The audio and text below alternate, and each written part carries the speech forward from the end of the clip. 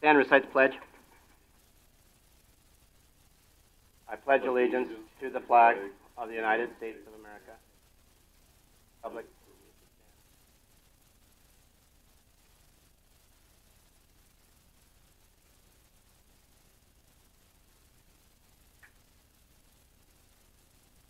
Let's pray. We come to you today asking for your guidance, wisdom, and support as we begin this meeting. Help us to engage in a meaningful discussion, allow us to grow closer as a group, and nurture the bonds of community. A few seconds for your own intentions. I'd like to, I'm going to, the planning part, F1, I will recuse myself from all discussion. The Hereford Volunteer Fire Department's asking for waive of building permit fees. I'm going to recuse myself. I'm not on that board, but same time a member of the community, so I'll recuse myself from. I may actually, and I really don't know what they're doing for sure, but I will recuse myself from that, from the commission on that one. Motion to approve the agenda.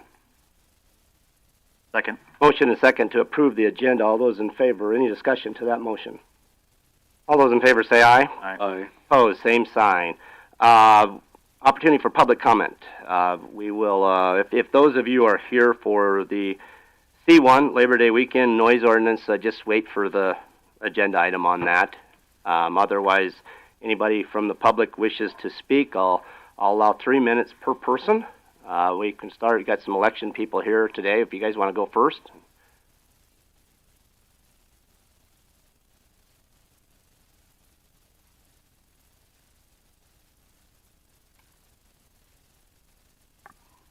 James Gingrass, Meade County resident.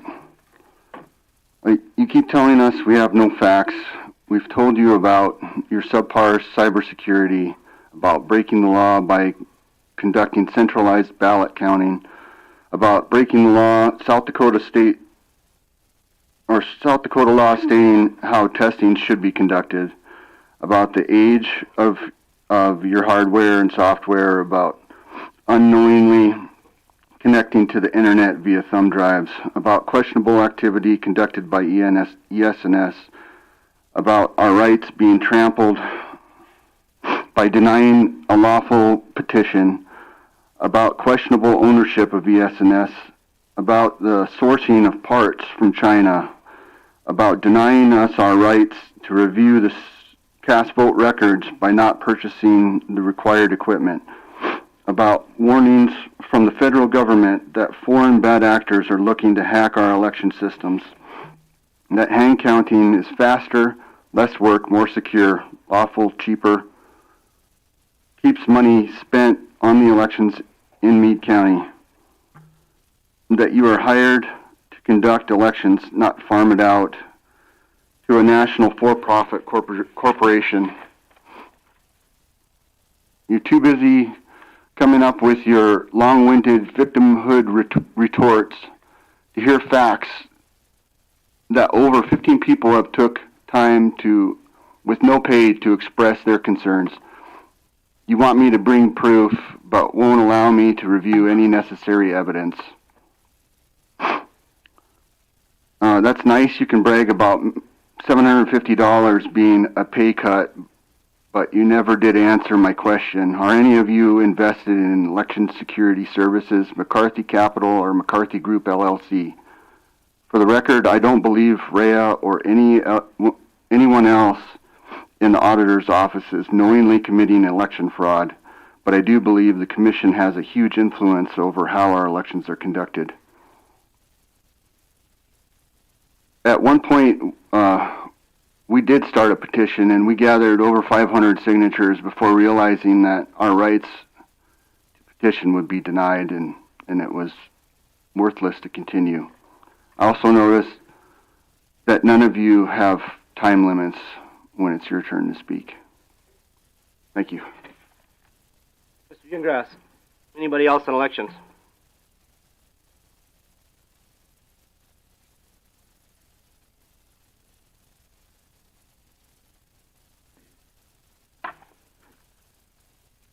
Dale Boos, Meade County resident.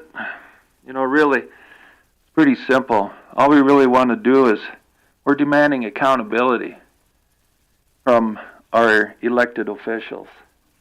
That's all we want. You make a decision, we want to know why you backed it. So I want to know why we've already spent on our elections $38,800, and we could have got it done between $8,200 and $12,003. That's accountability. You have an answer? That's 30 grand difference. And you guys are complaining about your budget? How broke you are? Are you really broke? My taxes went up the last 3 years, damn near 50%. And I'm sure everybody else's has too. We should be fortunate that we live in the county with the largest motorcycle rally in the world.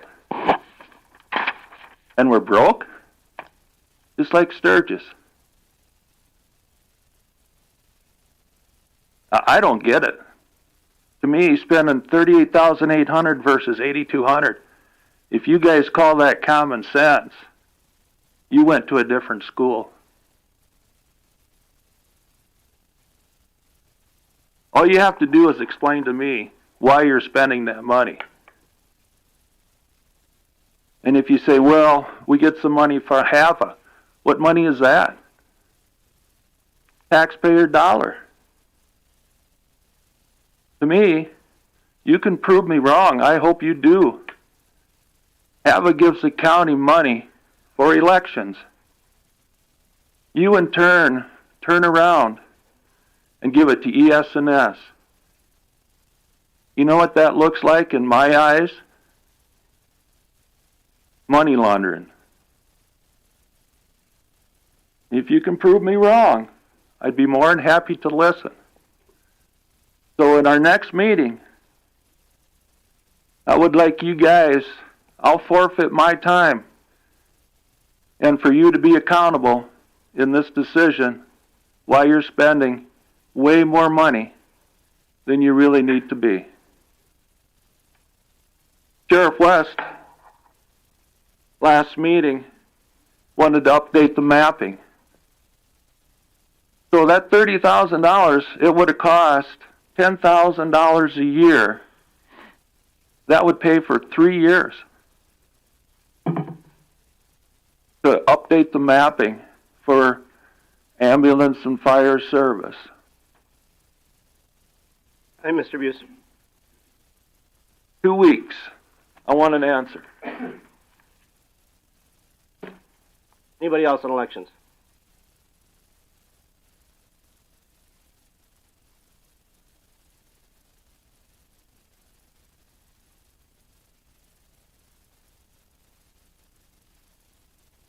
Cindy Cook, Meade County. After spending time a few weeks ago with citizens from other counties and states, we learned not only a better way to count the ballots, but also why we cannot use these corrupt tabulating computers. The evidence is 100% confirmed.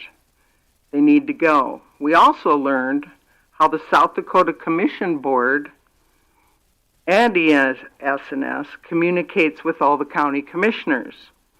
I was shocked to learn that they come up with an entire document about how to respond to us peasants when we ask questions. Now it's making sense. I told the peeps from the other counties and Wyoming how you answer, and they said statewide it's the same answers all the way around. Same answers from all the commissioners. So they called you the Mockingbird Commissioners. When you connect the dots, you get the real picture of the corrupt web you are all part of. What do you expect to gain by being a part of this? Money, job security, a future position, what? Talbot, who isn't here today, he's a partner in Gunderson Palmer. So last meeting, he tried to paint the picture of all the sacrifices he made by being a commissioner and a chairman of the Planning and Zoning. He also reminded us how much money he was giving up to be here. And after reviewing the Substack detailing the bill that Sarah Frankenstein submitted to Lawrence and McPherson counties, I believe it. I'm not buying any of it. Ted, you, Talbot, and Doreen all made your speeches last meeting. Of course, we got 3 minutes to make our case. You all got more. The takeaway from your TED Talk was how to figure out the dollars for the budget. Dale just laid out the best plan for that, on how you can save a bundle, but yet everybody complains about not being able to make budget. Maybe we need to get some fat off the big government budget. All the money spent by all the people in this room. Doreen, you called me a liar when I presented facts. The minute I asked you for proof that the machines are transparent and cheaper, you stomped out of here. So the IT computer story doesn't ring true to me. None of you have proof. You talk the propaganda and the ES&S public relations propaganda. What did all of you think about the breakdown for expenses from ES&S? We've given them to you. You are all misusing the people's tax dollars. Not one of you shows any interest in researching anything we have given you. You called me a liar when I brought facts. You, however, cannot prove to any of us why the machines should be part of the voting system.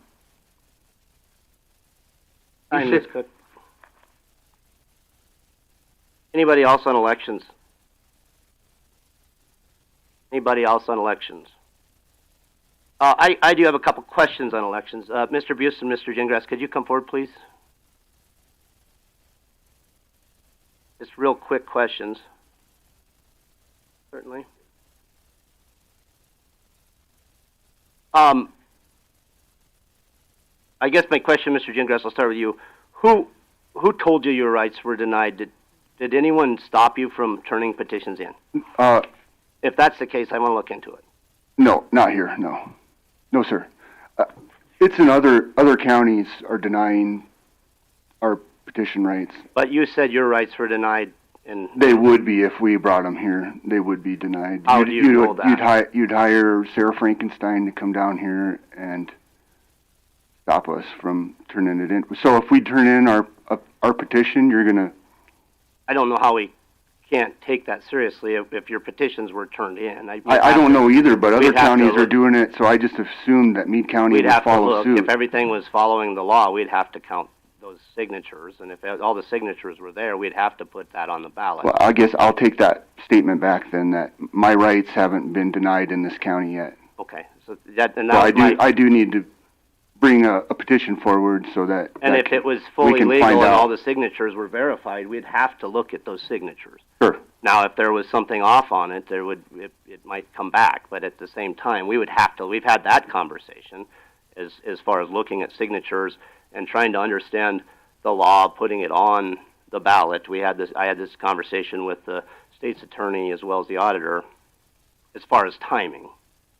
It'd be preferable if we could get it done during a primary election, because sometimes special elections can cost us. Yeah, I don't want to cost the county any more money than we have to. But I just wanted to redact that statement because because I don't think anyone denied. I apologize, yes, sir. And you've been and then the $8,200 as far as the cost, Mr. Buse, is who came up with that number? I did.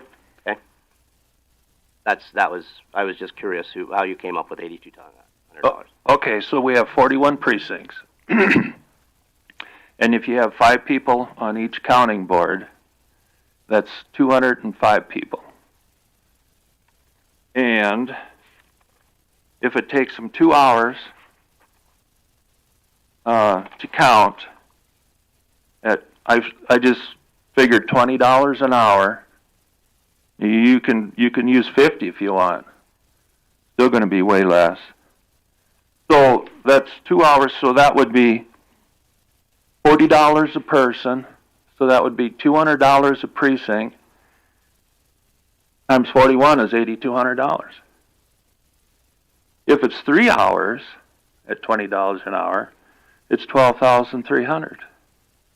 So that's where I got my range. I plugged in the $20 because basically when I've worked the precinct, I figured out the hours, that's about what we get, give or take. That's where I came up with that. And the 38,800 doesn't include the general that we're coming up to yet. So you would assume with that it's going to take 2 hours to count all the ballots? 2 to 3. I just want to remind everyone that our auditor's office was counting ballots till about 3 in the morning that morning. Right, and see, here's the deal. The reason it took that long is because all the ballots were here. When you hand count them in the precincts, you got 205 people counting at the same time. Boom. Okay. And our audit did take longer than 3 hours as well, and that wasn't all the... But I was just curious. I appreciate your numbers, and I just want to know where that number came from. Right. So thank you. Yeah. Any other questions? Commissioner Creed, you said you had a question. Well, I want to. It seems to me like you three always come in here with half the facts that you're basing your conclusions on. The cost of the election is just one example. You cited how it cost $38,000 for our election. You did not include several costs. You did not include the extra staff we have to put on long before the election actually takes place. What staff is that?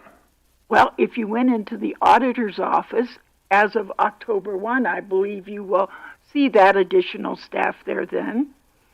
We had additional staff there also prior to the primary because we also have to handle the absentee ballots. That takes additional staff time. I don't know what the postage is this time. However, I do know when I voluntarily worked down there in the auditor's office in 2020 during COVID, it costs us $2.40 for each ballot that we mailed out. $1.20 to send it out. You had to put $1.20 back on the return envelope. This year, I have no idea what it's going to cost for the general election because look at how many pages are involved in that. You're counting also for 2 hours to think that's going to count not only the political candidates on the ballot, but also the amendments is inaccurate. Okay, can I... No. You accused us of having the same budget ills that the city of Sturgis has based on no facts. I want to give you one fact. Meade County has 0 debt. Sturgis has got $30 million in debt. You tell me how that is similar. Yes, we talk about balancing the budget. We've never said we're broke. Our department heads and all of us always put more money in the preliminary budget than is ever approved. Because if you ever attended a budget session, you folks only stay here long enough to call us every name you can think of, and then you run out the door. You never stay to hear anything else that happens that involves this county. And you never say one word about people getting their ballots accurately at the polling booths. I didn't call anybody a liar. I may have questioned your facts. And I researched this information too. I'm tired of being called corrupt and part of some sort of a web. I listened to the Attorney General, the U.S. Attorney General the other day, and 95% of what he says I really don't like. But the one thing he did say was the Department of Justice was not going to take harassment of election workers during this election. And I would really hope that our election workers are not harassed at the polling areas on the general election the way I believe the county commissioners have been harassed during our public session every time. But I also realize that the First Amendment is extremely critical for the future of the United States. And so I will sit here and I will let you talk and I will listen. But I do believe that a lot of it is below the belt. I am tired of being accused of doing things that you folks find in other places. As Mr. Gingras just said, he was basing his conclusions on something that happened in another county. Cindy has referenced things that happened in the Philippines and said that that also must happen in Meade County. You bring us facts about what happens in Meade County, and believe me, you will get action. But until then, I'm tired of hearing about things that happen all over the United States, foreign countries. I'm done. Very briefly. All right. Well, if you make accountability harassment, I don't think that's true. Well, all we want is accountability. I said that at the beginning. You have And these never are questions. brought forward one point, one thing when you say accountability, one fact, one impropriety in Meade County. Not one. How many do you want? I just told you the difference. You know, the cost that you gave about the extra people coming in, that's a given cost, no matter if you hand count or if you use ES&S. My figure here is what you've already spent to ES&S. Nothing else. It doesn't matter. I didn't figure in the cost of running the precincts. That's a fixed cost. The 5 people up and above to count, that's an additional cost at $8,200 to $12,003. Everything you mentioned is fixed. No, it's not fixed. Okay, thank you. I think we're going to move on. Thank you. Anybody else? Closing it on elections. I've already closed it on elections. Anyone else from the public who have anything else to say for the commission? Yes, sir.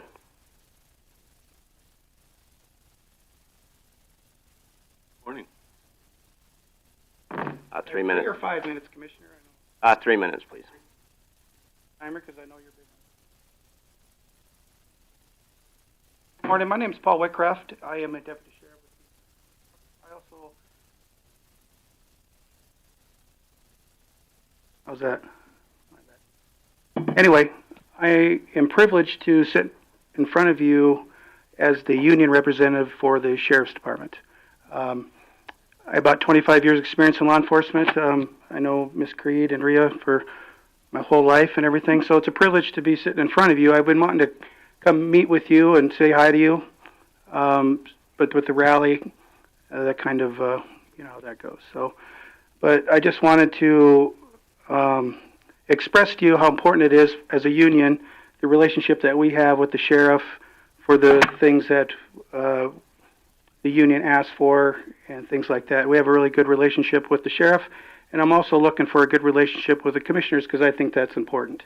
It's important that you guys hear from the people there on the streets every day, every night, doing 12-hour shifts out there, 2 deputies at a time, doing the best they can, trying to keep the public safe and what's required for us as deputy sheriffs. I just want to briefly talk about the Sheriff's Department from the top down. I've been 25 years in law enforcement, and this is probably the best department I've worked for top down. You know, the sheriff, the environment that he provides to make sure that it's a cliche in law enforcement, but, you know, the community policing is really important to the sheriff, and I think we do a good job with that of being out in the public when we're out and about. The people that he's hired, I know my experience as a chief of police. I've been a chief deputy. I've had a lot of hats. That's why they asked me to be the union rep, because I understand governing is hard. Your job is not easy. You can't make everybody happy, just like us in law enforcement. But I can tell you from the top down, the deputies that the sheriff has employed give a crap about the people of Meade County, and they work hard for it, and they go out of their way to make sure that they're safe, that their calls are answered, and things like that. And it starts as a team, and I know I'm a sports guy, that know me, I'm a sports analogy guy, but it all starts like with the ladies up front. Teresa, Julie, Lori, Carissa, and Susan. Those ladies, if you ever want to get a good night's sleep, you go hang out with those ladies up front for a day and see what they do for the county. They're like, they work hard, and I don't think they get the appreciation that they deserve. And it starts with them, all the way to the deputies and then the dispatchers and the jailers. Miss Creed's been a jailer. Anybody that's been in corrections, that's why I started in the Meade County Jail in 1997. And that is a tough job. And those people do it. I have friends in law enforcement that deal with jails, and the amounts of complaints that they get is just unheard of. But in Meade County, the way that the captain has his people trained and deal with people, you don't see that. You don't see a lot of lawsuits. And that's a huge thing, and that just shows of the leadership that we have. And briefly, I'll talk about, I'll make one more quick point about our dispatchers. About a month ago, we had an incident where a dispatcher was giving a mother directions on her 12-year-old daughter, giving her CPR so she wouldn't die. At the same time, 2 other calls came in. And that is a job that I know you guys, or you ladies, everyone here can appreciate and say, oh, that's a hard job. But I think that's something that you just have to see firsthand. And that's why, as a union person, when I talk to the troops and I talk to everybody that I deal with in the union, we would love to have you guys just do a ride-along or come over and sit with dispatch for an hour and see it firsthand. On paper, things look a little bit different, but when you see it firsthand and you see the patrolling and you see the drug areas that we're dealing with and what the dispatchers have to deal with on a daily basis, it might you might rethink a little bit about the things when you, like I said, the needs and wants that we have. I think it's important. You are our commissioners, and I know you care about us. It appears we're differing on our definition of quick. That's why, Commissioner, I would love for you to ride along with me, because I got the gift of gab, and But I'm trying to be consistent here. I agree. Okay. Well, it was nice meeting you. I look forward to talking to you in the future. And if you have any questions, I think you have my email. Any questions for Mr. Whitcraft while he's here? No, but one thing I will say, I always said that I thought I had seen most things in life until I was in the control room. And there I saw things that I really could have gone to my grave and not known about. Right. And you know what the thing about it is, Ms. Creed? They come the next day, and they come the next day, and they come the next day.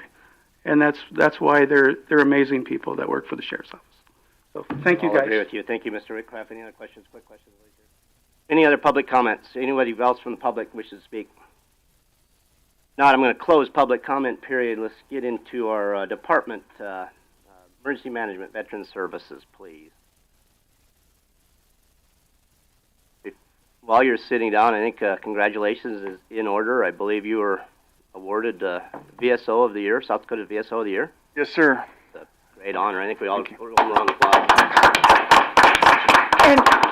And the trophy has not arrived yet? It hasn't. Okay, because she mailed it out. We need to do a photo and a press release on that. Yeah, congratulations, Sean. You Yeah. put in a lot of hours in that. And Thank you, Sean. a lot of good reports from veterans in Meade County. Betcha. Sean Henderson, Meade County Veteran Services and Emergency Management. I don't have a lot to really brief, I guess, back brief. No reportable incidences happened in the last 30 days. I already went over the rally last month, even though it was August, but we went over that last meeting. So on the veteran side, 151 veteran interactions, and 44 of them were new veterans. Those related to the PACT Act as well. I don't have that specific breakdown. I can get that for you if you'd like, but it's probably 50% of the overall. Okay, and those veteran interactions, part of that encompassed the rally time as well, when you were busy with Ground Zero, et cetera. Correct. So that was 44 new ones and 140 some other interactions. Well, it was 151 total, 151. so minus 44 public education, some college. No. Okay, I just wanted can't to do the math. verify that. Okay. Yeah, so essentially it was 3 full weeks of normalcy, and one of those weeks in these numbers were rally time, which I kind of did some. I mean, fortunately, I didn't have a lot of walk-ins, very few phone calls during the rally. I think people try to avoid Sturgis as far as veterans go. So traffic was light during that time, thank goodness. So it's a significant number. It was my busiest month, even with the rally. So it's progressively increased since the day I started. Every month it's grown, every month. So I'm expecting it, eventually it's got to plateau somewhere, you would think. So, but anyway, I have nothing else if you don't. Any questions for Sean? Congratulations again, though. Thank you. Thanks You for what bet. you do. Thank you, Sean. You betcha. Equalization. Good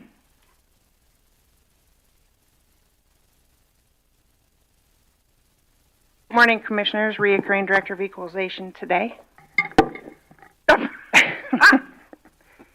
I've put some information in board docs for you. I don't have a whole lot more to add. The biggest issue that we've had for about 3 weeks is the rolling of books from the Equalization Office to the Auditor's Office. We think we finally have a handle on that as of last night, so we are hoping to get that wrapped up in the next day or two so that we can actually get our equalization staff back and putting values into our system and keep rolling. We are looking forward to interviews for our appraiser position. Sometime we asked for the week of the 23rd, and we're looking forward to the opening for the administrative assistant position, which will be due to Cindy's retirement. She has some upcoming projects that we talked about that we would like her to be able to train people on before she leaves. How many apps did you get? 39, I believe. Really? I hope some are experienced. Not in the appraiser world, not so much. I know. I was hoping for a miracle. The biggest project that we have coming up is actually on Cindy's plate, which is the sending out of all of the tax-exempt applications and renewals, which need to be returned by November 15th. Appraiser staff is busy, obviously, working out in the field. They will start building permits here mid-October. Marching forward, getting ready for 25 values. Any questions for Rhea? Equalization. Doreen has a finger up. Add that up. Forget it. It's something I thought of when I was reading it, and I didn't write it in my notes, and so I don't. It'll come to you at 3 a.m. It will. Okay. Just to comment on the real estate, I'm kind of surprised with the high interest rates that the home prices are still pushing upwards. It just doesn't seem to quit. I talked to a couple private appraisers last week that said that they are not very busy because most of the sales that are coming through are cash sales. Yeah. Because they're coming from out-of-state people where they sold for higher. I did hear on the news that the average house in California, for instance, right now, starter home, is 900 and some thousand. So just think, if you own a house there, you can sell it and buy a mansion in Meade County. Correct. but I wouldn't want to pay the taxes on a mansion. Thanks, Rhea. California. Thank you, Rhea. Ben, do you have any update on facilities? Good morning, Commission. Ben Petrocco, Meade County Facilities Director. I'll just keep it short. I don't have a whole lot to report for August. I got the KPI on there that shows our work orders and whatnot. I think we had 55 work orders come in for the month. We had only two after-hours call-ins. We had our normal rally setup and tear-down projects, along with several HVAC and electrical work orders this month. We had a pretty decent rally without many emergency work orders other than the Enning Tower losing power, which caused a bump in the rural paging system the first weekend there. I'm still working with the vendor that's trying to build that radio notification piece that we can get installed out there to help let us know when we do lose power, because we've actually had 3 power losses out there this month. Yeah, from birds, believe it or not, hitting the fusing on the pole. And I mean, prior to that, in my 18 years, I think we had 1 or 2 maybe, and then we have 3 in 1 month. So anyway, we have a new transformer. Can you put a scarecrow up there? Yeah, maybe we need to do something like that. They told me they put a new transformer that has some kind of bird deterrence on it, but the one guy said that attracts them. So I don't know. But that and windmills. Yeah. We've been working on several weather sirens, as always.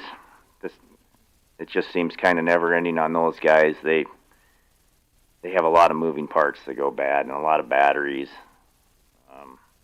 You know, Sean was asking just during a meeting a couple of us had with him yesterday if he thought we were going to need the weather sirens once we get that other notification system completely going, and how much we could possibly save on that. You might meet with him in the next 2 weeks and I will tell see you what you think. From what I'm seeing going forward, there's going to be some big expenses coming up. We're about 5 to 7 years in again on most of the battery replacements. Same with the work up on the top of the poles. There's a slip ring assembly up there that has brushes that gets corroded up over time, and I'm starting to see some of those come in again. I think it is going to be something we need to think about, because it's going to be, a lot of them are going to start going down here, I would say. But, you know, and before that other system gets fully operational, we're going to have some meetings with you and Sean and the sheriff to see how you coordinate that system. And I know JJ's been talking with Sean and stuff. Yeah, for sure. I feel like some of them are more important than others, depending on where they're at. Yeah. To the local people there, like the one in Faith seems to be. That's what he thought was critical. Yeah, when it goes down, I know about it right away. Some of the other ones can go months and no one notices anything, On the highway shop side of things, we did have a power pole blow down at the Marcus shop. It was a pole that had a light on it for the fuel tank out there, not a main power pole. I was able to get it, at least a post put back in the ground, and the wire terminated in an outlet box on it yesterday, so that at least we don't have live wire laying around out there exposed. If they want to, I don't know if Troy wants to try to get a pole back in the ground at some point, then we can go out and add the light back up, because I know it is kind of nice for them to be able to see that fuel tank when they're fueling a little easier. Guess in the winter, we'll probably want that by winter. Yeah. As soon as whenever they can get a pole set, because I don't really have a means of doing a pole, but we can definitely wire up a light. Go out there and push it in the hole. Yeah. Well, I will tell you, the hand digging out there wasn't great yesterday, even just for the post. A little bit dry. The windows in the loss center finally have been installed. I've got the bill turned into insurance for that, so How much were they, by the way? it was right around 2,000, I think. Oh, that's not as bad as I was thought. expecting more. Yeah, we're still waiting on the blinds window covering. They haven't got back to me with a product to replace what's there exactly yet, but they're working on it. Other than that, I talked a little bit about a lot of heat pump failures in the Loss Center lately. It's just kind of ongoing. They're 30 years old now, so we're seeing more and more of those. Trying to get them repaired as they fail. We did find some more small leaks on the courthouse roof. The courthouse roof seems to be deteriorating fairly quickly at this point. We're about 17 years in. They're telling, from everything I've heard, this should be a 20 to 30 year roof, but from what we're seeing, it's not going to make it that long. I was going to say that was not the case after like 2 years. Right. Yeah, we were patching hail stuff, right? I mean, yeah, early on. Did you get that estimate yet? I've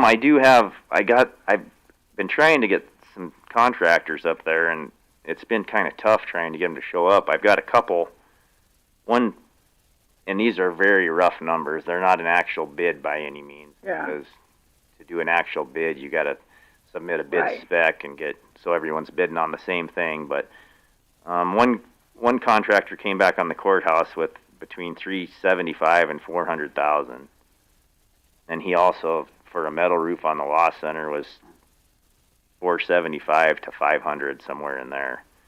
Like I say, I'm still dealing with several other contractors trying to get maybe some different options for different roof types on the Law Center, just to weigh that out and see maybe if we want to go with something different that's cheaper.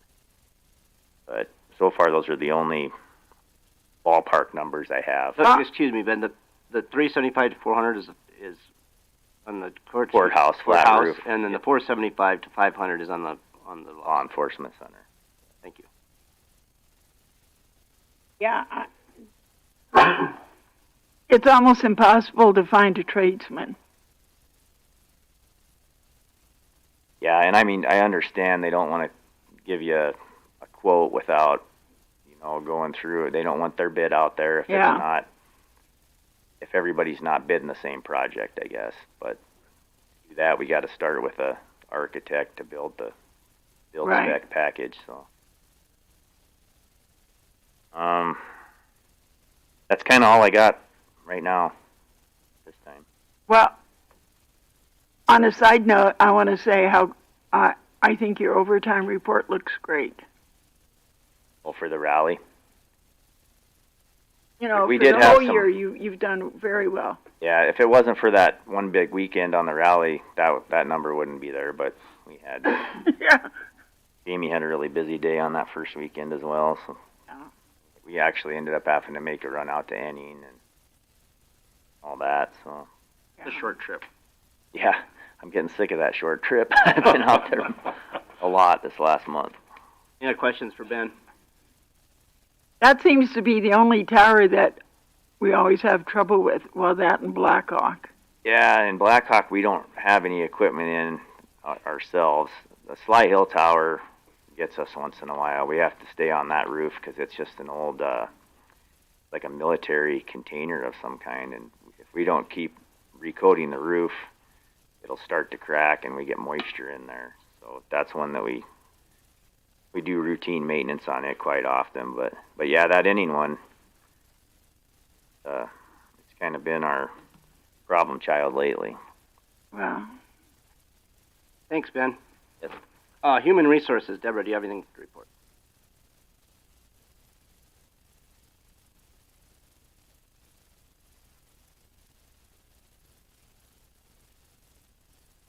Good morning, Deborah Bransrud, Meade County Human Resource Director. The August report is published on Board Docs, and just if anybody has any questions. There's a new deputy treasurer starting the 19th of September. Yes. Did I read that right? Mm-hmm. Yeah. Questions for Deborah? Thank you. Okay. IT.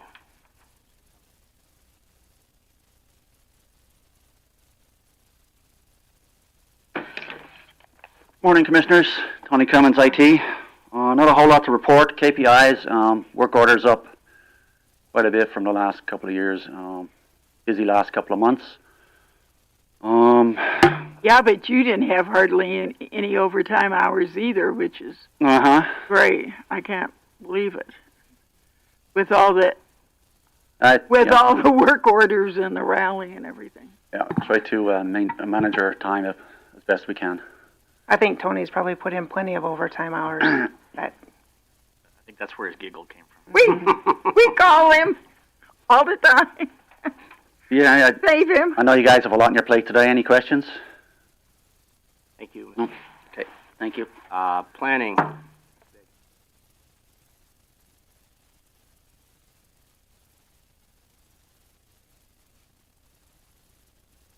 Good morning, Tanya Vig, Planning Director.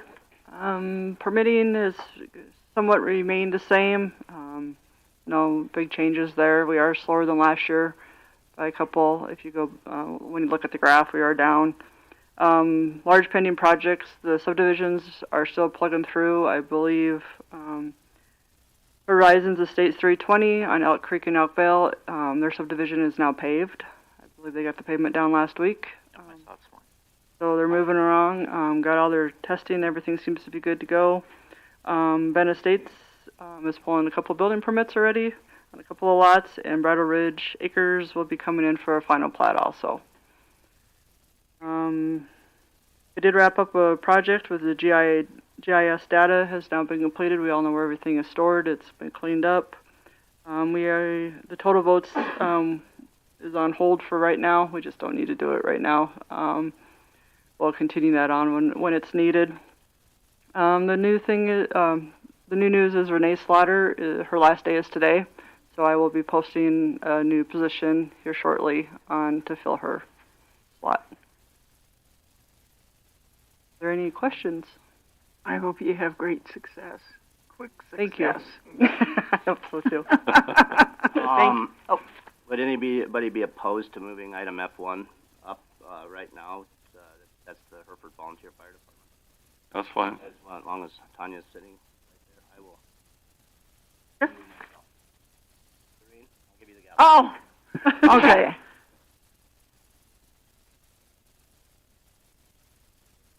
Are you speaking on behalf of Hereford, or is there somebody else here? I'm looking around, and Oh, you're the one that's going to be speaking. I was looking for Connie. Can you go to the summary, please? There was supposed to be a couple of the fire department's board members here today. Gary Deering, resident of Hereford, South Dakota. Again, just to remind people, the public, I have recused myself from the commission, and I am speaking solely on the behalf of the community of Hereford and the volunteer fire department. I'm not on this board, so I'm not real knowledgeable. Tanya probably has more information on what they are doing. Basically, the Hereford Fire Department has been in need of addition. We've got one tanker, 2 or 3 brush trucks, and it's a tight squeeze. If anyone's rode with me, I'm not the one they pick to back them into the barn after a fire. So it's pretty tight and getting in and out. So there is a definite need. It's a pretty modest upgrade, I would say. There's a lot of other fire departments that are building some bigger buildings and stuff, and which are needed in other communities. But it's pretty modest, and I think this is going to serve the needs of our community. So the board's intent is to ask for the building permit fee of $433.04 to be waived.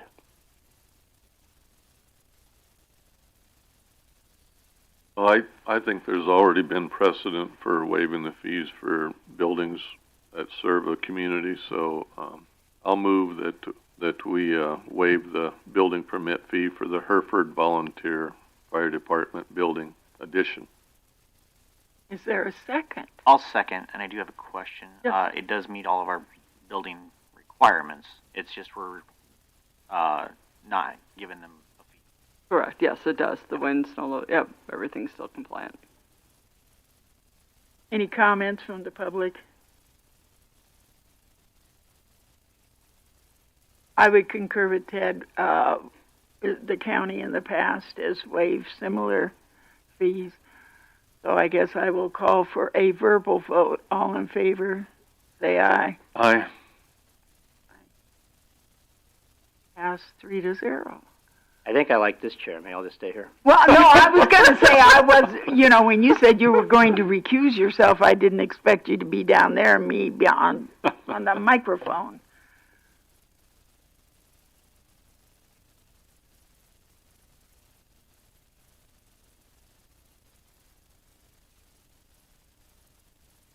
Thank you, Commissioner. Good job. I will take the gavel back and guard it with my life. Brings us up to the Labor Day weekend noise ordinance discussion. How I'd like to handle this. Looks like there's several members of the public to handle. I talked to Mr. Scow. I'm going to allow 30 minutes for the public to get to to address their concerns and their points. It looks like there's several of you, so be cognizant of that. It's about 5 minutes apiece. So, and then I'll allow the sheriff to say what he has to say either to the public or to the noise ordinance itself. Maybe Mr. Kleberhat, our state's attorney, would like to address some of the concerns. But I'm going to let the public go first, and then if there's any questions from the commission, comments from the commission, I will allow that probably at the very end. So if anybody would like to start from the public addressing this noise ordinance and your guys' concerns, I'm going to start my timer, and like I said, 30 minutes. As soon as you start talking, Mr. Scow, I'll start my timer. I'll stop it for each speaker as well. Very good, thank you. I'm back. My name is Howard Scow. I live at 21146 130th Avenue. That is off Exit 37 off the Interstate Pleasant Valley Road. Unfortunately, it's a half mile down from Bulldog Creek Campground. I'm here to report that this past Labor Day weekend, they had another one of these synesthesia raves, and it was much worse this year than last. Much worse. And I had held out a shred of hope that it would be better this year, since the promoter, that Lucian Bedard, he was here, you'll recall, he was here in February and addressed you in opposition to the noise ordinance. And it just proves that he has no regard for anybody who lives out there, neither he nor the campground owner. They have no regard for you, the law, or the sheriff's office. And I'll tell you that it started earlier and went. Let's see. I took notes. So on Friday of that Labor Day weekend, August 30th, it lasted about 10.5 hours till about 1:30 in the morning. I first heard it around 3 p.m. Now I know I do have neighbors. There are some neighbors here who live closer and can report that it started earlier than what I'm saying, but this is what I heard. Then on Saturday, it started I heard it around noon, and it went until again after 1:30 a.m., which is 13.5 hours. And the noise I'm talking about is this loud bass, low frequency, just boom, boom, boom, boom, boom. You can't escape it. You can't, it's constant. And then on Sunday, the 1st, it started around, my experience was it started around noon. Pat Hansen, my neighbor, he reported that he heard it around 10 a.m. and it went. So now, based on the ordinance, the wording is a little fuzzy, but the ordinance, since Monday morning is a weekday, they would be in violation at 10:30 p.m. And it doesn't matter that it's a holiday; it doesn't address that in the ordinance. The next day is a weekday, and at 10:30 p.m., nothing ceased. It continued. We did call the sheriff's office, and a deputy did respond, and I'm told the deputy did issue a citation. I can't dispute that, even though what we saw was odd, but they might have issued a citation. So it didn't stop. We called again after 11 p.m., 11:15, 11:20. No response. So what I'd like to ask is that the ordinance be amended in a couple different ways. That we have a decibel level, that it doesn't matter the time of day. If it's beyond a certain decibel from the property line, then they would be in violation. It doesn't matter if it's noon or 2 a.m. That's one thing I'd like to ask. And the other thing is about enforcement. So here's a good example. If you're driving down the interstate and you pass a trooper, you're doing 90 miles an hour, he's going to stop you and give you a ticket, right? You're violating it. Okay. Now, if you take off and start speeding again right off, okay, thank you for the citation. You take off again and you're speeding again, he's going to stop you and cite you again because you're now committing a violation again. So I'm asking it something reasonable, like they issue a citation to the owner and the person making the noise and give them 15 minutes to shut it down. And if they don't shut it down, you issue another citation. And you keep issuing citations until it stops. And then once they get, because clearly he has no regard. He got a citation, he didn't care. It went until that Sunday night. I heard it it went well after midnight. My neighbor can report it went till at least 2 a.m. So I think if we hit them with enough citations and enough fines, repeatedly, maybe that will have an effect. So I don't know what else to say, just that it was not a deterrent. It was worse this year. Do you have any questions for me? I'll just take some questions afterwards. Hopefully everyone's writing these notes down on what questions you guys have for Mr. Scott or whoever else speaks, but to keep the public testimony going on it. Thank you. Thank you, Mr. Scott. Anybody else from the public like to speak on this?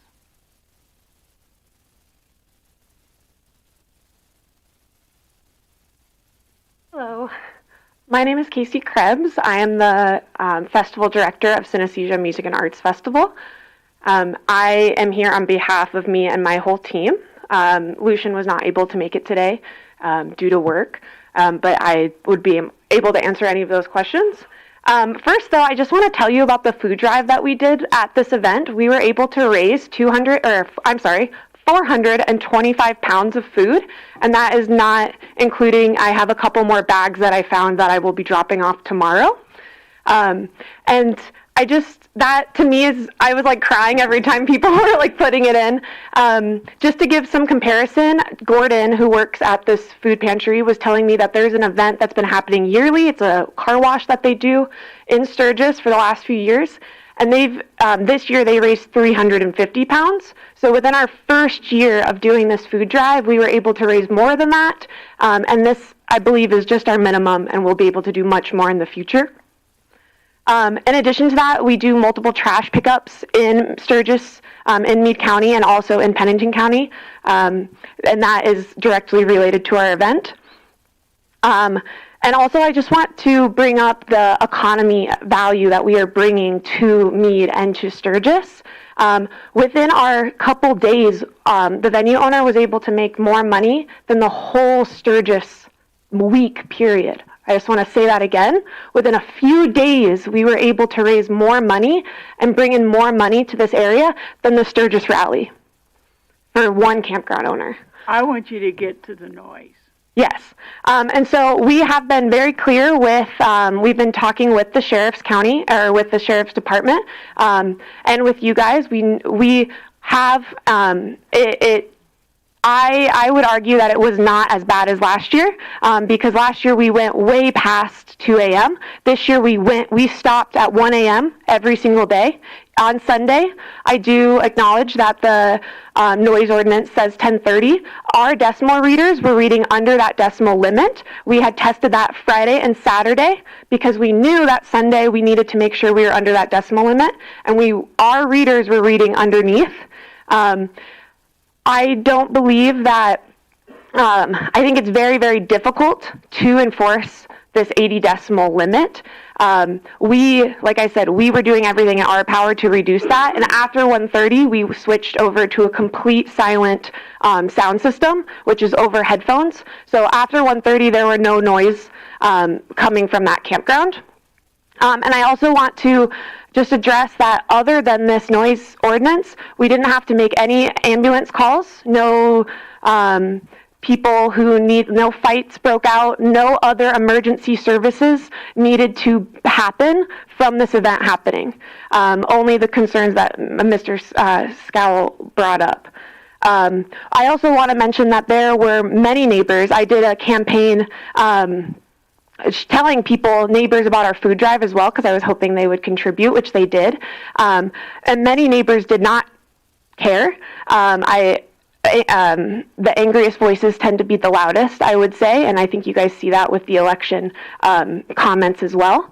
We had many neighbors, I would say 5 to 10, which is a pretty big percentage, who came to the festival. I was encouraging them to come today, but they also have work at this time. And I didn't unfortunately take their contact info, and I was upset at myself about that. But I do have a few houses I can point you at that I know that they, along that same road that Mr. Scowl is on, there are neighbors who are closer than that who joined in. They were able to walk over, and they enjoyed the music, contributed to our food drive, as well as the neighbors directly on the other side of Bulldog Creek Campground. I talked with them. They were one of our first contributors to our food drive, and they also, our team is trying to make a positive impact in this community. We are trying not to cause an issue. We understand that it is a little bit, I do understand his concerns, and we did try to make sure we stopped at 1:30 every single night. We made sure our decimal limit outside of the property line was abide by the law that you guys put in place. And so I do just want to reiterate that we are trying to follow the rules. We are trying to work with this community, and we are trying to bring good things to this community. And I would just be really sad if young entrepreneurs have to be forced to leave this area just because of a couple noise complaints. And we do want to work with them, and we understand those complaints as well. But we would just like to work with you guys. Thank you, Ms. Scripps. Would you repeat again who you represent? So my name is Casey Krebs. I am the founder of Impact Entertainment. It's a sustainability event management company. I do food drives and trash pickups, and we're doing a Hip Hop for Hunger event in Rapid in the spring, which I'm excited for. But Synesthesia Music and Arts Festival is kind of, I think, the more... Thank you. Thank you. It was my ignorance. I apologize. I should have structured some time for both sides based on the emails we got last weekend. I wasn't anticipating a proponent of the event today, so I just want to make a note that you talked for about 6 minutes as a proponent of the event. So I'll still allow that 30 minutes for whoever wants to speak. That was against the event. Anybody else that want to speak toward the event?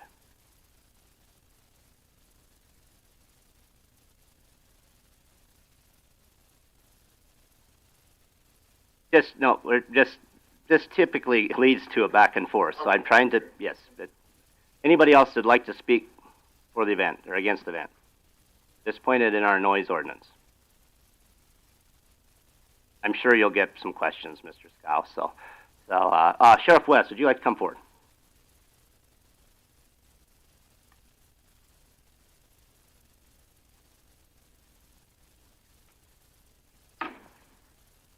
Good morning, Commissioners, Mr. Chairman, Sheriff Pat West. Just want to comment on a couple things.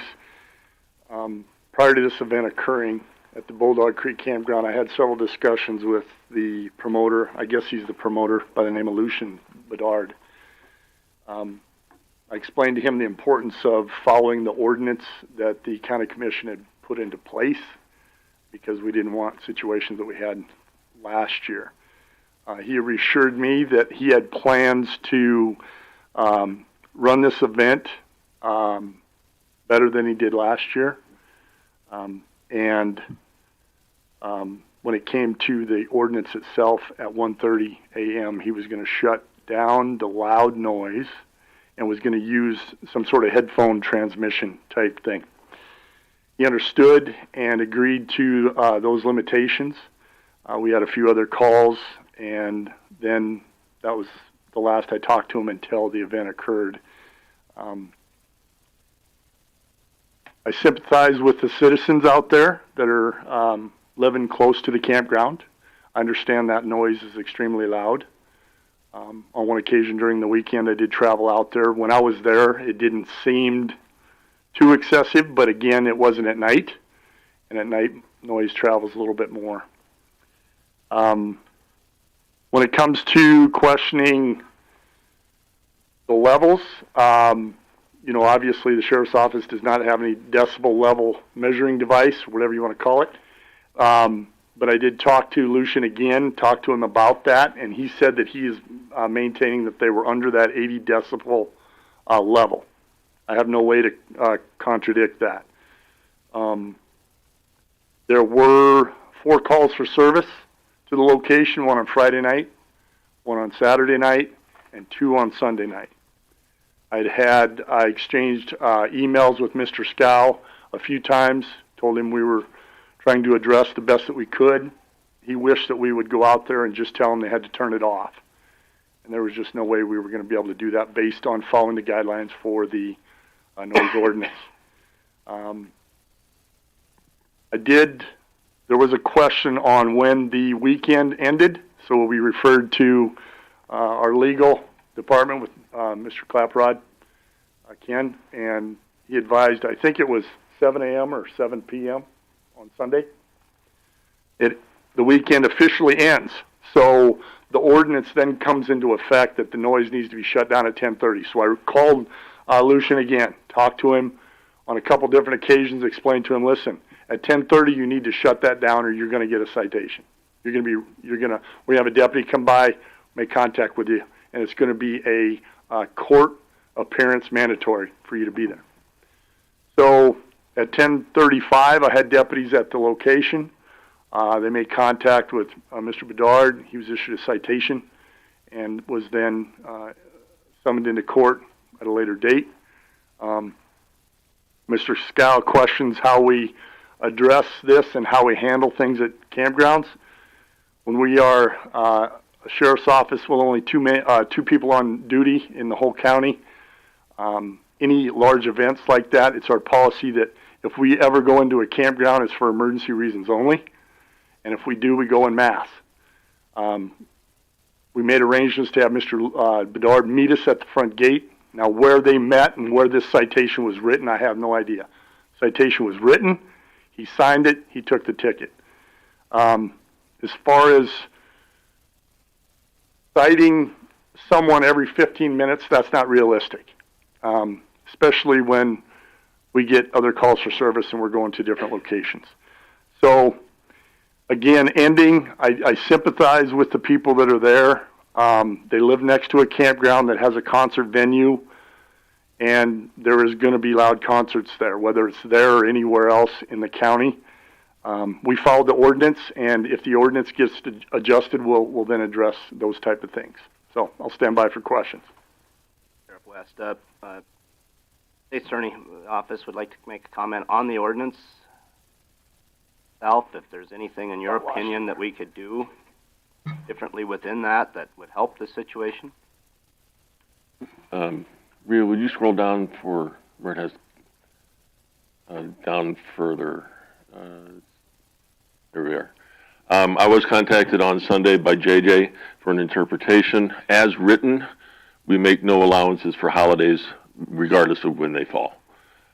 So an ordinary weekend, noise is prohibited from 7 a.m. on Sunday morning is when our ordinance kicks in for the noise levels. So they were in violation. A citation was issued. I believe the 19th is their appearance date, 19th of September. We have maximum fine built into our ordinance of $500, and we'll see what the judge chooses to do if there becomes an admission or a proof of guilt at the time. But they enforce it the way it's written. Obviously, the promoters would prefer that we make an exception for holidays that fall on a Monday.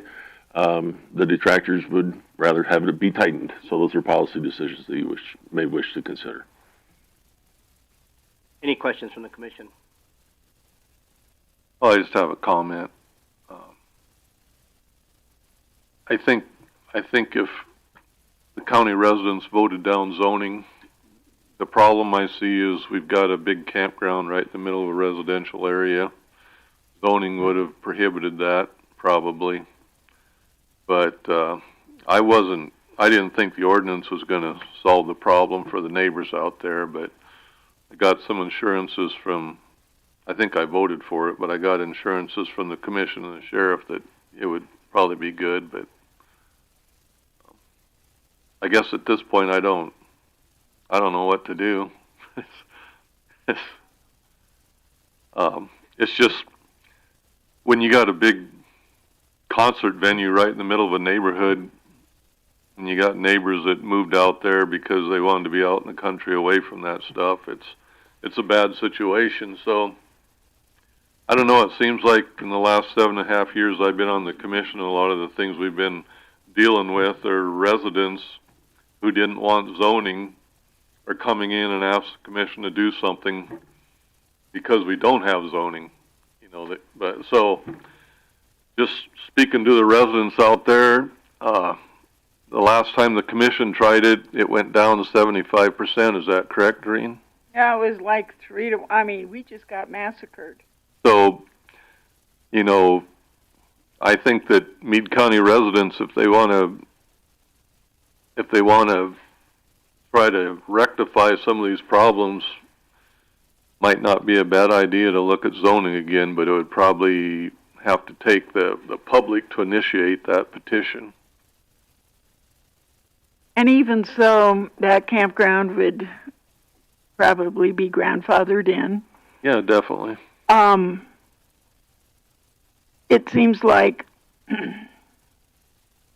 when I was on the city council, every September, June and July, the questions started coming about how noisy the rally was going to be. And, people that lived within earshot of the bars. And I can remember Jim Bush saying at the time, everybody wanted to do the decibel. Well, fine. If the decibel is that at the time, 30 seconds later when somebody shows up, it'll be a different decibel level. I feel sorry for the people within sound range of Bulldog. When, like I told you, I went 2 weeks with limited sleep during the rally, just like most residents. I also have a neighbor next door who runs his stereo system. You can hear it houses away until, as he says, 10 o'clock at night. We live in America where everybody's supposed to have some sort of personal freedom. And a lot of time what we consider our personal freedom, someone else objects to. Not a perfect world. I think we've done all we can do. I don't know what else can be done. Pat, I have a question for you. So you said you had 4 calls for service. Two of them are on the same day. Were they all noise related? Yes, and keep in mind, those were calls created, but we also had additional phone calls come into the sheriff's office, but we created 4 calls. Okay. So you may have lumped some calls together. That's correct. To create Yes. a call for service. Yes, sir. All right. And then you did send a deputy for essentially all of those calls. I mean, Yes, a deputy did respond. Yes, they did respond.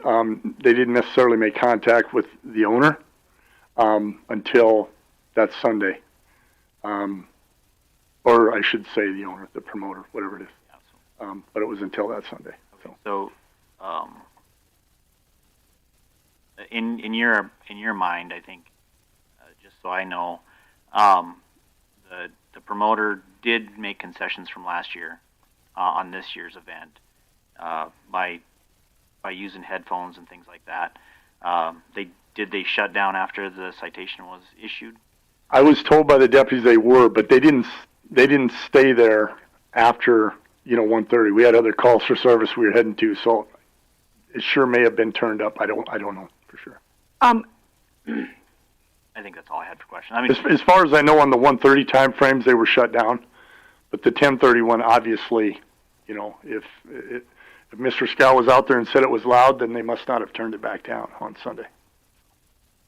I know I got more than 4 emails on the subject, but the one thing that also concerned me that we have not addressed, and that is the use of lasers. And I was wondering if you contacted the FAA, if they have any laws concerning the use of lasers.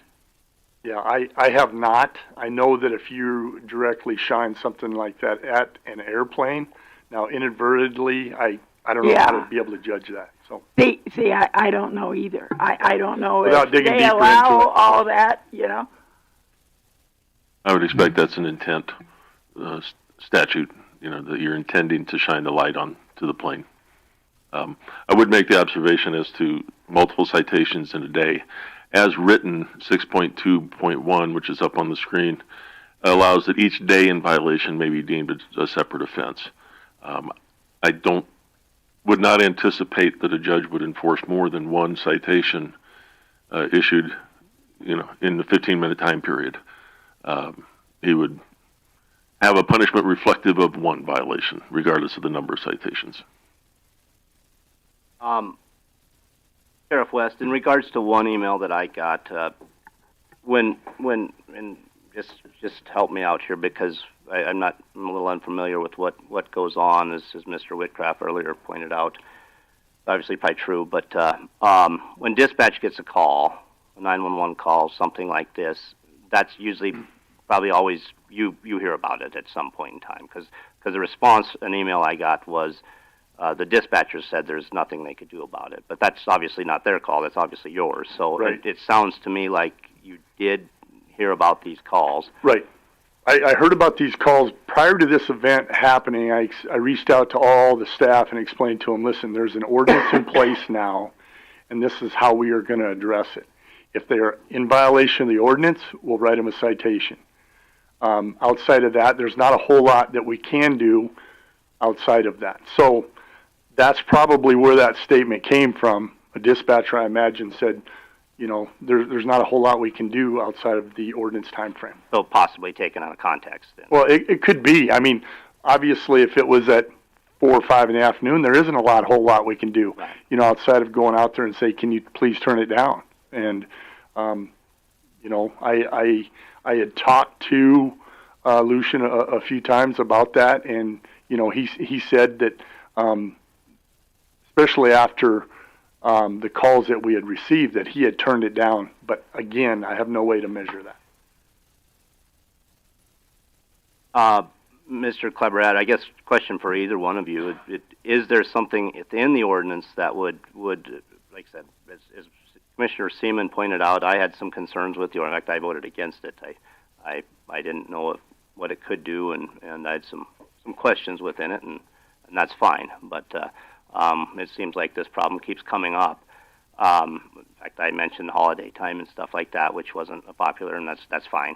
But nonetheless, is there something we could do within this ordinance to improve this, make it easier on both of your jobs, make it easier on our residents? What's, in your opinion, what can we do, if anything? I certainly don't see it. That's why I'm asking the question. I believe it was Commissioner Creed who pointed out, you can take a reading and then 5 minutes later get a different reading if you're doing the decibel levels, which is the problem with the statute that we knew of from the beginning. The 80 decibel level was a compromise. There was testimony from Mr. Woodruff in particular who, described how he measures at his property lines, and everything he does is below that 80 level. I don't live by the chip. I don't go out there. I go into work at 5 in the morning, so I'm not out there at 2 in the morning to hear what it sounds like. But you know, the 80 is a judgment call. There was nothing further that could have been done to, you know, as written, and nothing further could be done than what the sheriff's office did. Any other questions, comments from the commissions? Obviously, we're not prepared really to take action. This is put on here for discussion only. Any other questions, comments from the commission? I have one for Mr. Scow. If you'd like, come forward, Mr. Scow. Did you use your phone decibel reading for decibels at your property? I did. I did download a decibel meter, and because it's that loud, that thump, thump, thump, thump. So at one point, the decibel meter hit 130 at one point during one of those loud thumpies. But as it's doing it, it's registering anywhere from 90 to 100 during that time. It's bouncing. And one comment, I would like to address one thing that's being set up here is we've referred to this campground as a concert venue. It's never been a concert venue. It's a campground. Those are not one and the same. And when we built our house over 10 years ago out there, it was a nice, quiet little campground. And now we're turning it into another buffalo chip. But the buffalo chip doesn't even have anything this bad. So something like this should not be allowed to occur within a residential environment. They can go out somewhere else, out, I don't know, Highway 79 after the Broken Spoke or something, where there aren't many people. We don't have any zoning to prohibit. No. That's why a campground can be turned into a concert venue, because there's no zoning. And there's neighbors out there too. And that's really the issue is, I mean, you're in an unfortunate position with the situation we're in. You move it to another location and the issue's the same. I always use the example, there's nothing that prevents a junkyard from becoming your next door neighbor. Any other questions, comments for Mr. Scow while he's sitting up here? Thank you, Mr. Scow. Any other questions, comments from the commission?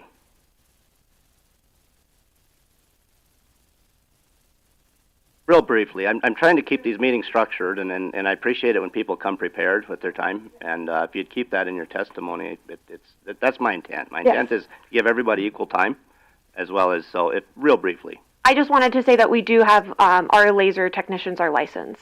They do go through the proper channels, and we do work with all the.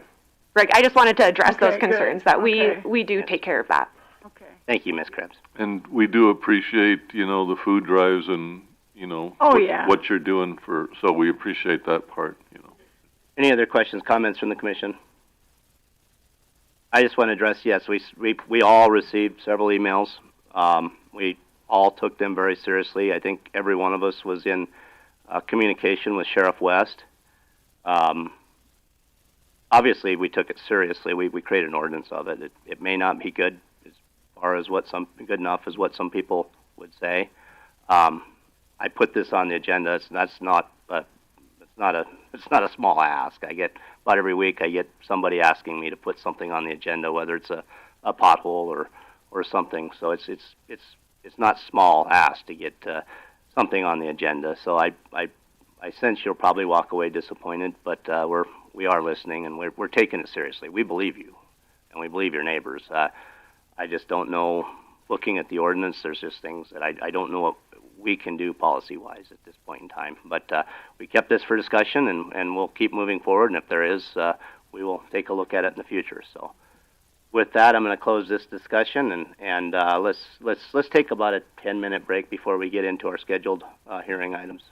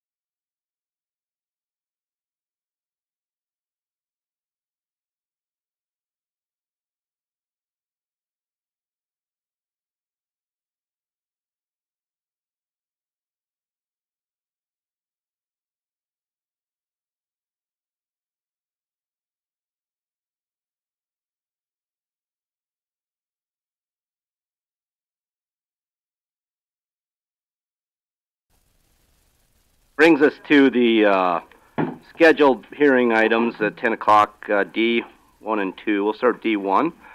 Ms. Big, if you'd want to come forward, and if the landowners are here, they could come as well. Luke and Jennifer Neville. Baseline Surveying's here to represent their clients. Okay, and that'd be fine if they'd So like they to come can come on up. Yeah. If you'd like to give us an overview, Ms. Vig. Yep. Tanya Vig, Meade County Planning Director. Luke and Jennifer Neville are subdividing 2 lots, lot DS4 and lot DS5 of DS subdivision into 3 new lots, and are requesting a variance for ordinance 10 for their existing 12-foot private access easement not to meet the 28-foot wide Meade County standard.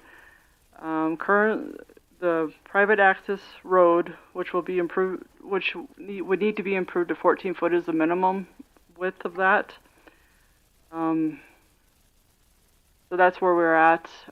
It did go through the planning board on September 3rd with recommendations to the commissioners. The motion to recommend approval of the variance with the following condition: a road maintenance agreement is signed and in place and recorded that the road is 20 foot wide. We'll go to the map, Rhea, real quick, to the preliminary plat. That the road is 20 foot wide through lot DS4A, and then we'll narrow to 16 foot wide after that, and a new approach permit is approved. So where it says L5 on the screen here is where the road would be 20 foot wide through DS4A, and then the remaining part would be 16 foot on the rest of it. Thank you, Ms. Vig. Do you guys have anything to add to that? No. I got to ask if there's anybody from the public that wishes to speak to this. Is there anybody from the public wishing to speak to this? I'm not seeing anyone from the public that wishes to speak to this. I'm going to close public testimony at this time on this. Any questions, comments from the commission? Yeah, so just so I got it right, this is the new plat, right? Yes, this is a new. So there's access off of the section line to both those lots. No, Bear Butte Road will be the main point of access to all 3 lots. Okay. The section line is not improved, and it only serves DS3, lot DS3 back there. Those lots, DS4B and 4C, will not be able to use the section line unless they come in for a variance or improve it to our standards. Right. But I mean, it is on a section line. It is on a section line. So there is legal access to all those properties. There is. It is noted on the plat, though, as part of the final plat, that there will not be access off of those, off of the section line. The notes that I have say the planning board approved it unanimously. Yes, sir. Any other questions, comments from the commission or action? I'll move to approve the variance request. I would assume that would include the stipulations that the planning board Yes. left as well. Yes. So the motion be the same motion from the planning board, I assume, correct? Have a second, that motion. I'll second. Motion and second do this with the stipulations that the planning board put on there. If you can just copy that, that motion would be just fine. Any other discussion to that motion? All those in favor say aye. Aye. Opposed, same sign. Thank you for coming in. Next brings us to D2, approving a portion of section line right away. This was moved to this meeting from our last meeting, and I do not believe we have all the information that we requested at that last meeting. So basically, it won't do us much good to discuss it now. So if we could get a motion to, we'll need to move it to the next meeting. If I get a motion. Unless there's any other questions about it. What's the date on that meeting? September 24th? Yes, sir. I'll make a motion to move to the September 24th meeting at 10 o'clock. Motion and second to move this to our next meeting, September 24th at 10 o'clock. Is it a continue or move? I believe it'd be a continue. Continue so they don't have to advertise. A continue. Okay. So, motion is second. Any discussion to that motion? Hearing none, all those in favor say aye. Aye. Opposed, same sign. Motion carries. Thank you. Outside agency funding requests. We got, I think, we had a bunch of these. We got Compass Point. We got some representatives from Compass Point. They're requesting $30,000, I believe, right now. I've given everybody 10 minutes on all the other outside agencies to present their case for the funding request. Appreciate you guys being here today. Thank you for having me. My name is Hillary Schwab, and I represent Meade as the Executive Director of Compass Point, and I'm also a licensed mental health therapist. So as you know, I am requesting a portion of the opioid funds that are coming from the National Opioid Settlement as a means to have one thing in mind with the use of those funds would be an overarching goal of increasing public safety. As you all know, that we are in a major opioid crisis, and Meade County is not exempt from that. We've seen an influx of fentanyl. As you know, Meade County has experienced several opioid overdose deaths recently. And a few of the ways that we would increase public safety with the use of these funds is to basically just keep these substances off of the streets. We all live here, we work here, we play here, our children go to school here. There's opioids in the school system, and if you really saw the things that I see on a daily basis, you would probably reconsider getting in your vehicle and driving down the road. So my goal here is to, number one, increase our treatment and our intervention services. So we can not only prevent this stuff, but we can actually get to the root of the problem. And by doing that, we would need the community. I don't feel like this is necessarily a Compass Point issue per se. This isn't really a criminal issue, but this is a community issue. And I think that as a community, we can help mitigate this problem. I would like to engage other nonprofits with the use of the money and the faith community, as well as partner with local law enforcement, the medical community, to raise awareness, reduce stigma, support peer support specialists, partner more effectively with our problem-solving courts to be able to not only get to the root of the problem, but help these people reintegrate into our society to become more fully functional. And that takes funds that we would need to use for housing, transportation, medication-assisted treatment, complete rehabilitation rather than just trying to put a Band-Aid on the problem. Our programming would need to shift. We would need better infrastructure.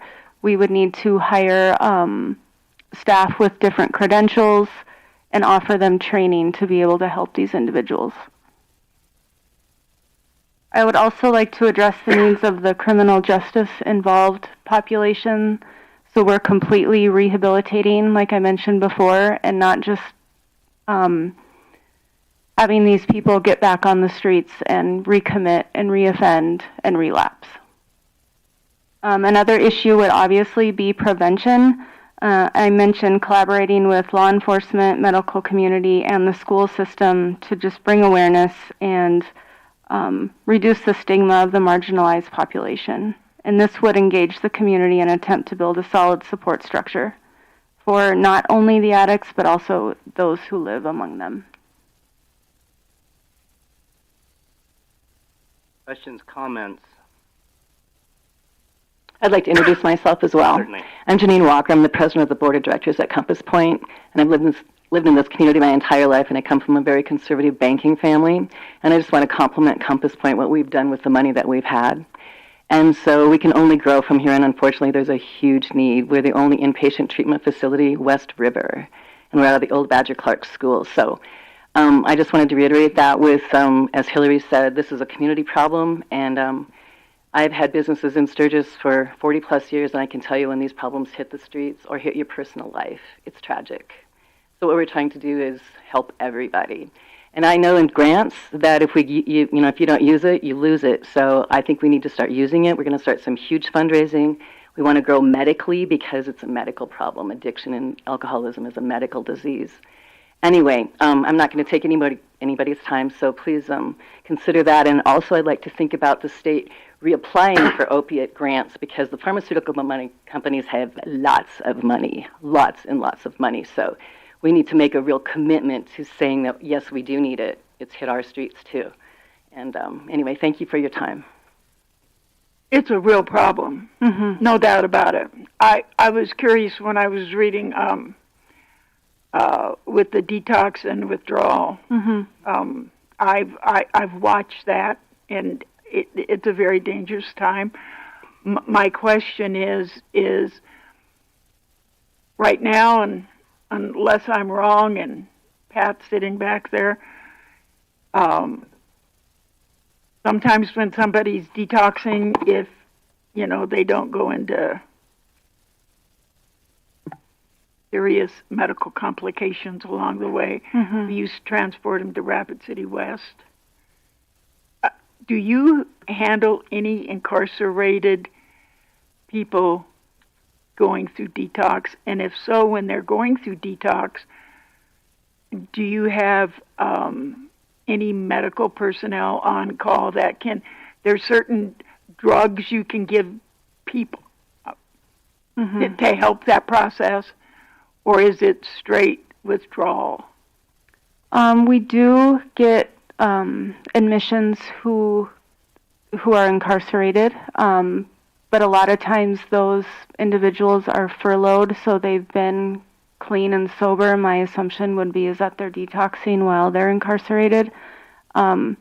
With that being said, though, we do get people off the streets who are in heavy detox and withdrawal, and we don't have the capacity medically to deal with that. And the closest detox facility is in Rapid City. And what happens is we lose those people in the gap. We can't keep them because we're not medically capable as of now. And that's for various reasons. We probably need an RN instead of an LPN, and just different kind of space to allow someone to go through that. But yeah, we take incarcerated folks and off the street. I got a question for Rhea then. So we got an opiate grant, and the money that they're requesting, we could take it out of that fund that we received. We actually do have opioid settlement funds that are coming in, yes. Okay. And you can take money from that. Exactly how much money is in that fund? I'm sorry to interrupt you. I didn't mean to. How much money is in that fund? About $231,000 at present. And I think it's going to get replenished every year for how many years? Is it 5? I think Ken has done more research on that. I think it's anywhere from 5 to 7. No? See, Ken does know more about that. Well, he deals with it at drug court. I'd presented numbers when I had them written down in front of me before. As I recall, there's 7 different settlements that were approved nationally. The shortest period of time is the 6 years, and we're in year 3 at this point. And the longest period of time is 20 years. The Compass Point is certainly an approved use under the settlement agreements, so you could allocate the funds. They have to report each year what was received and what it was used for. Excuse me, then the county has to compile that information for whatever uses we've approved and provide that to the state on an annual basis. So it's not, here's money and walk away. There's some reporting requirements. How many staff do you have out there right now? I have 24 total agency-wide.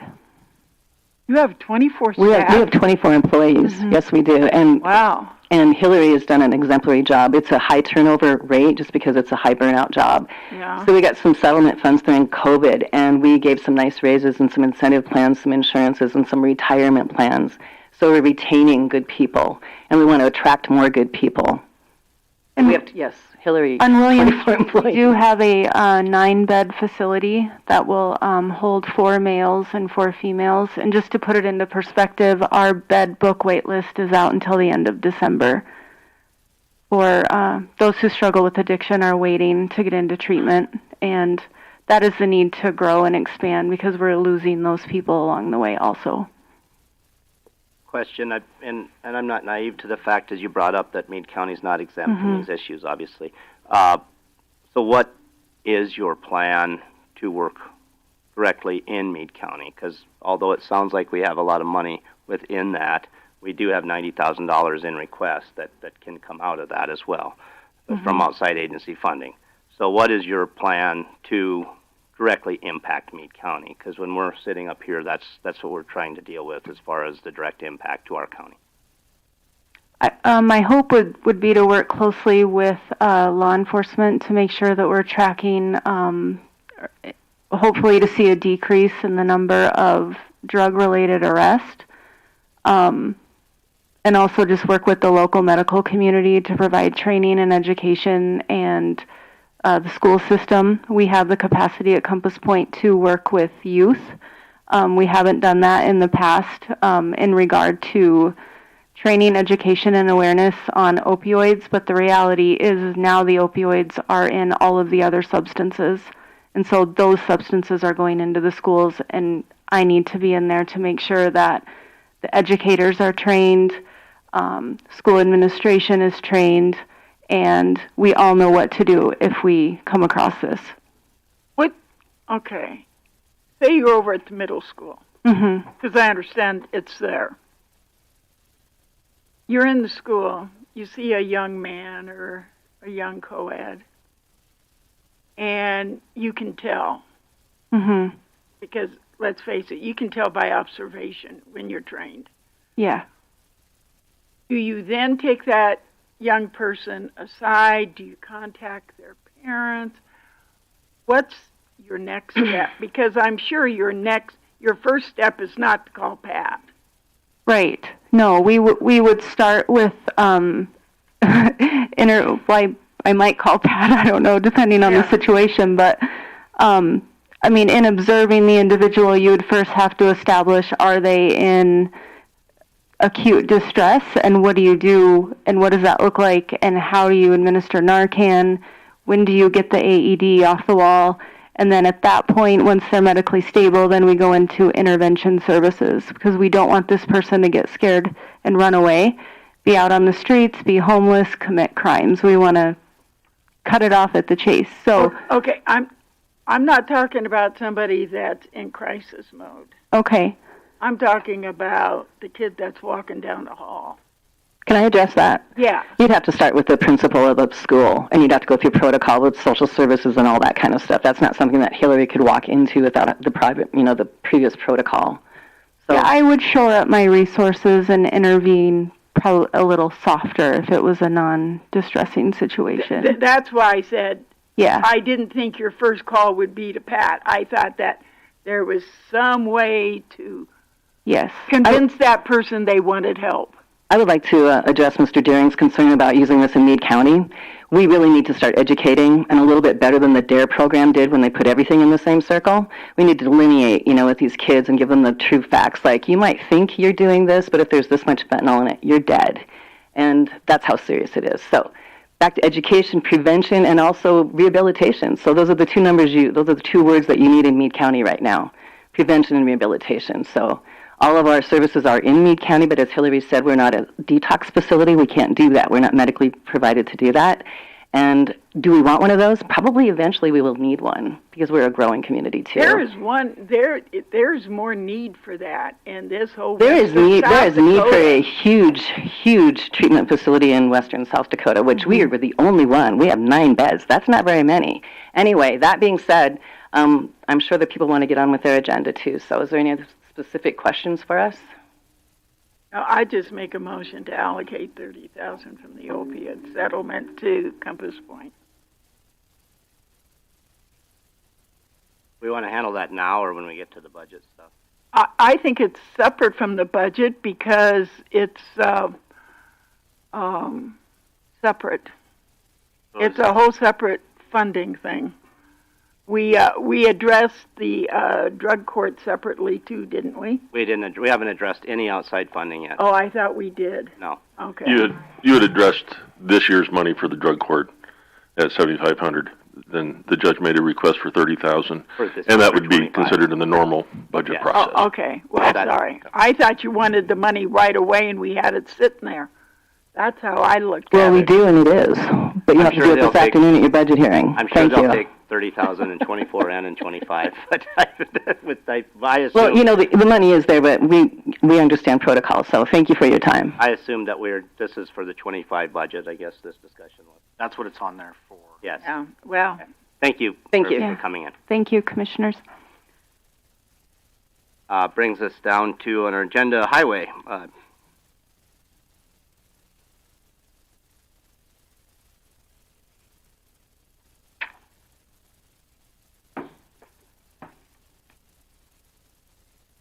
Good morning, Commissioners.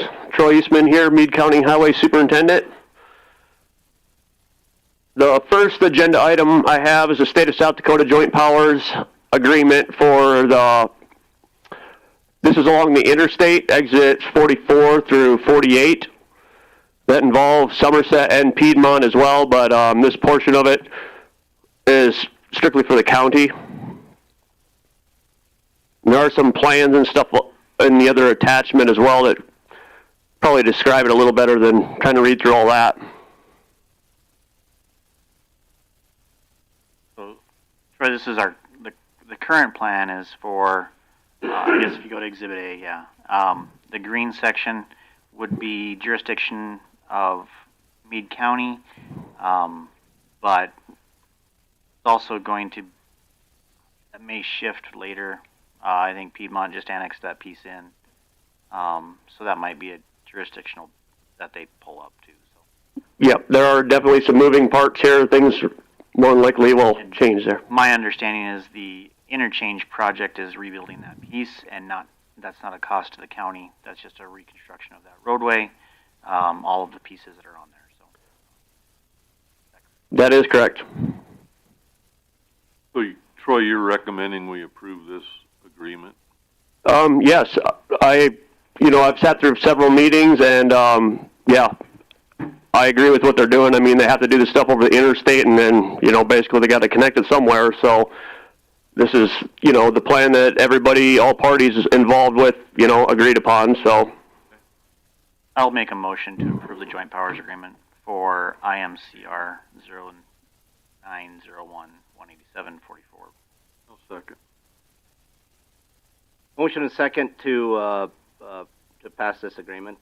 Any discussion? Ken, just real quick, this does not require public comment, does it? Okay, neither one of these do they? Thank you. Motion and second to pass this agreement. Any discussion to that motion? Hearing none, all those in favor say aye. Aye. Opposed, same sign. Motion carries. Joint Powers Bridge Improvement Grant Agreement. Okay, this is for the big grant program in which Bros does all of our inspections. We were awarded this grant here recently for preliminary engineering on a bridge that's located on Antelope Creek Road over Elk Creek. And it's a bridge that we definitely need to upgrade. Yes, we do. There's some issues with this bridge. There's also some flooding in this area that the H&H will probably address that. Yep, they are aware of that as well. I'll make a motion to approve the preliminary, Go ahead, yes. Preliminary engineering big grant for 47,270,575. I'll second that. Have a motion and a second to approve this Joint Powers Bridge Improvement Grant Agreement. Any discussion to that motion? Do you need to authorize the chair to sign? You can, but it's not necessary. Right, Ken? Any discussion to that motion? Hearing none, all those in favor say aye. Aye. Opposed, same sign. Motion carries. No, Yesterday, you were right there. I was talking with Sean, and he was talking about this new FEMA requirement. You know, everybody's got these new unfunded requirements. And it's part of his emergency management criteria.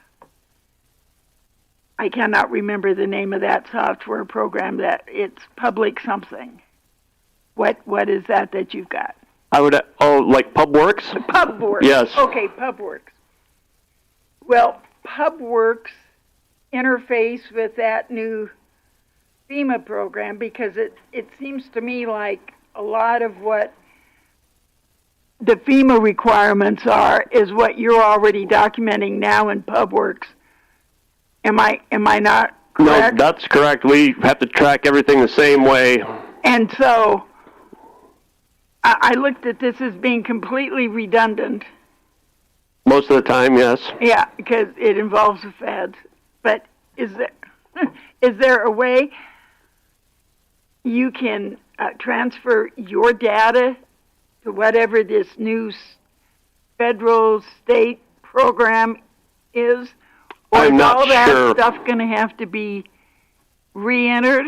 It probably will be. I mean, Because they don't make anything simple. Right. I mean, yeah, it's literally transferring the same information from one spot to the next. I don't know if they will, mesh or not, to do it simply like we'd like it to, but yeah, it's... Because Sean said if we don't have this data, we have an emergency, FEMA won't reimburse anything if we don't already have it. And I said, Troy's got it. He's got it on his new software program.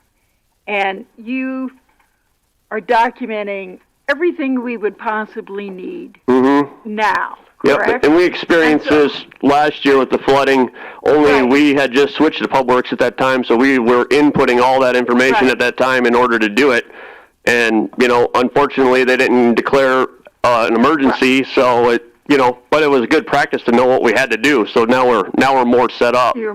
So, would you stop down when you get a chance and talk to Sean and find out what the name of that program is, and then find out from the IT people if that information can just be maybe you and Sean and Tony can figure out if... Well, that'd be great if we could figure something out to make it simple and, speed up the process for us. It'd help out tremendously. Well, yeah, because it's given him a lot of stress. I believe that. Wondering how he was going to get this done, and I said, Troy's got you covered. I just don't know how to... Yep, no, I know what you're saying. We went through this last year, and then, of course, we have a different, VSO, or emergency management, excuse me, but yeah. Yeah. I know exactly what you're saying. Okay. Thank you. You bet. Thank you. Troy, real quick, it might not be real quick. I do have a question on we do have a fund set up that deals in particular with secondary roads. Yes. What exactly is going on with that?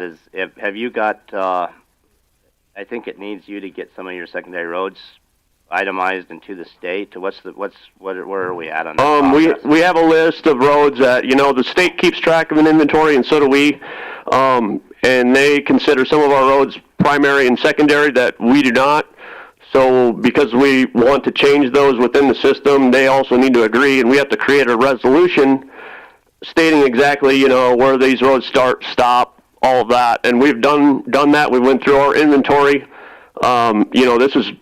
Most of this work was done before I started working here. They were already in this process, and of course we've updated some things, but that list has been turned over to the state. They're reviewing it right now, so basically then we can make a resolution to, reclassify these roads, which will help us out because primary roads don't qualify for some of this funding and, the grant money that is out there because it falls under a different classification, which they're not really being used as that, so we're trying to classify them to be more accurate and to create a map that's, that is accurate. Because right now there's several versions of maps out there that the roads are all there, just how they classify them is, it takes us out of the funding for certain things. So basically, we could be receiving some more money for our secondary road systems versus we're funding it out of general Right. about $3 million. So, and so the state's the one dropping the ball on this, right? It's in their hands right at the moment. They've helped us out tremendously as far as understanding what we need to do, but we are waiting on them in order to, provide that feedback. We could create a resolution, but if they, we could pass it here, but when it gets to them, they may not accept it. So it'd be we'd have to come back and correct the resolution, I guess. Sure. Mr. Cleverett. I've looked at this issue before. In order to make a change to the primary system, DOT has to approve. So it only makes sense to start with them and make sure they're going to approve before we do our formal resolution. Otherwise, they'll just kick it back. No, anyway. and I understand. So. It sounds like it's been in their hands for quite some time, though. Is that correct? Yes. It's been there for more than a year. And part of this is that we have to have a legal description for the roads, and the definition of that legal description may or may not be the same definition in some people's eyes. It doesn't necessarily have to be a meets and bounds description. I don't believe. I think it can be a description of our county road names, which is 25-1, things like that. So, and to be fair, I know LTAP's been a tremendous resource, and they've been really pushing to do this since I've been on the commission. But it is hard because they're servicing the entire state. It is a challenge. Okay. I'm going to do one more thing, which involves the state. Understand the 511 rules are changing now. County roads are now being encompassed in part of that alert system. Pat's back there on his phone. I understand, but I know he's listening. Again, we were talking with Sean, and this new alert system that's going to go out to everybody's phone. We need to get together and figure out how this alert system is going to work and who's going to say the county roads are closed when the interstate's closed. I think since God knows it has snowed sometimes in October or November or October, we should maybe have some meetings soon on how, okay, Pat's thumbs up, Shane, you. Okay. We'll get it taken care of. Will somebody send out a doodle? Listen Pat, to you. will you have JJ send a doodle? Okay, thank you. Doreen mentions it's going to get taken care of. The issue I asked for, it says it might take more years. Yes. I would like to get the secondary road tax figured out, and the classification portion is reclassifying essentially all the roads in the county from either secondary or primary to the right application. And some of them, from when they had missile silos in this county, were primary roads, which don't necessarily fit the primary road classification now, and then that would trickle down to some maintenance issues that we have. Well, yeah, it was wonderful then. The Air Force took care of Meade County's roads, and that's why our secondary road levy is so low. We can't fund our roads. Yeah, no fault of Troy. This is. I think the last time that was updated was when Ken McGurr was here. And I can reach out to Larry too. Yeah, I'll take any help I can get on this, and I know it's literally him and one other guy that deal with this for the entire state, so I understand why. And we turned in, I think, 600 miles worth of changes. So. Yeah. Anything else for highway or Troy? Thank you, Troy. All right, thank you. Brings us up to the auditor. H1, August budget reports. Is anything in there? Or, Rhea, do you have anything to add to what's... I don't have anything to add. It's just information for you on revenues and expenses. Also, the overtime report by department. We talked about this last meeting. There's some stuff we'd like to discuss now, or is there stuff that we'd like to handle during the budget?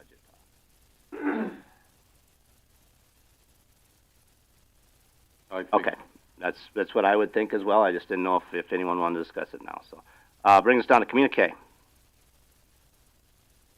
I do want to make a note. if anyone's listening at home and confused, we did have included in the 10 o'clock hearing was the county budget hearing. I just found out this morning we moved the 10 o'clock to whenever it happens, basically. Statute requires us to not do it before, but after, at least after 10 o'clock. So it's moved down to the end of the agenda, which is appropriate. So communicate. I1. Anything in there anybody would like to discuss? There's no action, items of action. Moves us down the consent calendar. Jay. I'll move to improve the consent calendar. Approve or improve? Approve. Thank you, Commissioners. Motion second to approve the consent calendar. Any discussion to that motion? Seeing none, all those in favor say aye. Aye. Opposed, same sign, which now does bring us back down to the budget. Guess we're just going to start off with the budget talks. Brings us to Rhea. Could you put up the means of finance up there? Rhea's been working very diligently on all this budgets. So far, this is essentially where we are at. We obviously passed the provisional at the last meeting in July. This is where we're starting out with. Would show cash applied is going to require $2 million to the general if we pass it at this moment in time. Okay, I agree. Not on board.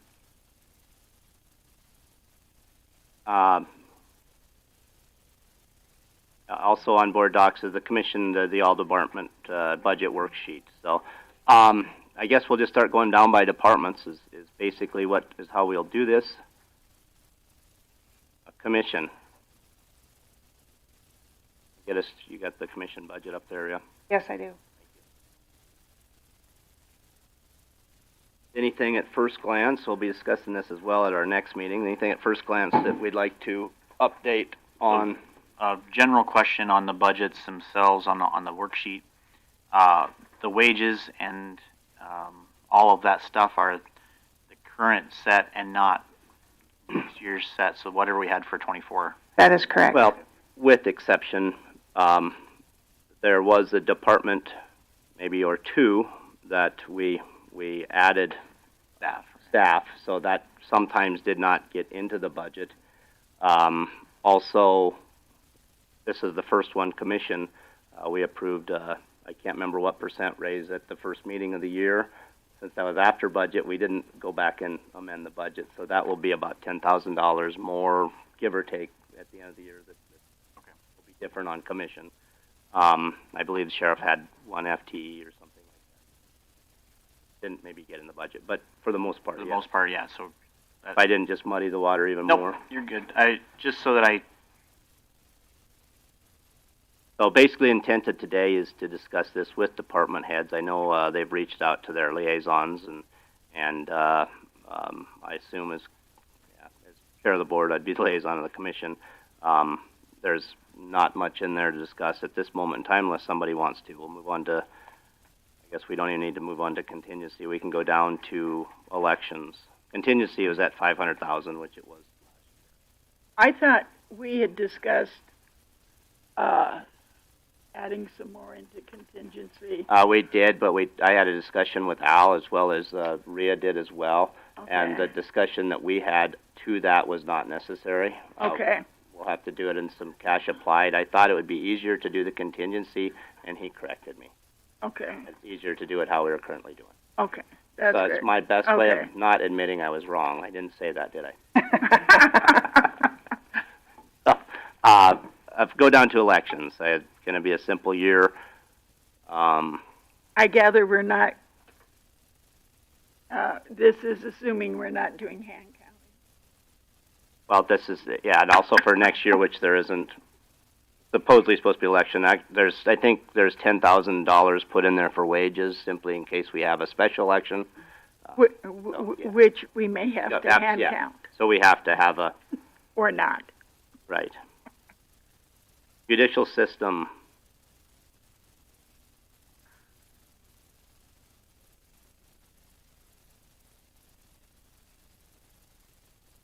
Ken, would you like to approach questions from the commission on this?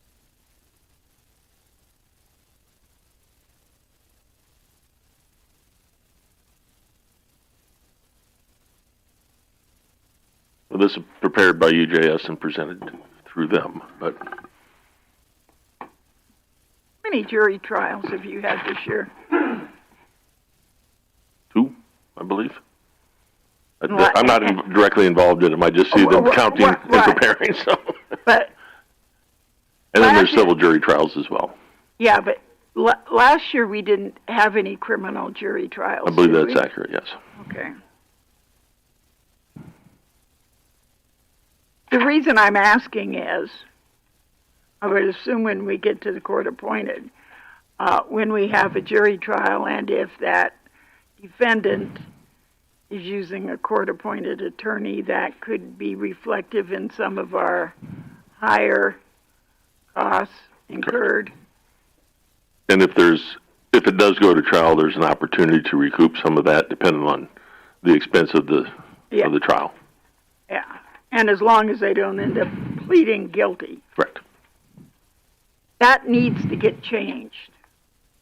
That is a fund from the county associates, or the Association of County Commissioners, or whatever it's called. Any questions, comments for Ken on the judicial system? That's just, that's what we get for the bill from. I'm sorry. That's just that's the standard. We don't have any choice. It is what it is, essentially. If you've got questions for Sean, who's the circuit court administrator, she can certainly come over and address those questions. I think these numbers are in line with what they've consistently been. As my brief review. And as you'll recall, her initial submissions included a request for drug court, teen court, and perhaps drug treatment as well. But that was separate. It was just a notification that those groups were looking for money. And so that's not reflected here. Every group is. Any other questions, comments? Thanks, Ken. Auditor. The only thing that I feel is probably something that you should take into consideration is the fact that in the computer budget, computer and software budget, we have $5,000 budgeted. Of that, about $3,100 will be for Tyler fees. I believe that we do have a computer or two that were on Tony's list of possible, probable. So I know that there's going to be further discussion on that. Just want you to be aware. I had a conversation with Tony, our IT, the head of our IT department. I asked him this morning, so just department heads beware that I asked if he would go around the department heads and talk about their budgets within software. I think that would give us a better understanding of each department's needs. So that's probably coming. So he's going to reach out to the department heads, looking at your budget and seeing what the needs are. There's some more to come to that. Yeah, because we want him to have a greater role. And also, I think if we need to buy computers and we have money in our budgets this year, we should try to buy them this year. I don't see anything at present that says that we would have to have a new computer in the auditor's office, but I'm also not on the inside to see all the things that Tony sees behind the scenes. And that's what I asked him to go around. He has a better understanding of what computers and software is needed.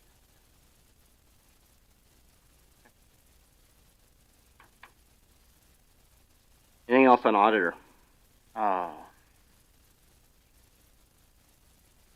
Maria, currently in the auditor's office, you spent $171,000 to $1,785 out of $380,000. Yes, sir. Okay, because we haven't really been paying an auditor's salary. You're welcome.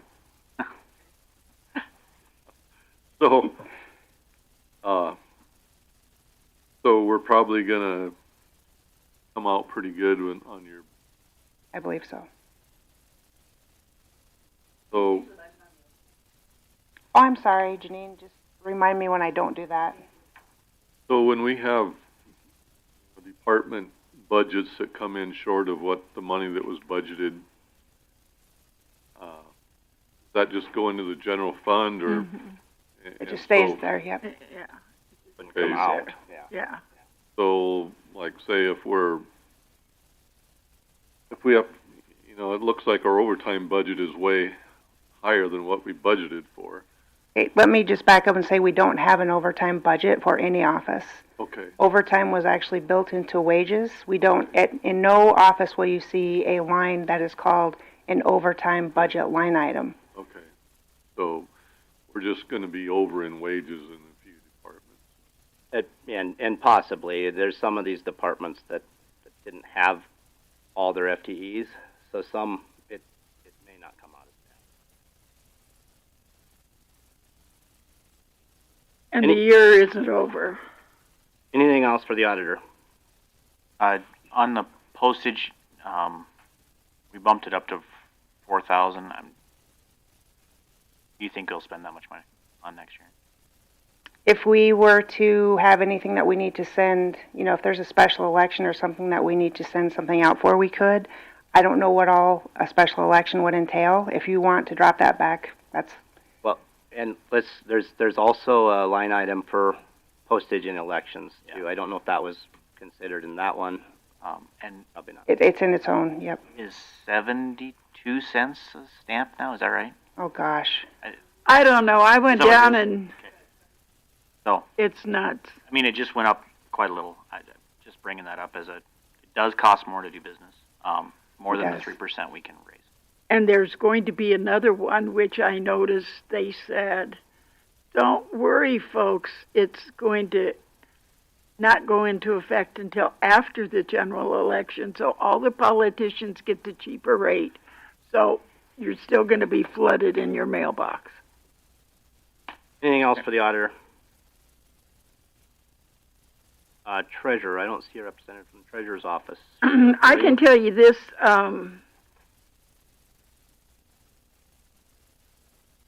she's got enough money left. She wants to upgrade to In code 10. In code 10. That's the 60,000 in there. Well, I think it's 55,000 for all the licensing every year for all of that. But maybe we should call her up. It seems like isn't it 50? You got the bid. I believe it was 55,000 for the actual upgrade, so that would be... And then 52,000 to licensing every year? I think it was 32,000 for the annual licensing countywide. Okay. I know you talked to what... Let's skip to State's Attorney then, and when Robin gets here. Guys, we're Did you text for Robin? I will, Go if ahead. you didn't. We're over halfway through these, and we haven't done much on the $2 million yet. Well, I'm making a joke. I was trying to figure out on the treasurer. I was looking, but I haven't found it yet. But last year's budget was $391,700. This year's that's $465, almost $466. So we're most of that's at in code 10. treasurer postage and then in code 10. 60,000 of that's in code 10. Oh, and postage is a huge... Yeah, because that went from 15 to 20. This is Doreen. Would you ask Robin? There if would she be could a run way upstairs? if Doreen's accurate and she has money left over, we could get some of that this year. Some of these big projects, I think, would be preferred to possibly assign versus coming in the budget. I think Troy's coming up here in a little bit, and some of those projects would be very appropriate to assign. State's Attorney, on State's Attorney. There was some substantial change requests built into our budget. Michelle reached out to Talbot by the correspondence at the end of May with explanations. Basically fall into two areas. One is computer based on Tony's recommendations. So that went from $5,500 to $18,200 based on the cost of the machines. And you've discussed how you're going to address that. The second major change was in the professional budgets. You'll see the exam and polygraph goes from $8,000 to $38,000. That is because starting May of last year, Michelle and Pat agreed that the state health lab is more appropriately paid out of our office instead of out of the sheriff's budget, because it includes not just requests from the sheriff's office, it includes requests from HP, PD, other agencies as well. So he felt it was unfair for his agency to pay for everybody else. What's done at the health lab is solid drug testing, UAs, which are generally speaking reimbursed from a fund at the state level and then charged to the defendant, and also blood. Some of our blood testing is done there. To date this year, she is making most of those payments out of the fund that we have more money in. But the proposal is to keep it separate from the blood testing that's done in Rapid City. We were short last year in both of our testing funds because it was not in the budget. We're going to be short this year because it wasn't in the budget. They started doing it in July, and it was not included in the budget request for 2024. So given what we're paying on average a month, that's why that's such a huge jump, is we're basically picking up $30,000 that the sheriff used to do. So, and as always, we don't know, how many tests are going to be done. It depends on how many arrests there are. But pretty much every arrest for a drug offense is going to require some nature of testing. So those are the two big jumps. Any other questions? That was the two I had highlighted.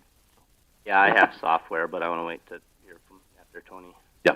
The rest of the computers are database management. Sure. And like I said, Tony's going to be reaching out, and I'll visit with him and you guys after that. Yeah. And that was just put in at his initial request, Certainly. So you'll make whatever adjustments you need to. The rest of it we run pretty tight, Stay I there. think. Stay there. We have spent a boatload of money so far for court-appointed attorney fees. It doesn't look to me like we're going to be able to end the year without being in the hole. Do you know, is this more cases, or is this more a few very expensive cases? I do not know. Our office specifically stays out of the court-appointed attorneys. I know, but you know how many cases are going to court and how many languish. You would have a good idea because you would be spending a like amount of time in your office. So you would know how many of these are protracted. We are up roughly 4% on our caseload, total caseload. Now that's magistrate and felony. I don't have specific numbers. I can get them as to a breakout. I mean, you get our KPIs each month, but yeah, but that doesn't really tell us if somebody's going to court 16 times with a continuance or a hearing or this or that or investigations, or we don't even have any idea if it's a felony rape or a felony DUI. And I would assume that, for instance, the legal expenses of those two different felonies are probably not the same. I would expect they're substantially different. So you would have a good idea if your office is prosecuting more complicated cases that would be taking more time in your office, and thus I would assume more time in we don't have any court-appointed attorneys here to ask. So we got to ask you, because you now are... Yeah. I don't review who's putting in what bills, who's getting more money and who's getting less in the court-appointed, because it's just not our concern. Well, the court approves the amount of the bill. I know they do. But this is why I'm concerned. We budgeted $533,000. Next year we put in $600,000. We've already spent $423,000. So there's no way with this many months left that I think we're going to come in at budget. I got a couple questions. So, are there counties that have their own defense attorneys? Yes. Okay. Have we ever looked into? I mean, I think when I started on the commission, if I'm not mistaken, we were at somewhere around $375,000 a year budgeted for court-appointed attorney. Now we're over 600. I mean, that's a huge increase. So, have we ever looked into what it would cost us to hire our own attorneys? Yes, we have. Okay, and Lawrence County is an example, and Pennington County both run a public defender's office. And I think the only other county that does is Minnehaha. Okay, how's Lawrence? What do Lawrence County spend? Do you know? I do not know. We have looked at it in the past. I want to say it was way back when Jesse was on board, but yeah, I mean, it was a long time ago. I was not on the commission at the time, but I know that Jerry Durr did. But I frankly would want new numbers. Okay. But it used to be that court-appointed attorney fees were running about half the cost of running the state's attorney's office. And now it looks like you're almost running in unison. If these numbers, I mean, so far this year, state's attorney's office has spent $491,000, and court-appointed attorneys have been $423,000. That's getting awful darn close.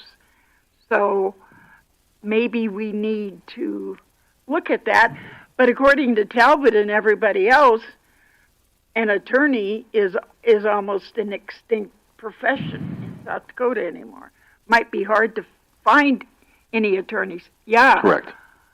Can you believe that, Janine? Yeah. Belfouche staffed their state's attorney's office.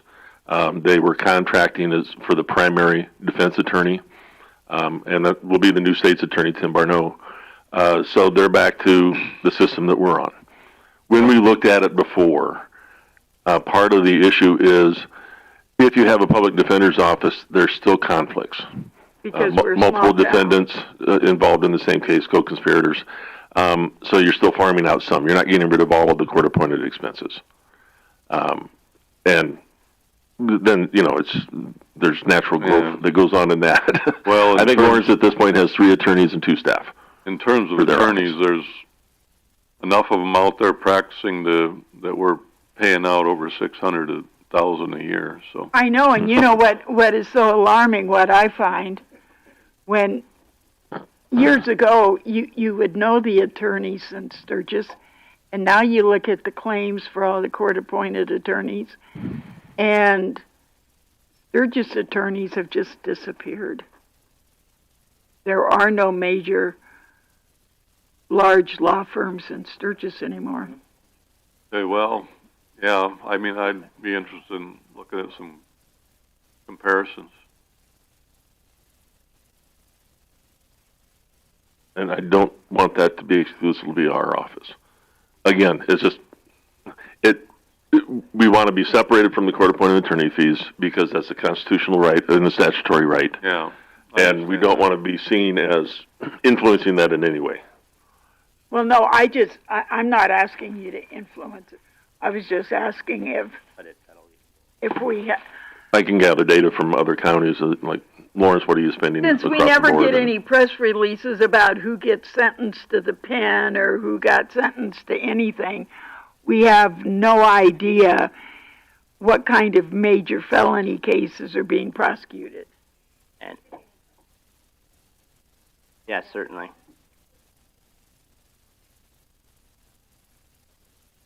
It's set Does by you see the bills at statute. 117?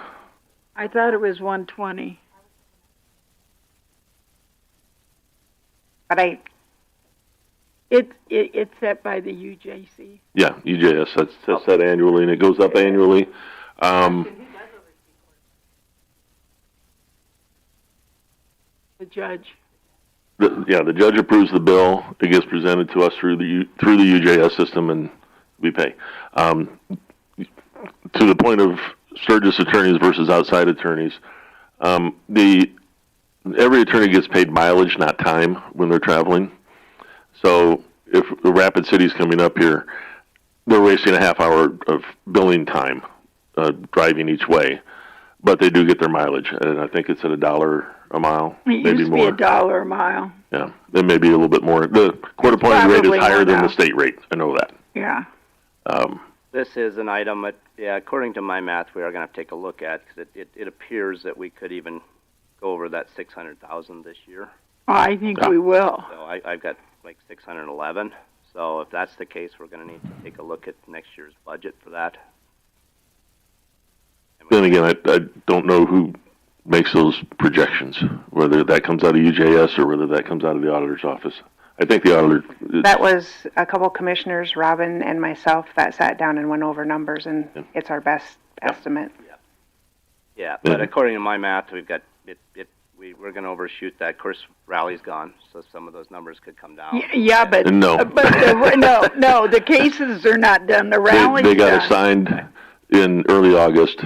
Yeah, they're on their second wave of first hearings after the rally is Friday. If all things stay the same, I'm showing 611,000 that we could end up with for this year. Oh, I think it'll be far more than that. Yeah, and a lot of them present year end. Yes, that's very true. How many serious felony rally cases are on the docket?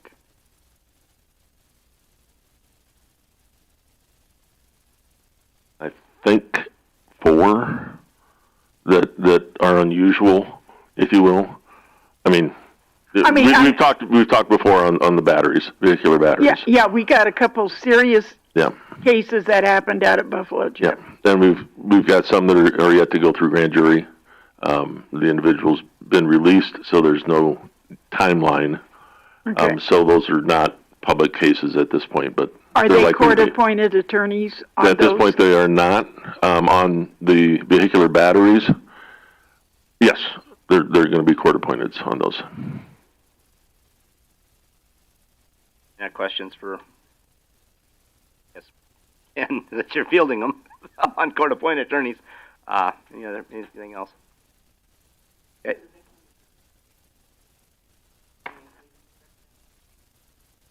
Perpetrator.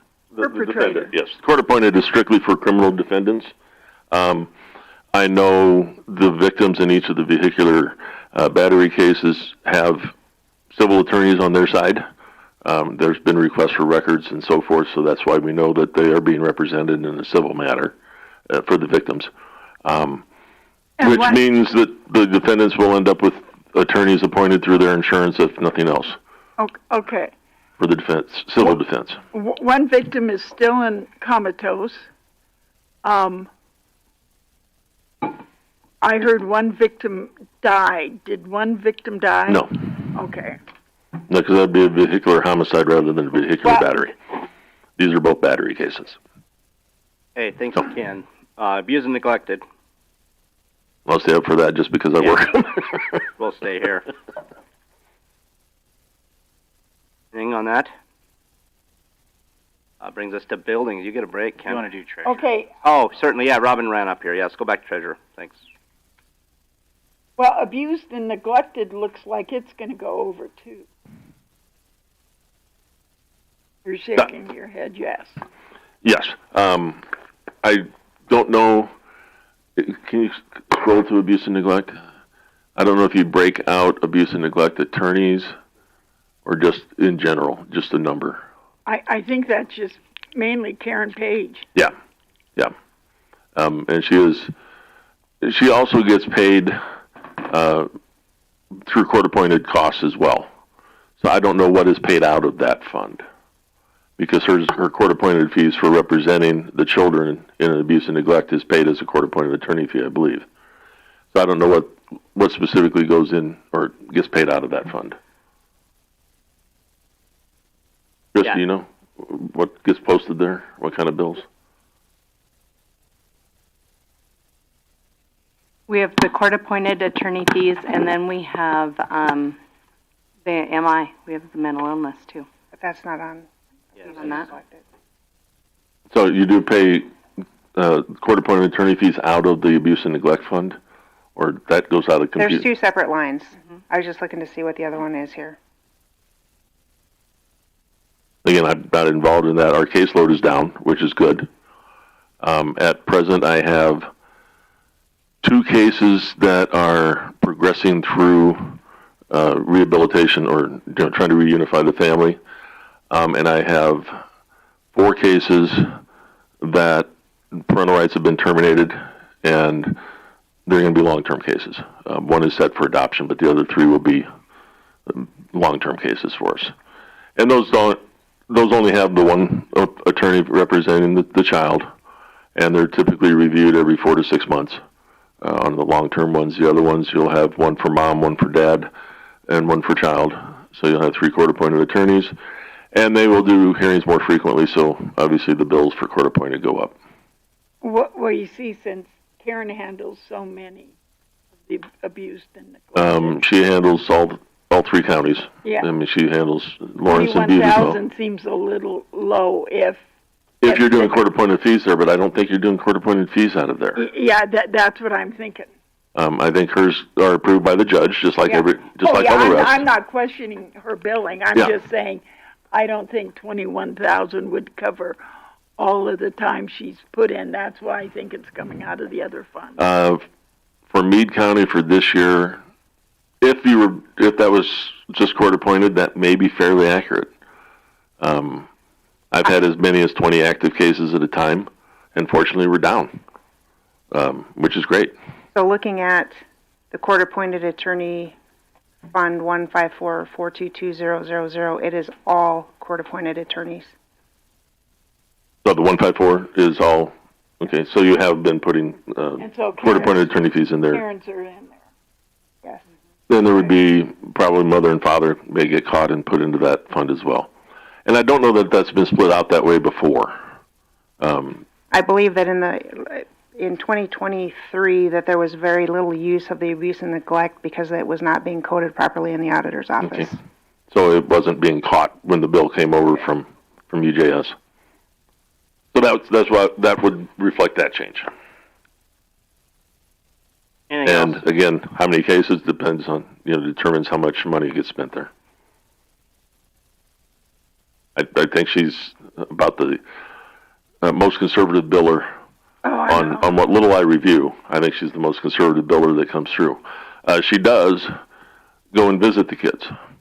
So when we have placements East River at McCrossen's Boys Ranch or something like that, at least every 6 months she goes on a trip to the East River and she'll catch, everybody from all 3 counties. And I think she's got a horrible job. I think she does a great job. She does a great job, but it would be so mentally trying. This is what we do. It's like Pat sees things that you don't want to see. Yeah. That's the nature of the beast. Thanks, Ken. Robin. Treasurer, back to Treasurer. Good morning, Robin Shrake, Meade County Treasurer. Questions for Ms. Shrake? Oh, yeah. Got questions. Oh. So there was, Doreen pointed out earlier that you might have some money left in your budget this year that could possibly go toward that software? That could be, yes, we can do that. What I'm wanting to do is convert completely over to Encode 10 rather than doing 9 and 10. I think it will be a smoother transition for the auditor and treasurer. I also think that we would not have the double entry issues that we're having. Granted, if we do decide to do this as a county, we would want to get the order in. I believe after talking to Encode, they would put us on the schedule. That wouldn't be until June of 2025. Oh, so even if we buy it now, we can't get it until June of 25. That's when the training and stuff like that. So, bless you. But I guess my question was, you have. I'm not questioning the software. I've talked to you about the software. I think it's worth it, and I think it's something we need to do. But I'm not showing you.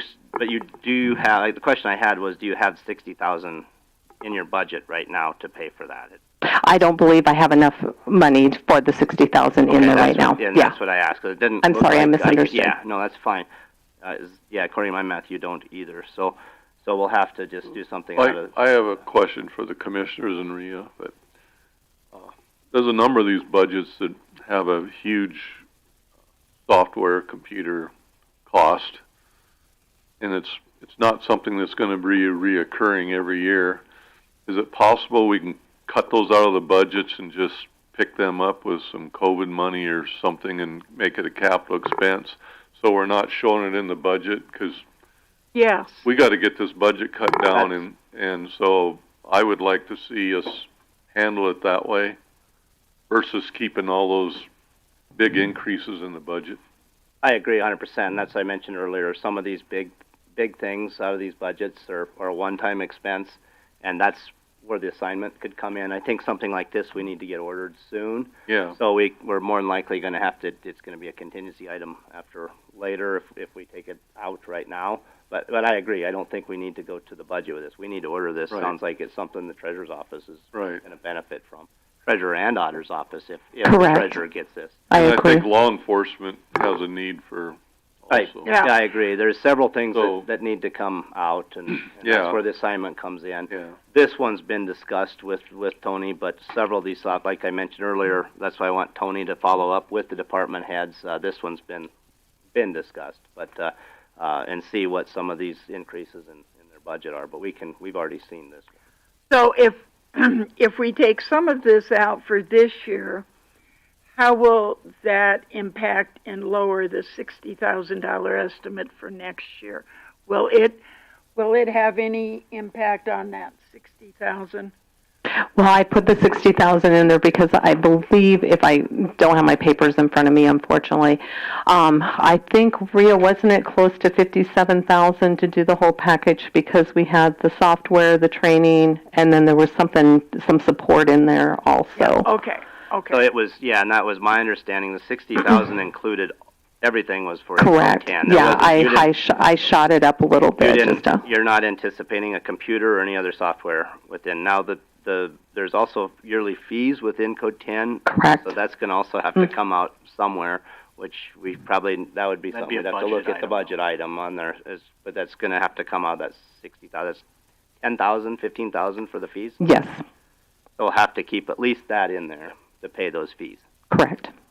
So what, on the last item there on your budget, treasures, is it machinery or equipment? Yes. There's a 5,000 for 2025. Yeah. I went ahead due to the fact that we are bringing in the new 605 drive program. We do not know what we're going to need right now for each one of the stations, whether it's printers, scanners.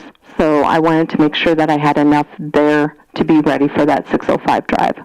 They still haven't given us the spec sheet of what we are going to be required to have. You anticipate that this year for the specs, hopefully? I'm hoping. We go to workshop next week. My weeks are all screwed up, but here on the 16th, 17th, I have workshop down in Rapid City, and I'm hoping that they're going to be giving us, a timeline and say this is what you need to get it ordered. Excuse me. Before you added this 60,000, you did have 6,000 in this for software. Right. But we were looking at the fact that, that program, of course, with Encode is going to be costly. That's what's kicking it up. No, I understand, but the Encode is costing 60,000. 60,000, and then so there were 6. So there's the 6 went down to the equipment that we did because I was planning on, I threw that into my computer and software. So I just threw the 6,000 in, or my 5,000, into that machine. Okay, so you brought it out of software and put it down to machine. Yeah. Okay. That is correct. And just for clarification, not necessarily for you, but the treasurer's office runs on Encode 9. Correct. The auditor's office runs on Encode 10. We are currently running on And Encode 9 and 10, back and forth. The idea is to switch the treasurer's office to 10 and reduce that conflict between the two. So the only one that will be using 9 is the DOE office, which is the only option that there is for DOE, but 9 will talk to 10 when we do the book rollover. So just so everybody knows, that's what we're looking at.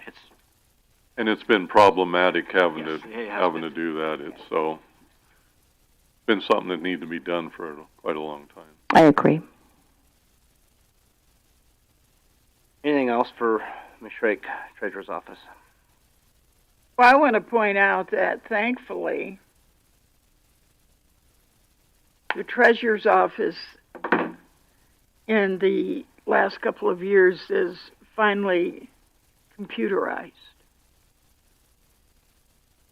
And so that's been a great service. We are able to help a lot more people quickly. On that 57,000, a portion of that was the maintenance fees, but the rest of it was the actual software purchase, right? Right. Do you know what that was? By chance? I don't. I can go down and get that for you. I can look at my email Thank if you. you'll give me just 1 minute. I recently found out why some people from out of state look to South Dakota for license plates. I know somebody in Chicago who has spent 3 days in a row trying to get a license plate in Illinois. To no avail, because as soon as they get up there, the thing goes down. You got to have a money order. Furthermore, to license a car for their kid, they paid $1,000 for. The licensing and stuff 6 months ago on that vehicle was $635 on a $1,000 vehicle. Well, even down in Nebraska, you're looking at, it costs so much because they get charged property taxes on their vehicles every single year. You're kidding. No. Thank you. Yep, Janine, that's right on that. Yeah. So you can look at $500-600 a year just to renew a Ford Focus, so I to just say. emailed it to all of you so you can read it. More complicated than just saying a number.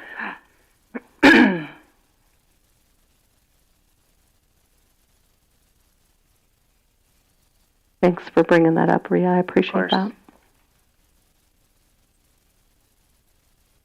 Is that her email that said Doreen's coming? As a side note?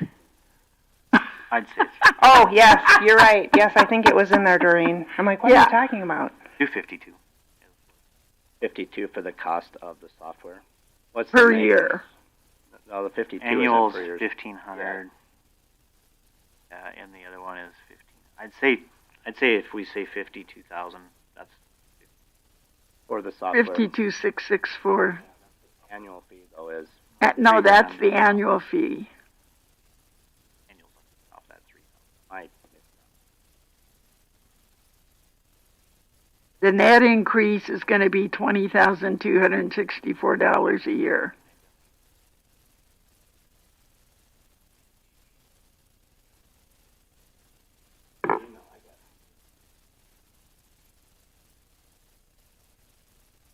No. Which will be probably less than what we pay out in wages waiting for somebody to answer an N-code 9 question. The one-time fee is estimated at $50,240.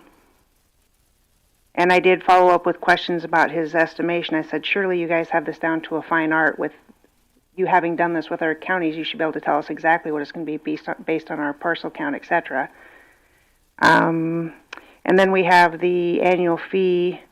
The net increase will be $20,264 per year, which will be for all in code 10, which would be the auditor and the treasurer. So we need to divide that between the two offices. I wish Tony were here, but And then I want he to say could that put Tony it- has a budget that does that. He takes that. He handles those types of fees, but we need to verify that with Tony. Maybe we should have Tony. I'll Maybe text we him. should have a 5-minute break. Well, nonetheless, we're sounds like we're going to take the 60,000 out of that further. Just need to figure out what the annual fee is to keep in that. Well, why wouldn't we just divide it in half? I'm not opposed to that. We just need to find a number to put in. I think that Tony may have that in a line item for, he just does it through IT. I'll acknowledge Doreen and her 5-minute break. Okay, thank you. So, aren't I being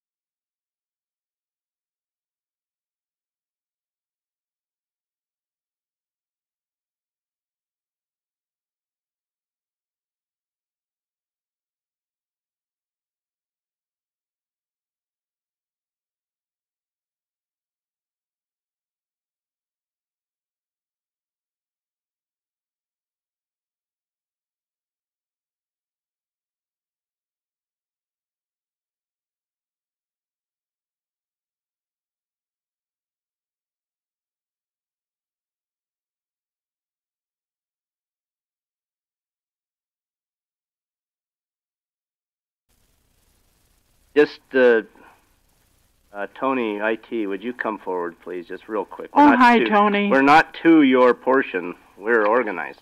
And not to your portion, but you're going to come forward. Oops. Oh, that was not... If I could find a chair. Rick, Chair, question got brought up on service fees. If we move to in code 10 with the treasurer's office, the yearly service fee is like, what, 12 grand or something? Is that going to be... No. 32, I believe. 32,000. Okay, an increase of 22 grand. Sorry, because we're currently paying that 12 grand.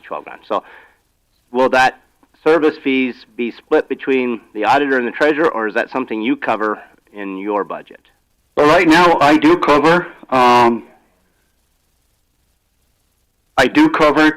the bills that come from those guys for the IT department. The fees can certainly be rolled into that for sure. So it's all, one area, one spot. So that's something that we'll have to be cognizant of when this budget comes. Does it make more sense to you, Tony, for you to handle those? I mean, it's the same pot of money. Is it easier for you to handle it individually? I agree. Yep. And I have already discussed with everyone this discussion you and I had this morning about going to the department heads and yep, I'll gather that information up and visiting with them on their software to get us a lot better understanding of what's needed and necessary and possibly a rotation that we can get on with computers and stuff. Yep. Any other questions for Tony while he's here? Yeah, so we can take the 60 grand out of Robin's budget for next year because Tony's already got in code 10 in his budget, right? Fees, yes. Fees. Not the initial purchase. But the 52 is, well, we're going to take it out of the budget because it sounds like we're going to purchase it. That's right. So we're going to take this 60 grand. So after all this dialogue, I have to question whether we can actually pay for something before we actually receive it. I don't believe we can. It'll be... I wouldn't suggest it. Okay, so that's... So it'll probably be an assignment is what we're going to have to do. Okay, I forgot we were dealing with Tyler. Correct. Yes. So because she's probably more likely won't get it till June. So therefore, we will assign, we can assign some funds so she can get it ordered. She basically needs to order it. Okay. But remove the 50. Remove the 60,000. Well, she had some money though in software. She said she moved it though. I think she moved it down to hardware. Okay, so we can remove I think all she usually has about 5,000 or 6,000 in her budget, approximately. So if we take, we take, Robin, you come forward again, please. So the question is, if we take the 60,000 out of the budget now and leave you with 0 for software, okay, is you're comfortable with that? Do you have any other softwares that you purchase or have maintenance fees on? And Tony's going to pick up the 60,000 on the fees.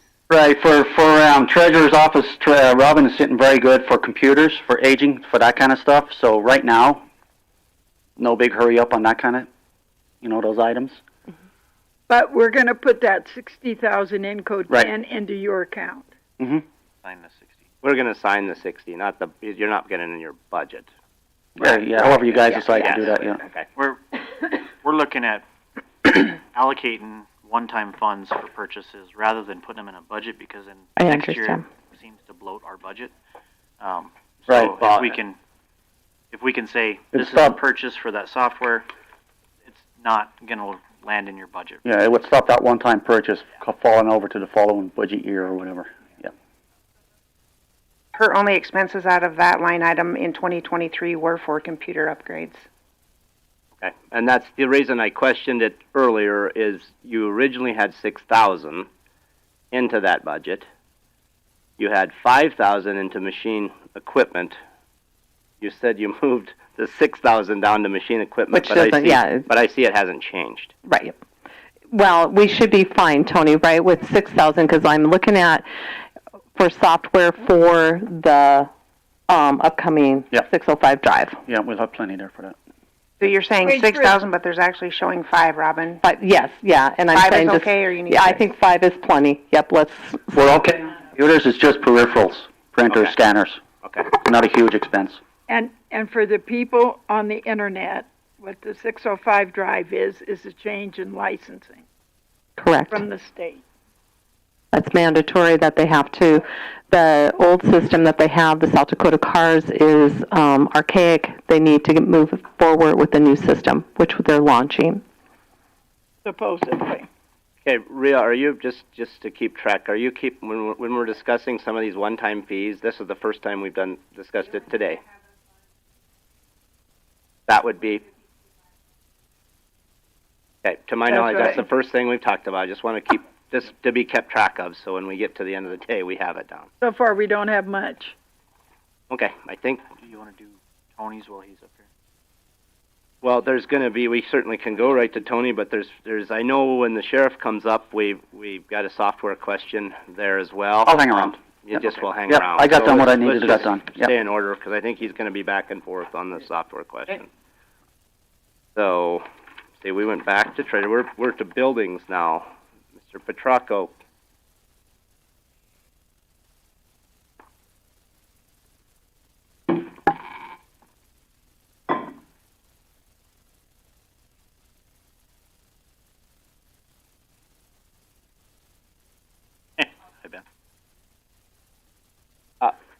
I guess I'll just start, and this is, again, where we're going to need to get, your budget hasn't changed much, from what I can see, except for some considerable purchases like your maintenance, the building maintenance and stuff like that. The Johnson controls, I got in there. There's a couple large things that has significantly increased the budget. Which I think that's also something we could take a look at moving over to assign. In my opinion, I think that's what we should do with some of those. But you want to explain some of that has led to, let's see, the repair maintenance has went up from, our 24 budget was 45,000. That's up to 119,000. So that's what all is included in that. So that increase. The big increase in that one would be the replacement of the cooling tower on the Law Center. The evaporative cooling tower, those have it's a fiberglass enclosure, the basin and the sidewalls and the top cap. And from all the research I've done, those are about a 20-year lifespan. We're actually at 30 with that thing right now. We've been patching it up for the last 10, but it's deteriorated to the point where the fiberglass itself is just corroded and falling apart to where we're battling constant water leaks and water loss out of it. It's just outlived its life expectancy. I got a bid from Rasmussen, local contractor, to demo and replace it for $74,000. That includes piping back into the building as well, because all those exterior pipes, no doubt, are scaled up and corroded and rusted as well now. It's been a while since they've been repiped. Is that for both cooling and heating, or just the cooling aspect of the building? That piece is only used in cooling. Okay. Yeah, when the heat pumps reject heat into the closed loop in the system that's always circulating, then it runs through the heat exchanger. And in that heat exchanger is where the cooling tower open loop comes in and keeps that cooler water exchanging in there. And then what it does is it evaporates the heat outside through that tower. Okay. So it's without it, in any time we're over 65 degrees outside, 60 degrees even, that building heats up instantly. And the loop temp inside will get in the 120s, and when we hit that point, heat pumps start going into lockout mode and they won't run at all, so you have zero air conditioning. It's surprising how warm that building gets. I can remember it happening even 10 years ago. Yeah. Is that tied with your the line item above that, your building repair maintenance courthouse? Those are some controls. It's a $12,000 increase there. Is that tied with this at all? Yeah, no, that is a completely separate deal. That's for a upgrade to the controllers that run the building automation system in the courthouse. Basically what we have going on there is that unit's so outdated that it will only work with Windows computers that are older, that are too old to even be on our network at this point for security reasons.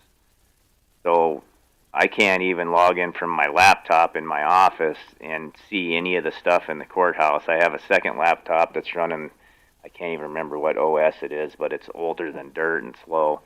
And that's the only way I can see that stuff. But even at the courthouse itself, we have an old computer that's not allowed to be on the network. And I have to go physically disconnect the system from the network to connect this thing into it so I can see the graphics in there.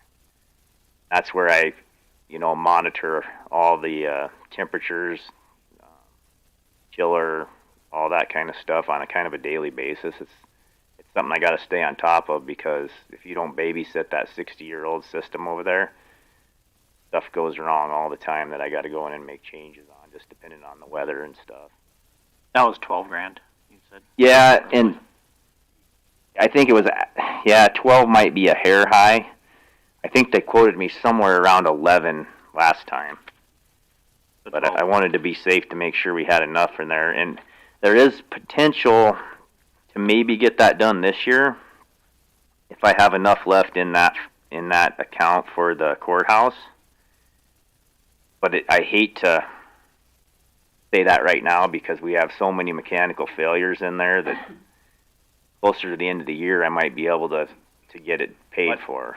What on these two projects, this $12,000 and the $74,000 project, what, as far as an ideal timeline for you, when would these be completed, or when would you write a check? If the cooling tower has to be done in the winter.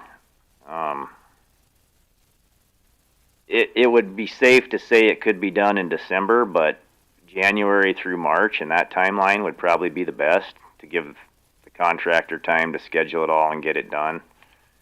We pretty much quit using the cooling tower in December, but I've seen, up to Thanksgiving where that thing's running. So this is something that we could potentially, because basically based on our general reserve savings, we have too much in savings. So this would be something we could make a decision on. The ideal time for us to do that is going to be that last meeting in December, because then we can take a look at how much money we're over, and then we can make that decision on what we could assign for the next year. So that would be something we could push away from today and keep wrote down, and then get that maybe assigned in December. Then it sounds like it's not something that needs to be done tomorrow is what I'm asking. Yeah. Can we take that out of 75? our money. Yes. Can we take that 75,000 out of his budget then? Yes, that's what I would recommend doing. If that's where I'm leaning. What about the 12,000? What's something like that? When do you want to come? That can be done at any time. So is it dire need to be put in your budget? I guess obviously these are all projects for next year if they're in the budget. So well, let's see if he can absorb that 12,000 into his budget. If we don't have any other mechanical huge failures, and that's my point of taking it out to pay for that now, because we could make a decision on that as well in December. If you have money left over to fund that, you could do that, or else we could take a look at assigning it come December. Because his budget for buildings was $825, and he's at $487, so he might be able to absorb it if there's no issues. Is all that piping for that cooling system in the attic, or is any of it outside the building? Well, the cooling tower's outside, so you just have the piping there, but the rest of all the internal stuff's all inside, There's no other external piping for the system. I really want to get that roof done. I've wanted to get that roof done for 10 years. Yeah, it's been leaking for at least that long. And is that something that would... I was always taught at my home on my roof, you don't want to do any cutting and stuff at different times, adding things on. Did you talk to Deborah about getting an adjuster over there and just seeing? I've had an adjuster on the roof of the courthouse yesterday, but I haven't heard back from. Okay, so there's a potential. I mean, we've had some hailstorms. Yeah, I'm doubting we're going to probably see much out of that. Okay, well, yeah. But it's worth checking into for sure. Exactly. And he came and took a look at it. Nothing on the law center falls into that. No, right. But I would like to do both of those things at the same time. And if you could get some Well, the roof on the Law Center definitely has been leaking. The leaks kind of come and go and move around on that now a little more. I don't know if it's from metal expansion and contracting or just the types of rain we've had, but honestly, this year we've had less leakage in that building than the courthouse. All of a sudden, the courthouse now is the one that's springing new leaks every time we get a rain, pretty much. Well, and we haven't had much moisture. No. And the other thing is, when you always get all those leaks, you got the potential to get mold and everything else in your building. All we need to do is get mold or something going. So, Shake your head. You don't think anything of mold over there, Pat? Yeah, that's right. That's why I want to get that going. back to the budget here. Let's so out of 101-161-425-001, we're going to take $12,000 out of that, and that's for the controls, correct, Ben? Yes. Hey, Ray, if you'd want to make a note of that. And then out of 101-161-425-002, we're taking $74,000 out, and that's for the control unit, correct, Ben? Cooling tower. Cooling tower, cooling sorry. tower. Cooling tower, yes. All these terms. So that's for the cooling tower. The roof is not on the budget currently, but if you want to make a note, the roof is another thing that we want to talk about in December. And it looks like your budget's looking pretty good. You may be able to get the cooling tower, and we'll see what happens toward the end of the year. But Yeah, and once I get more input from some other options on those roofs, mainly on the Law Center, there's a couple different ways we could go with that potentially. I just haven't got any pricing for all of them yet. But some of these big increases to your increases in this budget is something we can visit about in December, and that's you're comfortable with that. It sounds like. Yeah, I would. What about? I do got to ask. You did have a significant increase in the building utility phone. Right. What was the story on that? So some of these budget codes have never made much sense to me. So what I moved 8,500. I haven't spent anything out of the building computer contract fees. I've been spinning out of the building utility phone PRI because a lot of them are monthly phone charges, like the phone system, the office phone system, our monthly PRI fees, that kind of stuff. So that's where 8,500 of that came in. And if you'll notice, I have zero for where the 8,500 was. And then also, I've acquired 10,300 a year for Blue Peak bills that was previously paid out of one of the sheriff's budgets, I guess, but they said it made more sense. The auditor decided to move that into utilities. And so I stuck that in that same building utility phone PRI. What is that for? Is that for the TV and the pods? I don't know exactly what it's for. What's that for, Caleb?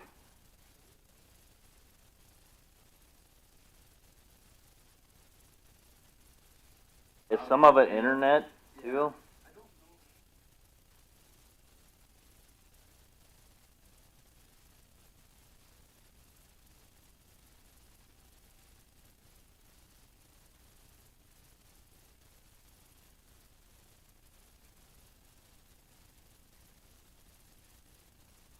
I know we eliminated one that we no longer need, that we were paying 50 or 60 a month for, I think it was. Caleb is correct when he speaks of trunk calls coming in. For whatever reason, he was being billed for the whole facility. And so I believe then the auditor broke it out to make it fairer for departments to look after. So if the 26.3 might be a little bit light, and that's not much, but I mean, it looks like we may have to. I'm getting 29,000 is what I'm saying. If everything remains the same, so we're not bad, but we might need to bump that up a little bit. I might have miscalculated that. You're close enough to where Is that so? That's a law enforcement cost then? Does that get transferred over to Sturgis's bill? Somewhat. Well, if It you're is? talking about the hard lines in, the PD uses 5 of those. I know that. I don't know if that's part of this bill or not, though. I don't know how that backside billings broke out. It's actually very confusing on the stuff Tony and I have looked at. It's hard to make heads or tails That's of what any I'm of saying. it. Yeah, you're pretty close on Yeah. Well, I know where you're coming from. You're coming from is the county picking up the Yeah. cities. And should it be added to the LEC monthly billing? Right. Yeah. In the utilities? Because if part it's portions? if it's a bill that the county's picking up, then city should pick up their portion. Which I also wondered when I saw how high the water bills were for watering. You know, I'd just die if I got a water bill that high for that. The only utilities that are being added to the law enforcement center, if I remember correctly, are MDU and Black Hills Energy. Okay, they should be added water too. They also wash all their cars down in the I think they should Valley be paying Port, their is it unless 40%? Pat stopped that.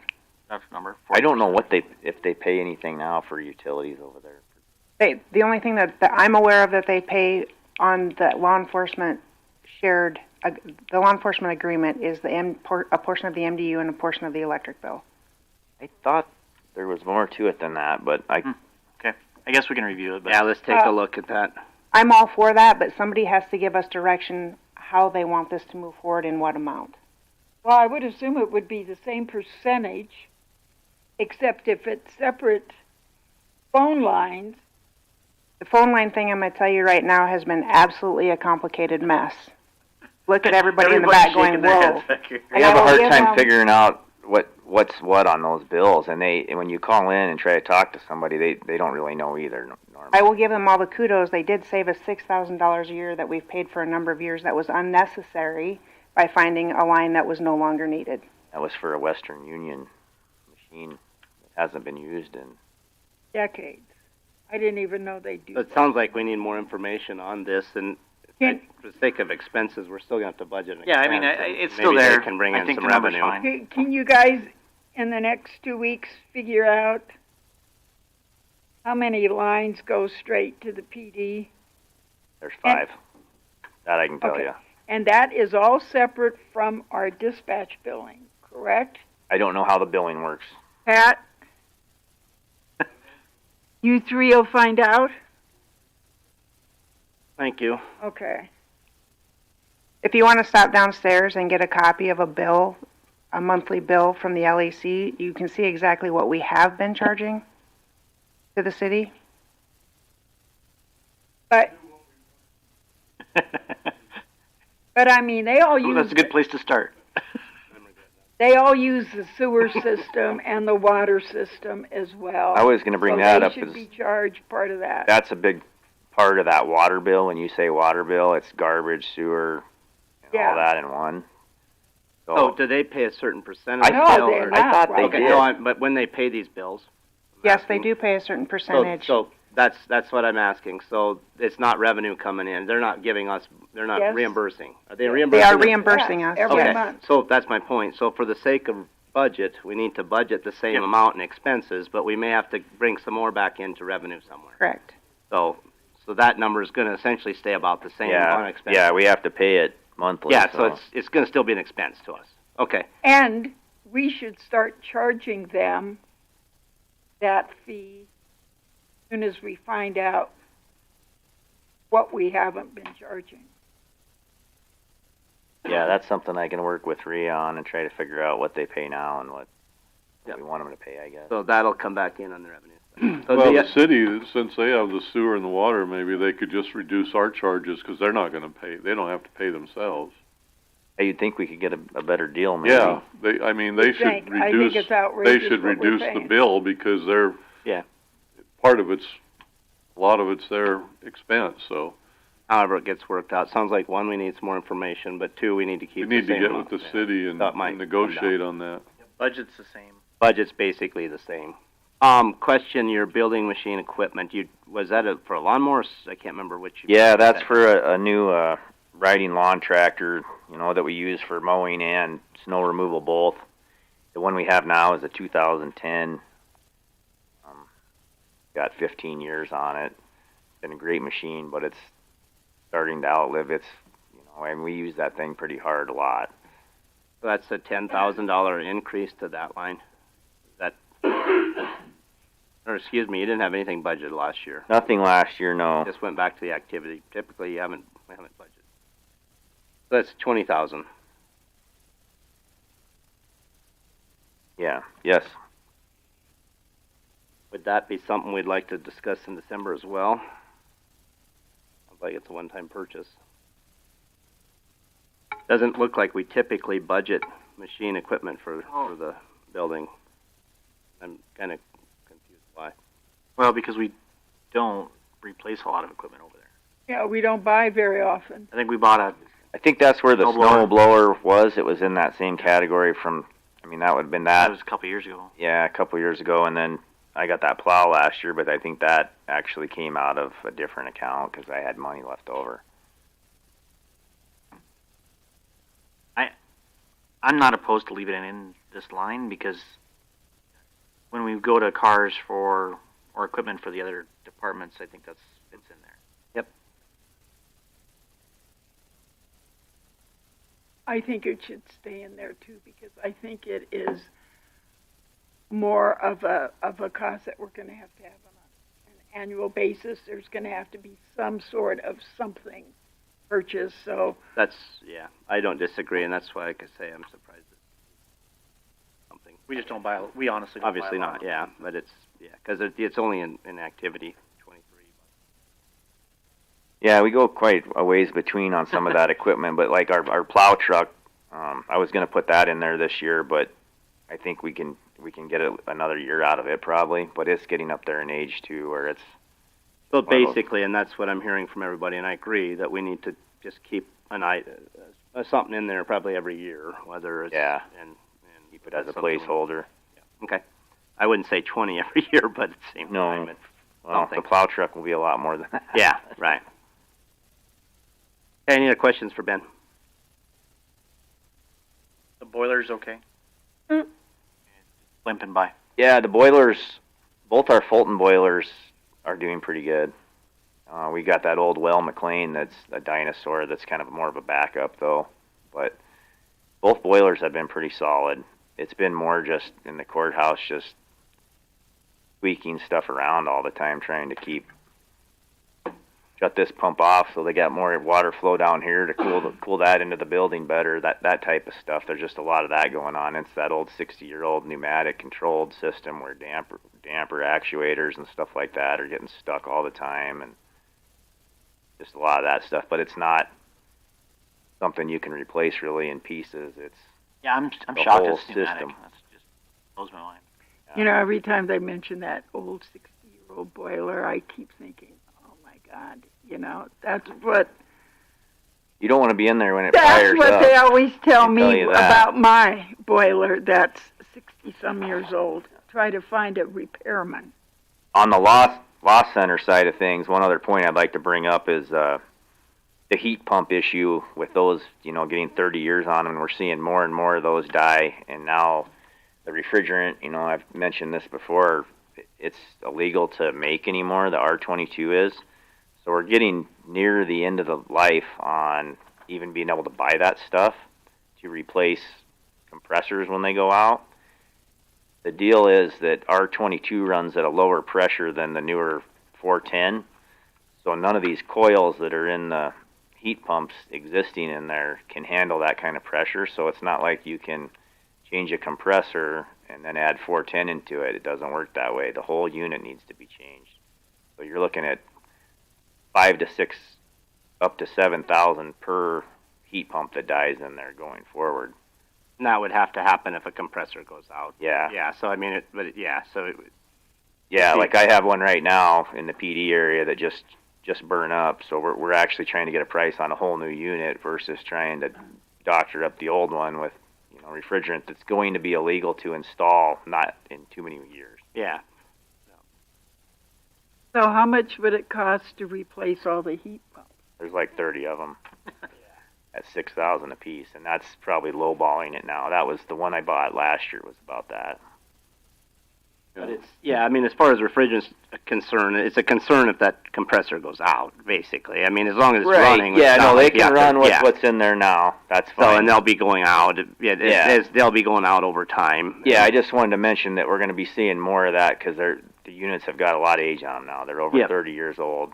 So, and it's even not just compressors now at this point, it's other pieces in there, switchover valves, major parts of each heat pump.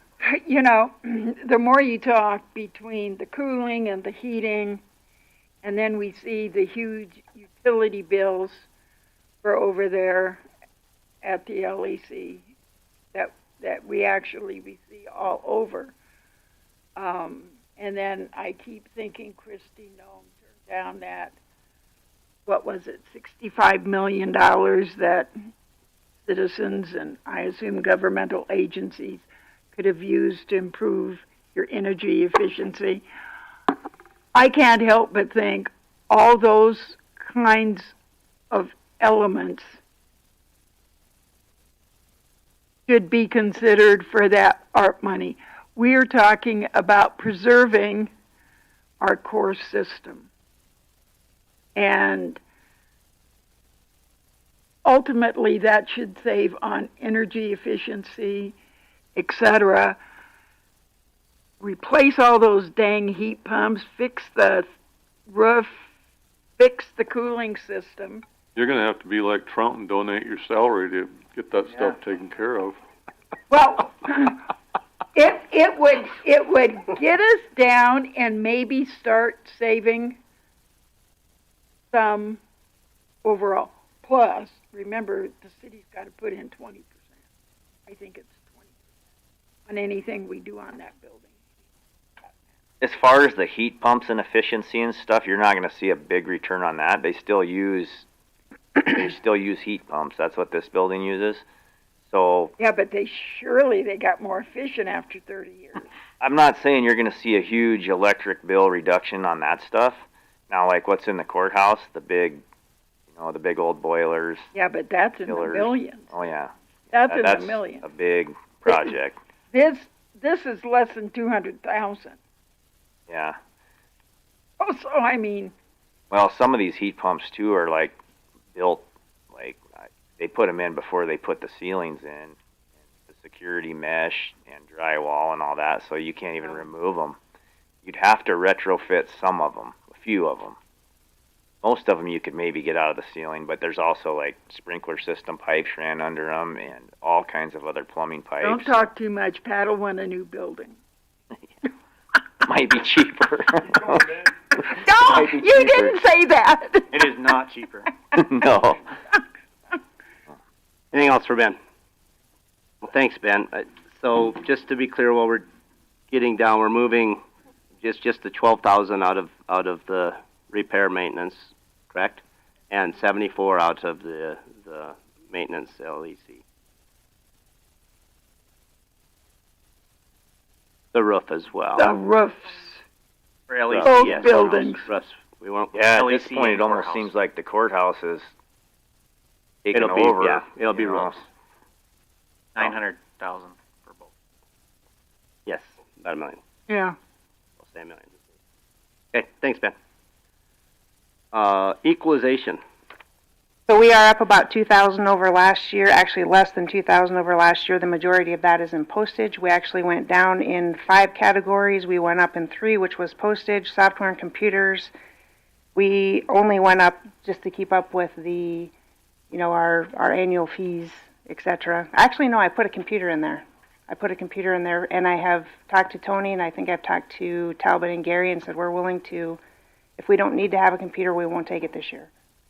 I don't know how Tony feels about that. That's his call.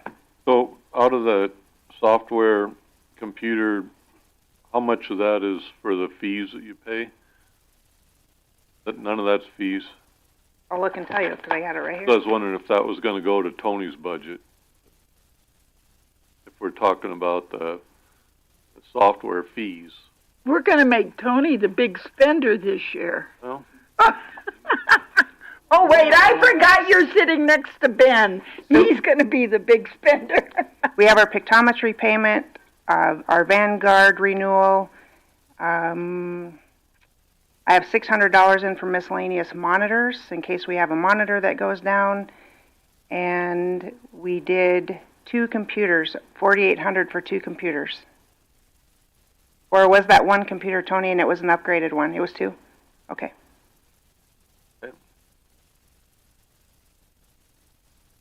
It does not look like you're going to have very much money left at the end of this year. Correct. The way it's supposed to work. Yep. Anything else? Equalization. Register deeds. Rich, you have anything to add to this? No, I don't. That budget has dropped in the last 5 years every year. Back to equalization for a minute. I think we really need to look at changing our fee structure for what we are charging Verizon for our variances and all that other stuff. When you mentioned postage, my mind immediately meant you're sending out all those notices for people, etc. And we charge like $100 for a variance. I agree with you, and that will be on the plan. Yeah, I know, but you can relay that. Absolutely. We have talked about the fees. VSO. It's okay. Flat. Pretty flat. Nothing. Yeah. Doreen, you have anything to add to that as liaison? The only thing I would say with the VSO is we're going to have to move his wage that's been split over there with emergency management. I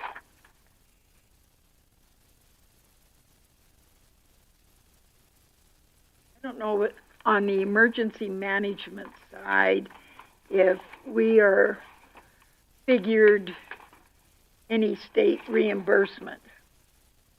I believe our revenue has. Because he's not. No, did we take that out of revenue? I believe we took it out. We took it out of revenue. Okay. But we're still maintain that we have to have emergency manager. Yeah. So therefore, we have to have some money in there for wages, regardless if we're getting money back from the state or not. So for expense-wise, we have to have that some money in there.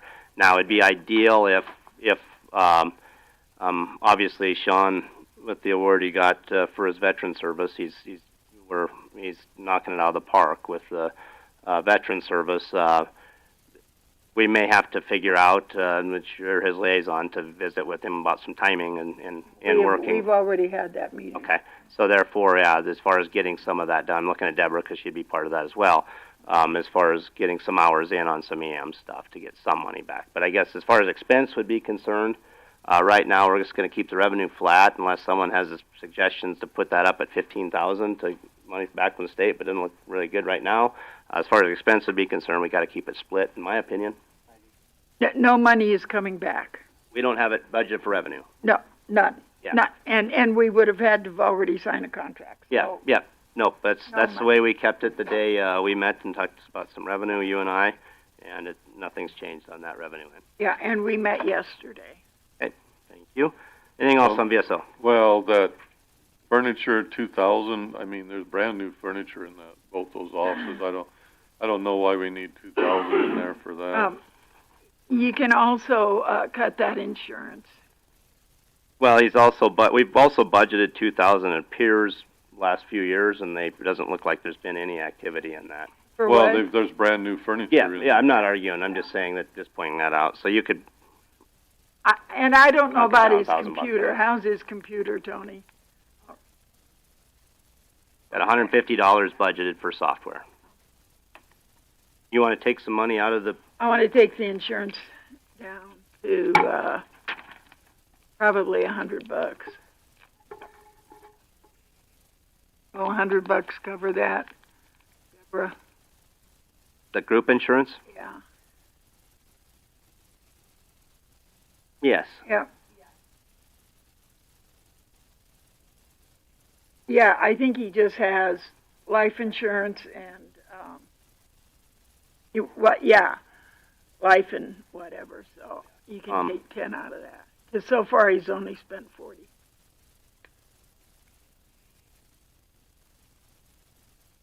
Bring it down to $150, you think? Yeah. And then Ted, you just want to bring that furniture down to zero? That's comfortable with everybody? I can't see why we'd need any. Okay. Everyone good with that? As long as 3 people say we're good at that, we can just go move. Oh, yeah. Okay, predatory animal.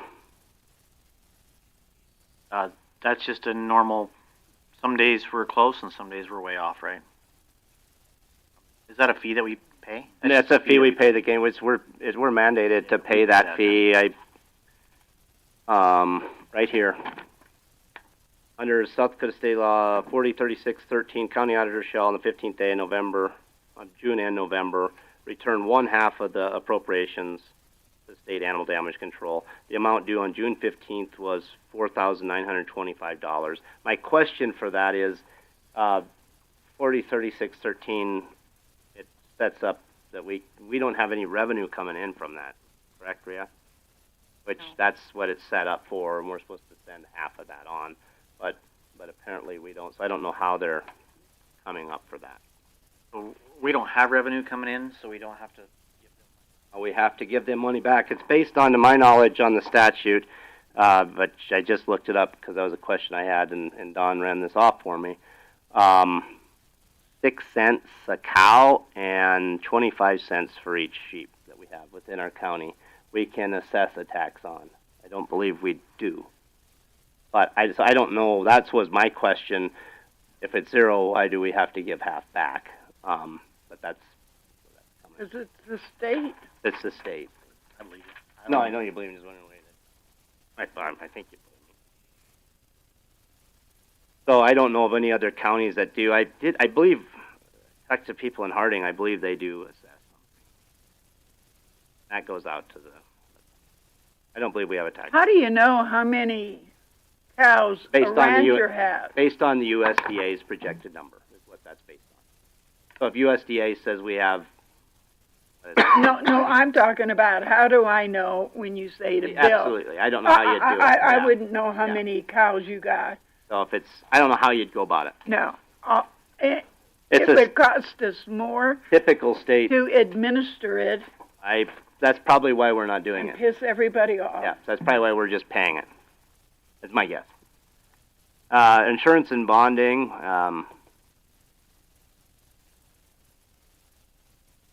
Not much to talk about there. Information, IT. Tony, your budget. Finally get to your budget. You get to talk to your budget now.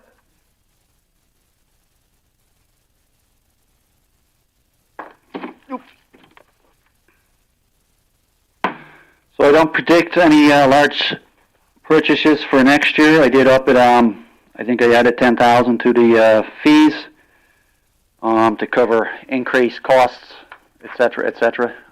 I've never known a bill to go down, and unfortunately, I'm starting to get those emails, end of year emails, of projected increases, etc., for Central Square and Tyler, all those guys. So no big. You're going to get popular too, because we're going to add more to you with these fees. So, servers are good. They're good this year. UPSs are good. They're good this year. Sorry, 25. Yes, 26 is going to be different for servers coming end of life. How much do they cost? Server? I'll guesstimate 12 to 17,000. Oh. Depending on how we build them. Any questions for Tony? What do you estimate countywide for computers for next year? For next year? That would be part of that. Little sheet. Yeah, that would be part of that. I mean, we're looking pretty good. We're not talking huge expenditures per departments aside from sheriff, unfortunately, and he's, we've talked about that. He's looking at approximately 82 grand to get current. And then it's just, 2,000-3,000 here and there for other departments. We're pretty caught up everywhere else.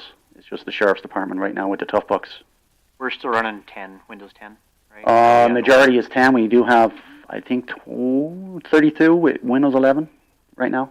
So we are transitioning. Yes, we are. Yep. We're allowed, if the vendor is compatible, I do upgrade.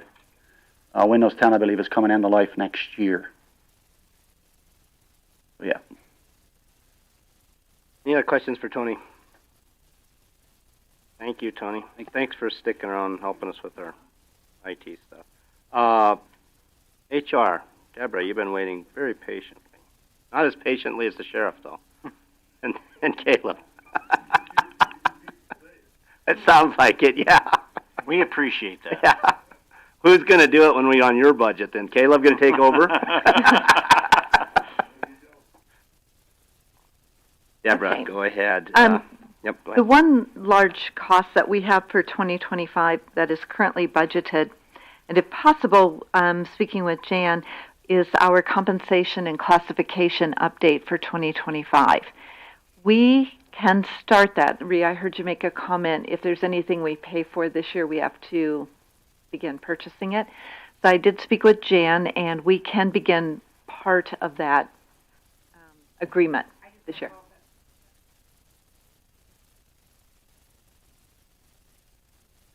We're signing we can sign the agreement, and we can also begin the work. It won't be finished until probably March, but we can begin it this year. When will you be invoiced? Huh? When will you be invoiced? We can be invoiced immediately. We've already got the agreement as $27,500. If we do pay for it this year, they will drop the $500. We'll pay the $27,000. Can be made in 2 installments this year. And that's a requirement that we have to do that every 3 years? 3 years to keep our wages, to make sure our wages are keeping up with That's our a policy. Yeah, we're not required to, but we are trying to. We kind of got out of the habit, it looks like, in the past few years, and probably need to put that back into rotation again. It's 27,000. Yeah. Jerry, we were never really in the habit in the past. Jerry and Jordan did it. And we had no outside view, no unbiased view. The good thing with Condrey and Associates, I think they just finished up Hughes County, and they also were one of the 3 participants for Pennington. So they are participating quite a bit in the county and cities in South Dakota. They're highly used, which makes things go faster for them gathering information. So we'll save $500 if we do it this year? Yes, And so is that, then if that's the case, would we want to take that out of this budget and figure out a way to pay for it this year? I don't think we're going to end up with a runaway dollars in this department. How's the commission budget doing? Because in a sense, that could almost go to the commission budget. I'm not sure the commission budget is probably... I think we're running just about We're going to run just, even. we're going to actually go over, I'm sure. We had it, I think, in HR in 2022. On the wages will probably bring us over. Got a lot of professional services in the commission budget that we weren't necessarily anticipating with the Elk Creek acquisition, right-of-way acquisition, et cetera. Yeah. Okay.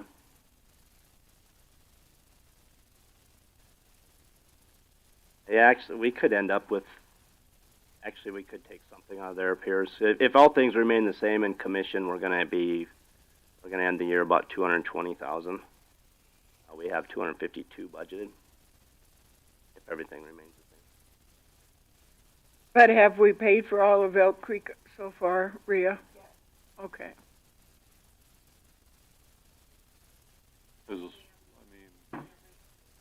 Yeah, we're caught up on everything so far. Because that's about has as much to do with the commission Absolutely, as it does. Yeah, I don't disagree. So nonetheless, we're going to take it out of this budget, though, and figure out some way to get it paid for. Here, is that Yes. correct? Okay. Already?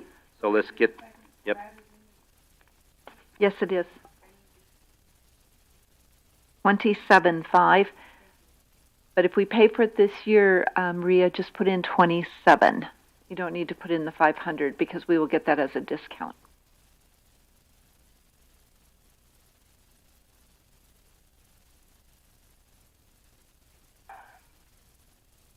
So this is going to have to come up again, possibly next week, on a consent calendar agenda item. So as you're making your notes, Rhea, I guess we're going to have separate columns for what we're looking at assigning, what we've taken out, stuff like this. got that, I'm sure. But I'm trying to keep myself straight as much as Yep. absolutely. I will do but that. yeah, next, it'll be up to. Because we'll need to get the agreement signed and back and. So if you could possibly get that on the agenda next meeting. Can do. Why did your utilities jump so? It's it's mobile phone. Okay. There's 2 instead of 1.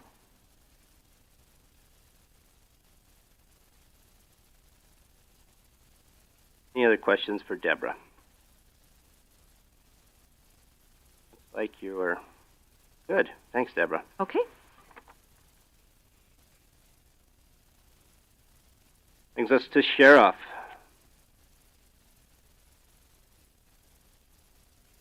Where's the numbers guy?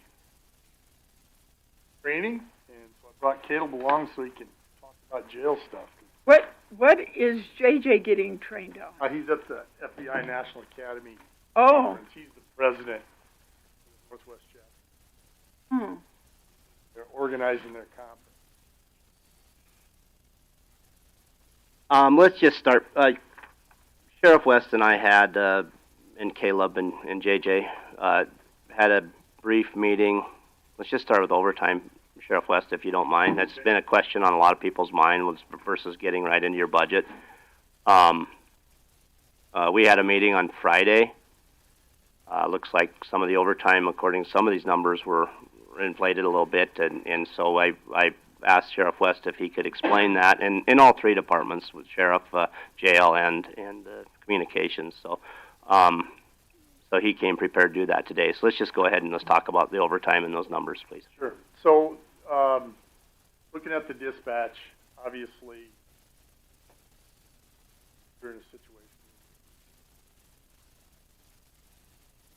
Break down the numbers, and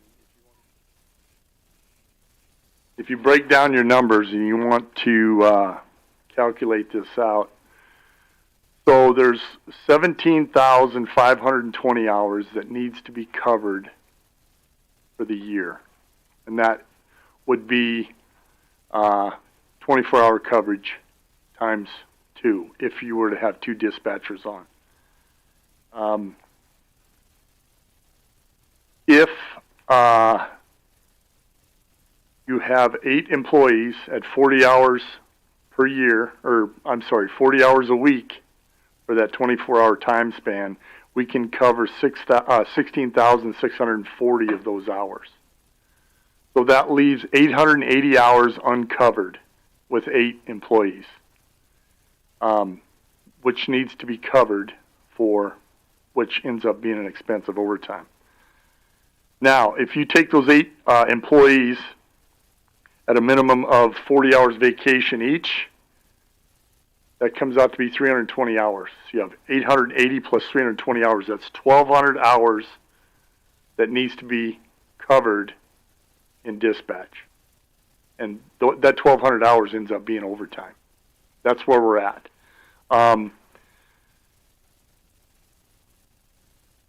In simple terms, that's the best way I can put it.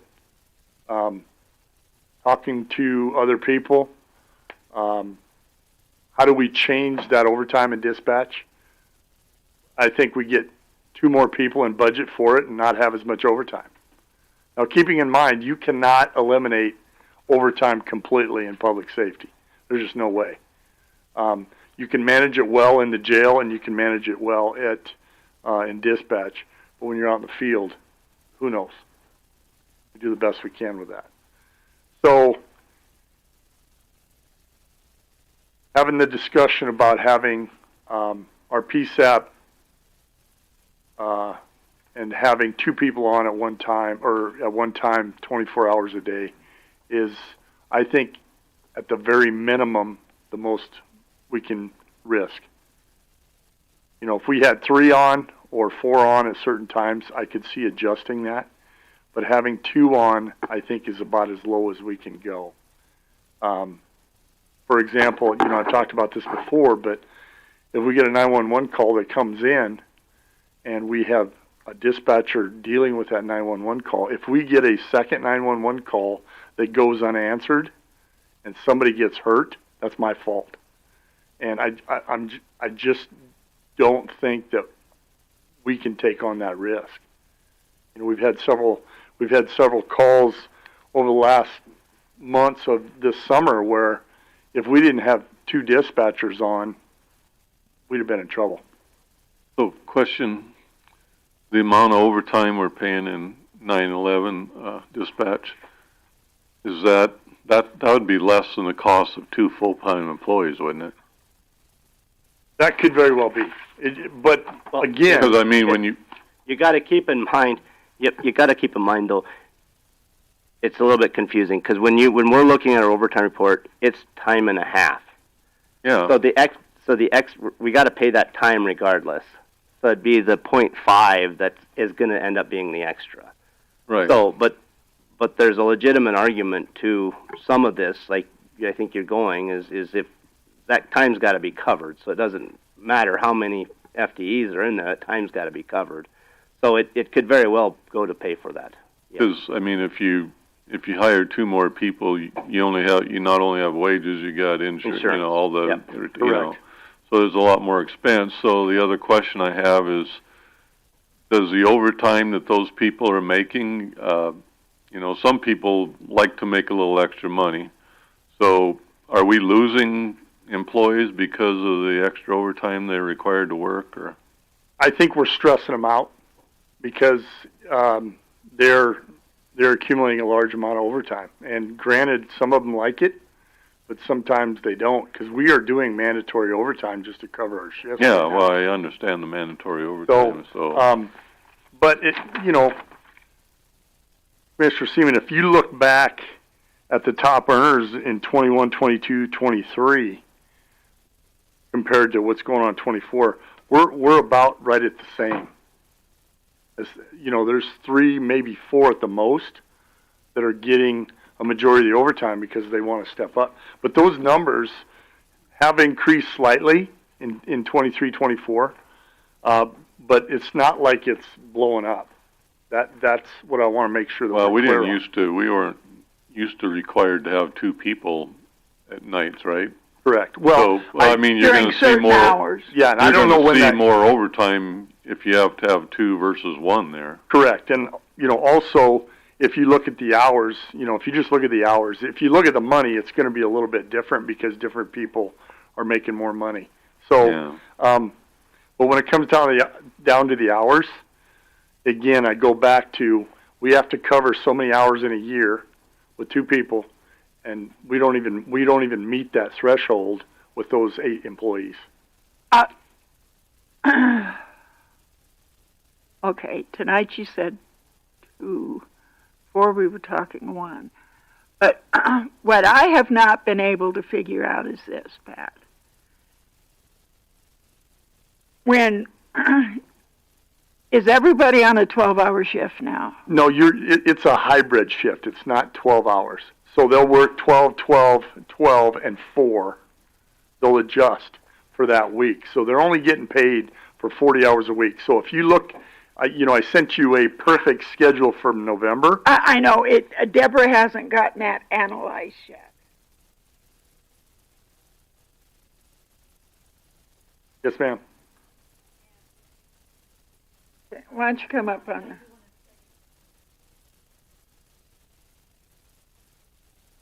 Here's what I can see from 2021 and 2022.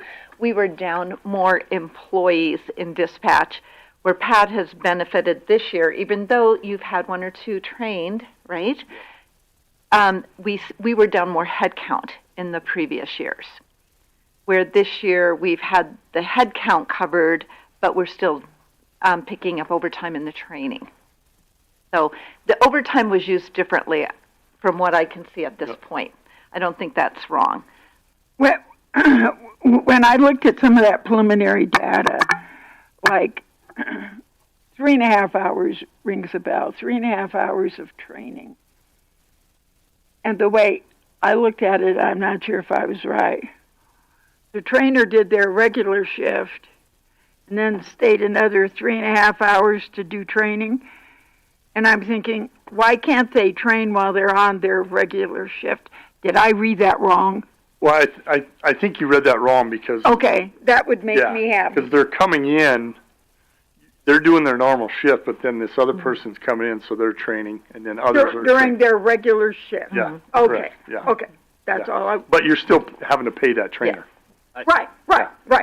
Okay. I do want to point out that the overtime numbers do look big, but in two of the departments, jail and 911, we are going to meet our budget. In fact, I think we're going to be under budget. I think your numbers, I do too. as far as our wages are concerned. Now, jail is a little bit over. Jail will have to supplement, it appears, if all things remain the same throughout the year, and I'm just averaging it by pay period. So, but also we got to remember 1 FTE went into this budget. I don't think we added to that on wages as well. So it's a lot closer than those overtime hours are going to make it look. We're going to meet budget. It'll probably be under budget in both jail and 911 after doing some of the figures as far as wages are concerned. I would never bet on anything. Since we can't predict. I would hope that's how it is. But I also think part of our overtime is attributed to the fact it's been so hard to fill the positions. I'd agree with that. And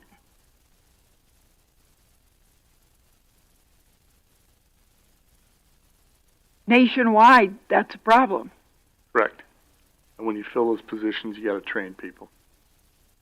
And I was hopeful, at least in one regards, that the Votech School is starting back with their criminal justice, which I thought might aid in hiring deputies and police and whatever, and maybe dispatchers. But Recruitment, for sure.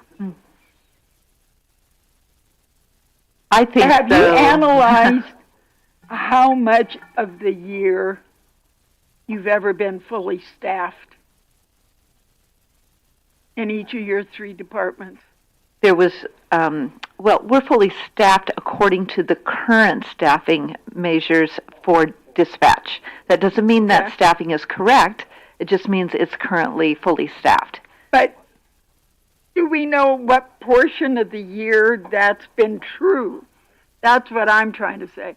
Do we know if we've been fully staffed 50% of the time or 25% of the time? I can do that when I do our end of the year onboarding, offboarding. We can tell that the deputy sheriff area, we've had 2 positions almost consistently, but then you added 1 this year. So you could really say we've been down 1 position because we did add 1.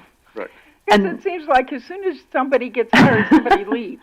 Yeah, there's been some odd situations, but I think the thing to the positive, what I've noticed when we do fill, and this is across to all the areas of law enforcement, Caleb does some of his own screening, and he knows who he wants to set up for our interview procedures, and same with Pat in the deputy sheriff areas, and Kathy helps with finding people that have experience in our communications. We rarely find someone with no experience.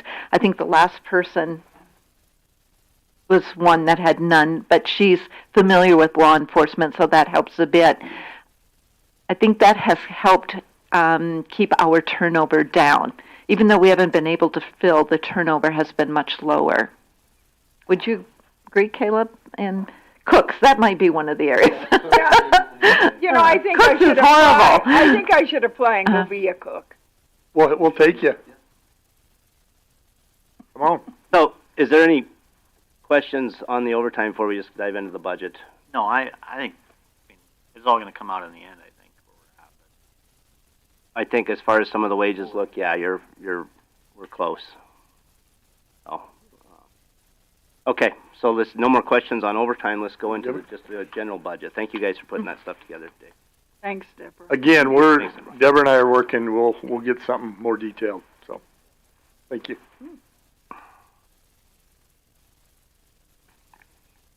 Yeah, we're right on the sheriff. So we'll go sheriff budget first. You kept most things fairly close. Ben, I asked you this question the other day. The state's attorney took over the polygraph stuff. Line item 101-211-42206. They added 38,000 to their budget, but you kept 10,000 in that budget. Yeah, so the sheriff exam, polygraph, investigative stuff, a lot of that falls under our backgrounds Yeah, for hiring people across the board, whether it be dispatch, sheriff, even jail. If we have to make an expense on that, that falls under that line item. The one that you're referring to is the blood draws. Okay, the blood draws, and then you kept $27,000 into that then. Yep. So where's that at now? Let me see The here. next one down. Oh, yep. Thank you. 211-42206. Yep. So we continue with that at 27. We're doing really well now at 13,565. Keeping in mind that the blood draws, we are paying for the blood techs. We're also paying for the drug testing, some of the drug testing. Also, the blood draws from dead bodies for the coroner work, along with autopsies. Now, something to keep in mind, the infamous Dr. Hobby is retiring, who's been in Rapid City for years. So we're trying to figure out what we're going to do, because Sioux Falls, they're not going to take us. Omaha, where you've gone to Omaha or no, Shadron? But they're not. They're out also. So we need to figure out who we're going to have to do forensic autopsies, and so we've reached out to Pennington County, Lawrence County, a lot of the sheriffs, and asked, what are we going to do? Because everybody's in the same boat. So it could be more expensive to travel. What's that? I know a pathologist, but that's probably not the same. Got to be forensic criminal. Yeah. You guys need to recruit somebody, because, my God, what will it cost you to haul a body? And the other thing is storage. Yeah. You know, right now, Rapid City charges us just to put somebody in the cooler $465. And then the autopsy could be from $1,800 to $2,600, depending on what's going on. And I suppose a regular mortuary wouldn't be considered tamper-proof. Well, we've utilized, what's the name over here? Yes, yeah, we've utilized Kincaids before for temporary storage, but you still have to maintain integrity of the body. So you almost have to guard it if you put him there or put them there. So yeah, back to what you're saying, keeping in mind the blood draw stuff. I really would like to keep it there and see what it looks like at the end of the year to see maybe if we can cut some of that, but it's a guess. It depends. Sure. You're at the mercy of who's going to pass away. Sure. I have a question following up when Hillary.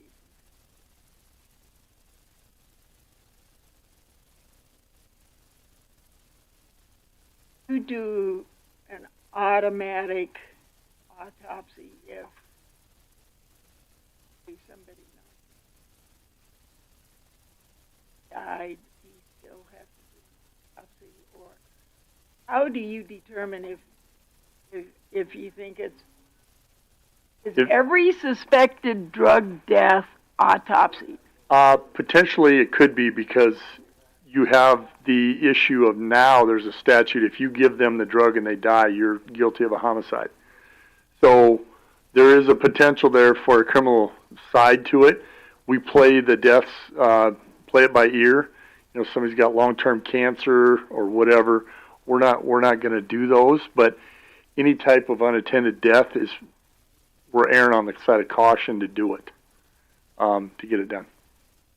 Now, is that a fair statement? Yeah. Right. Okay. I know sometimes if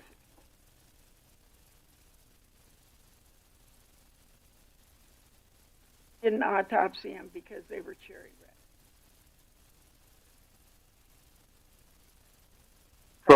From oh yeah, carbon monoxide. Yeah. Like if they found him in a tent. I don't think people can hear you talk in your mic.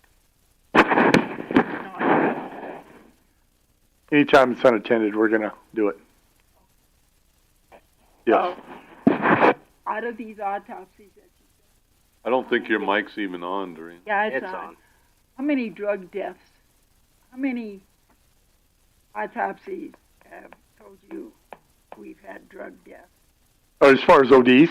Yeah. I think we've had a couple this year, but not a bunch.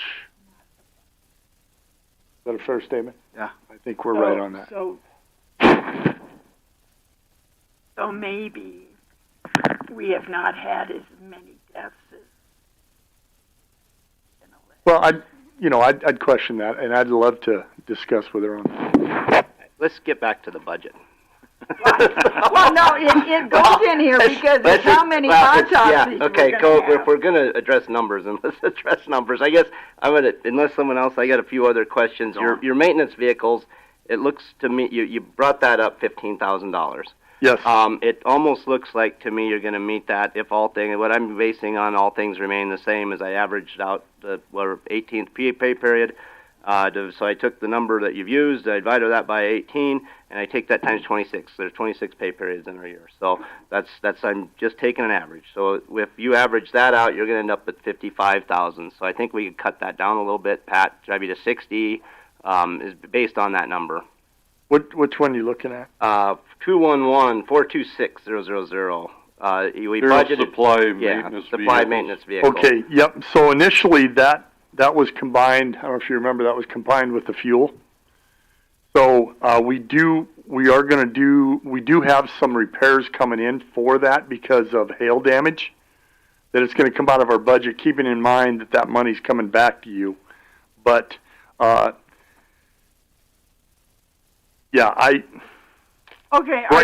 right now, I mean, that all depends on if we run into a deer.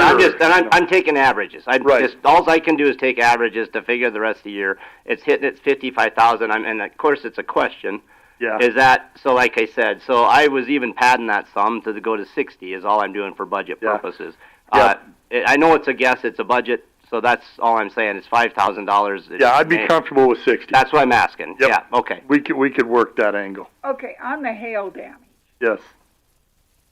Unless it's a newer vehicle, you're not replacing anything other than like windows and that's correct. mirrors and yep. stuff, right? And once we get the vehicles, correct. And once we get the vehicles purchases, I'd like to talk. I've got a little bit I'd like to add to that. So. Oh, I know you would. So out of That's that okay. line item, we're down to 60 there. Next line item, I have a question on them is your uniforms. Just questioning why it's going up $10,000 this year. Yes, we had 6 vests that came in late from 2023 that we had to pay for in 24. So that's why that's elevated. And those vests are about $1,050 now. So you anticipate the same thing in 25 though, will that budget be able to go back to that 15? Is what I'm asking. No, because if you calculate 20 deputies times their approved uniform allowance of $700, that's around $14,000, I think. Yeah, $14,000. Plus, if we have any new people with vests, we got to purchase those. Plus, any vests that have expired, we need to purchase those. So 25 is realistic. It is. In 23 here and 22. Yeah, no, I'm looking. It just went up 10,000. So just asking the question. And we've had some deputies that have come and have only stayed a month or two and left. Oh yeah. Well, we just had one, but he paid for his own vest. Oh, he did. Yeah. And then I want Tony if he'd come up for my next question on software because there was Get up here, computer guy. It almost from talking to you this morning, you were being pretty conservative at this 72.5. From what Tony said, you might need more. So yeah, I spoke with Pat about this, and I shared the document with Pat. So he's aware that the computer cost replacement is approximately running at 82 right now. And that's to get us up to speed. That will get us all up to date. And that's including the hardware for the laptop and the docking, any hardware for the vehicles to go along with it. That's why that cost for that individual laptop is more expensive than any other item there. It's got to have the hardware to go with it. But like Tony said, the breakdown for the administrative computers, we are going low ball on that. No, I understand. That's where I'm getting to. So last I year's think Gary budget was wants to add to 55. So is that 82 on top of the 55? No, that's currently 82. He'll get everything He'll be replaced. everything he needs for next year. Correct. And for a couple of years. Sure. Yep. So instead of 72.5, it needs to be 82. Correct. So are we going to leave that in Pat's budget or move that for capital? Well, that's also the question. I mean, the above and beyond. I mean, obviously there's stuff that's every year that's out of that 82. So what is that number approximately? You know, aside from something breaking, once we get the 82, we're future-proofing ourselves for a couple of years. If I'm understanding the question correctly. So that would be the question. If we want to do that for an assignment, is it something you can wait till after Jan 1 to do, or I guess it has to be because this is the 25 budget, obviously. Right. So, and I would rely on Tony's expertise because some of these computers are fairly moving. no, I understand, but so that's the question for the commission. Is this something we'd like to assign, or is it something we want to put in this budget? If we assign it, then take that budget to zero, because the way I'm understanding it, there's nothing else that needs to be out of there than that 80. So can I just say that looking at 2023, we have, I don't know if this is an annual thing, Tony, secured network access was 2,800. Yes. We have a maintenance fee. Without diving down, I'm not sure what it is, but it's a $600 maintenance fee. We have Tough Books, which is 8,400. We have a port I don't know if somebody typed this wrong or I can't say this word. Replicator. Is this counting Replicator. putting units in new vehicles to is that Replicator? covered, or is Oh, that well, somebody spelled it wrong, obviously. Nope, this is a part of that process. And we have batteries and we have camera storage. I don't know if those are annual things or not. They are, but they should be coming out of this. That is on their computer. They're putting them on Software and the computer. Okay. So is this something we'd like to take out of the budget and to assign? I'd like to. So that's 80. We got to cut. So far, we haven't cut much. So far, you have actually cut $183,114. Out of 2 million, 3 million. We're good. And we don't have wages. Right. So this is 82,000 for the computer. Well, the 2 million would have included. This is purely a replacement of Tough Books currently.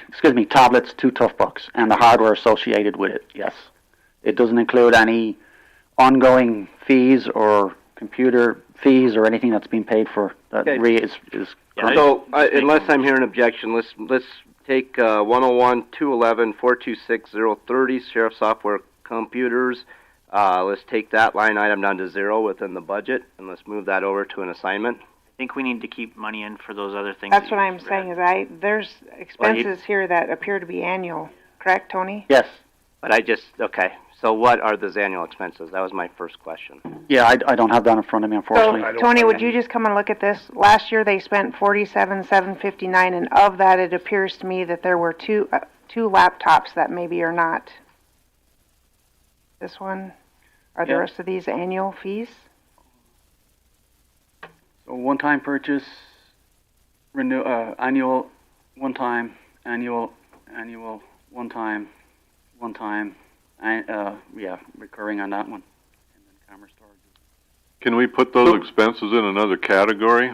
Is that supposed to be on our professional services fees? I believe they should be coming out of that. Well, then that's what we need to do then.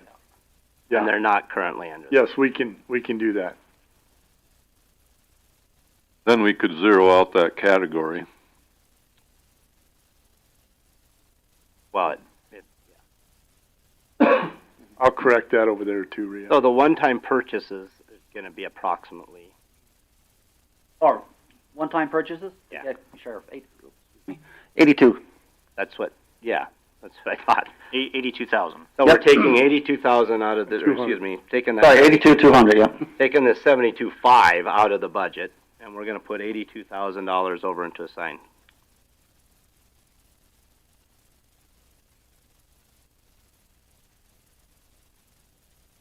were you adding some to professional services then?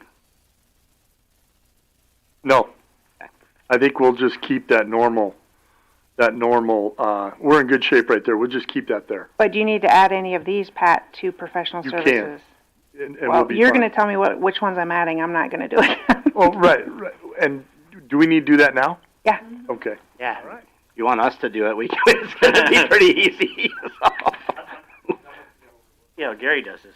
Break it all. You tell me which numbers I'm putting in here for. Anything with one time. Right, Caleb? You haven't been through this process. Ever. Yeah, that's why I kind of wanted to come over. See how it works. An awful quiet I've ever seen you in.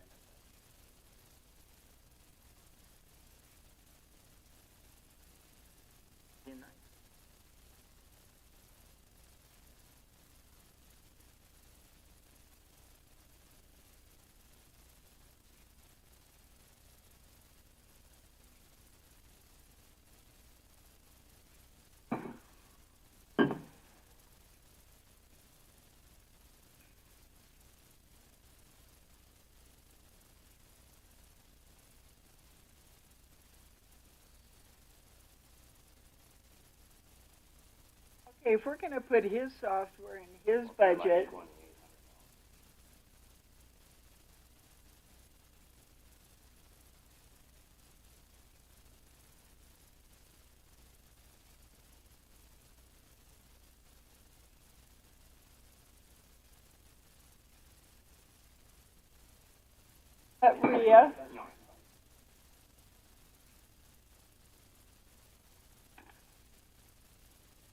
Rhea. Why wouldn't his software also go into Tony's like your software and the treasurer?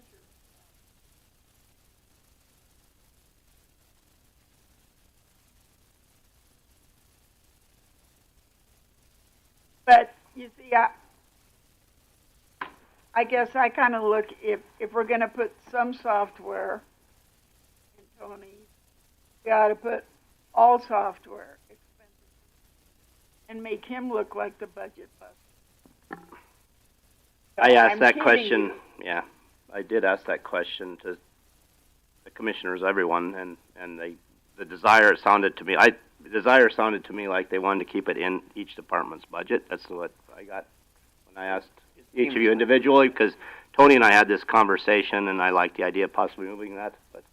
But Well, you see, I initially liked it too, keeping it in each budget, but we moved the treasurer and the auditors over to Tony. So if we're going to move the treasurer and auditor over to Tony. I don't mind moving it over there. 'Cause Do he's we the one. move every- I He's the mean- one doing the work. But, I mean, We're- we're not going to accuse him of busting the budget, but Oh, I'm just kidding him. heck, we won't. But I'm just saying, if we're I going to agree. move some, we should move all or move none. yeah. That's what I was a little Yeah. confused when we were moving it versus dividing No, it in I'm- half. But I'm good with because I that. asked the question last week, and So, where we're Tony, at. does it Now make we're back. sense to move all of the maintenance agreements under you? I think so. That's what you and I discussed Yep. 2 weeks ago. I think so. So, I mean, you're tracking that stuff anyway, correct? It's just the bill. You send that to the department head, they pay the bill Correct. currently. And it just comes out of their line item instead of mine. So the difference currently. would be that, And he's the only one who knows how to do it. no, I'm asking the question of how it's done currently. So currently, you see the bill, or you see because you're doing the maintenance agreements with If the bills come in to me for sheriff, I'll pass on to sheriff, and then he pays the bill out of his currently. So is that the case for all of the departments right now, or do some departments get their own bills for these maintenance? Some departments get their own bills. Majority comes to me except for the law center. You know, for I believe for auditor and equalization, you guys look after that yourself, correct? I believe so. Yes. Right. No, I So equalization be all the Esri stuff. That would be planning, okay.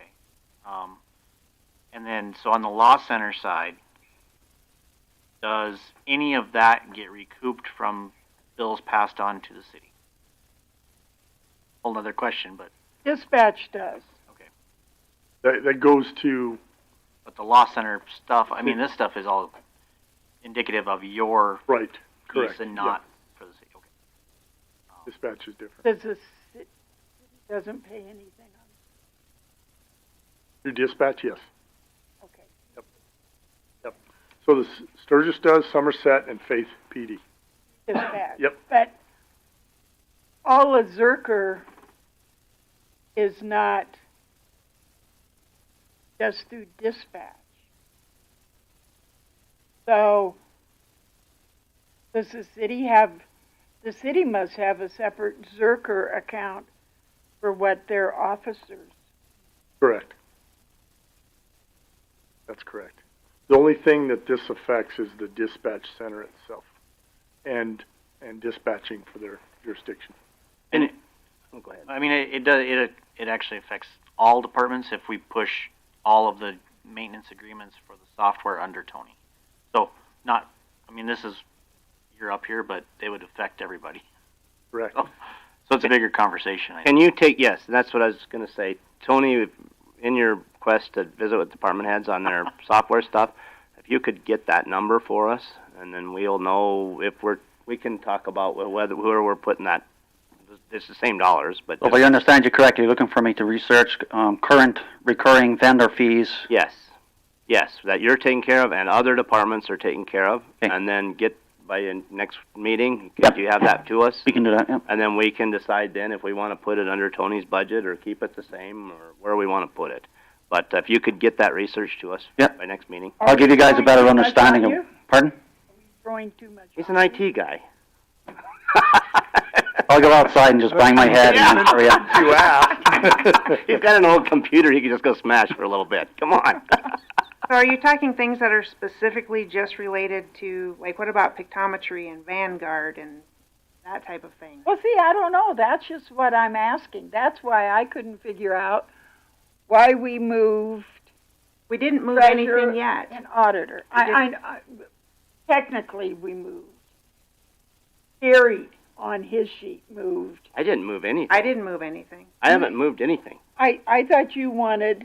No, Tony and I had a conversation about 3 weeks ago. I'm talking about when Robin was here a few minutes ago, when we were figuring out how much of the maintenance fee for Encode 10 was going to be, and then you said that's going to Tony. That's because that's what you guys all said. Well, okay. Because I was sitting here getting to a point of dividing it in half with the auditor and the treasurer, and then somebody brought up the fact that they thought Tony should handle it, so then that's when Tony came in here and said he'd take it. I don't know who moved it. I certainly didn't move anything. Okay, so what I'm saying is, some has been moved. Do we move it all? I was very confused when that happened, because that's the conversation I had with you all last week was we're going to keep it by department, and then we got to that point. And I know. I think it might make more sense if we see all of our vendors based out by department, who pays for what, where, and when, give you guys a better understanding of everything we're paying for. Yeah, because we don't really know. That's if you could have that in 2 weeks so we can finish this budget. 2 weeks? And yeah. I also think that there is something that Al would say about this. That Al says that every office should have a very direct representation of their actual expenses to maintain the office. And I agree with that. And so there's a little bit more to this. There's probably software that each department head may want to keep for themselves that would just maybe we're just talking about the bigger vendor, Central Square and Tyler. Either way, maybe in 2 weeks come back and say it looks like this could be covered under me. Maybe we like it, maybe we won't. Because you need to know the actual cost accounting, what it costs to run each department. And so, I don't know, put Tony in charge of everything, but then you have the subtitle of allocating it to each department, but he's the one, you're the manager of all of it. He's the one that came forward and said, your computers are done. Absolutely. Yeah. So, and it's all conversation, each department needs to have the conversation with Tony. It's going to help us to understand what each department needs.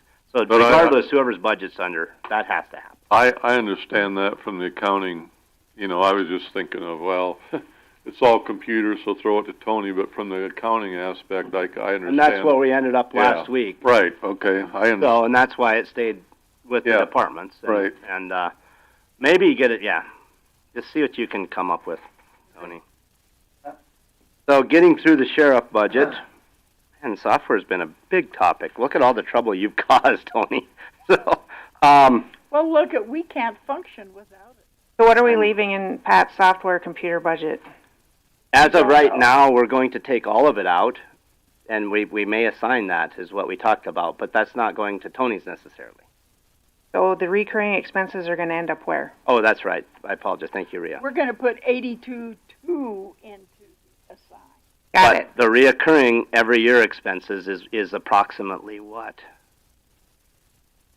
Out of... And Pat's going to figure that out and put it... I know what I pay for my vendors. I'm not sure what Pat pays for. I'd have to dig into that. Fair enough. But I thought that'll come out of the 82, though, as well, won't it? No. No. That's on top The of... 82 is hardware.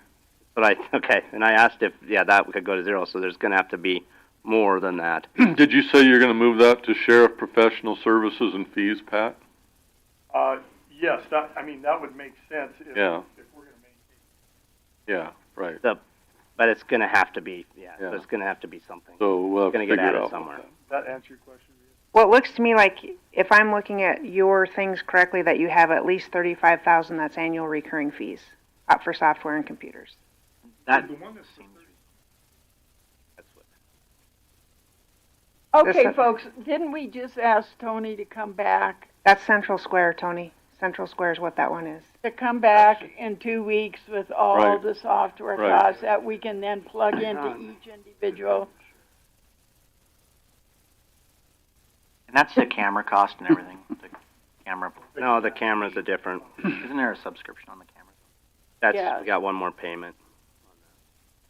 So we're still trying to cut some dollars and trying to make this easy for Pat, but I'm seeing $13,000 for furniture for 25. Yeah, we've only used 701. We did purchase two chairs recently on that. That'll go down, but Pat, will you turn your mic back on, please? But if we could cut some out of that would be helpful. yeah, we can make an adjustment on that. When are we meeting again? 2 weeks? Weeks. Yeah, let me look at that.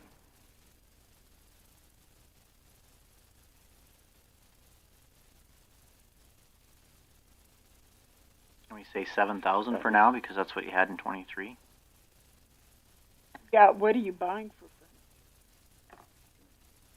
Well, I think when he took over, there was a bunch of furniture that needed to be replaced. Just updated, yeah. Yeah, but I mean, but One of those chairs was mine. Yeah, yeah, because Caleb was sitting like Got that. 22 years out of that. yeah, Nice. yeah. So You there's don't definitely. want to bring up chairs to me over there. But I know we've spent some money on that.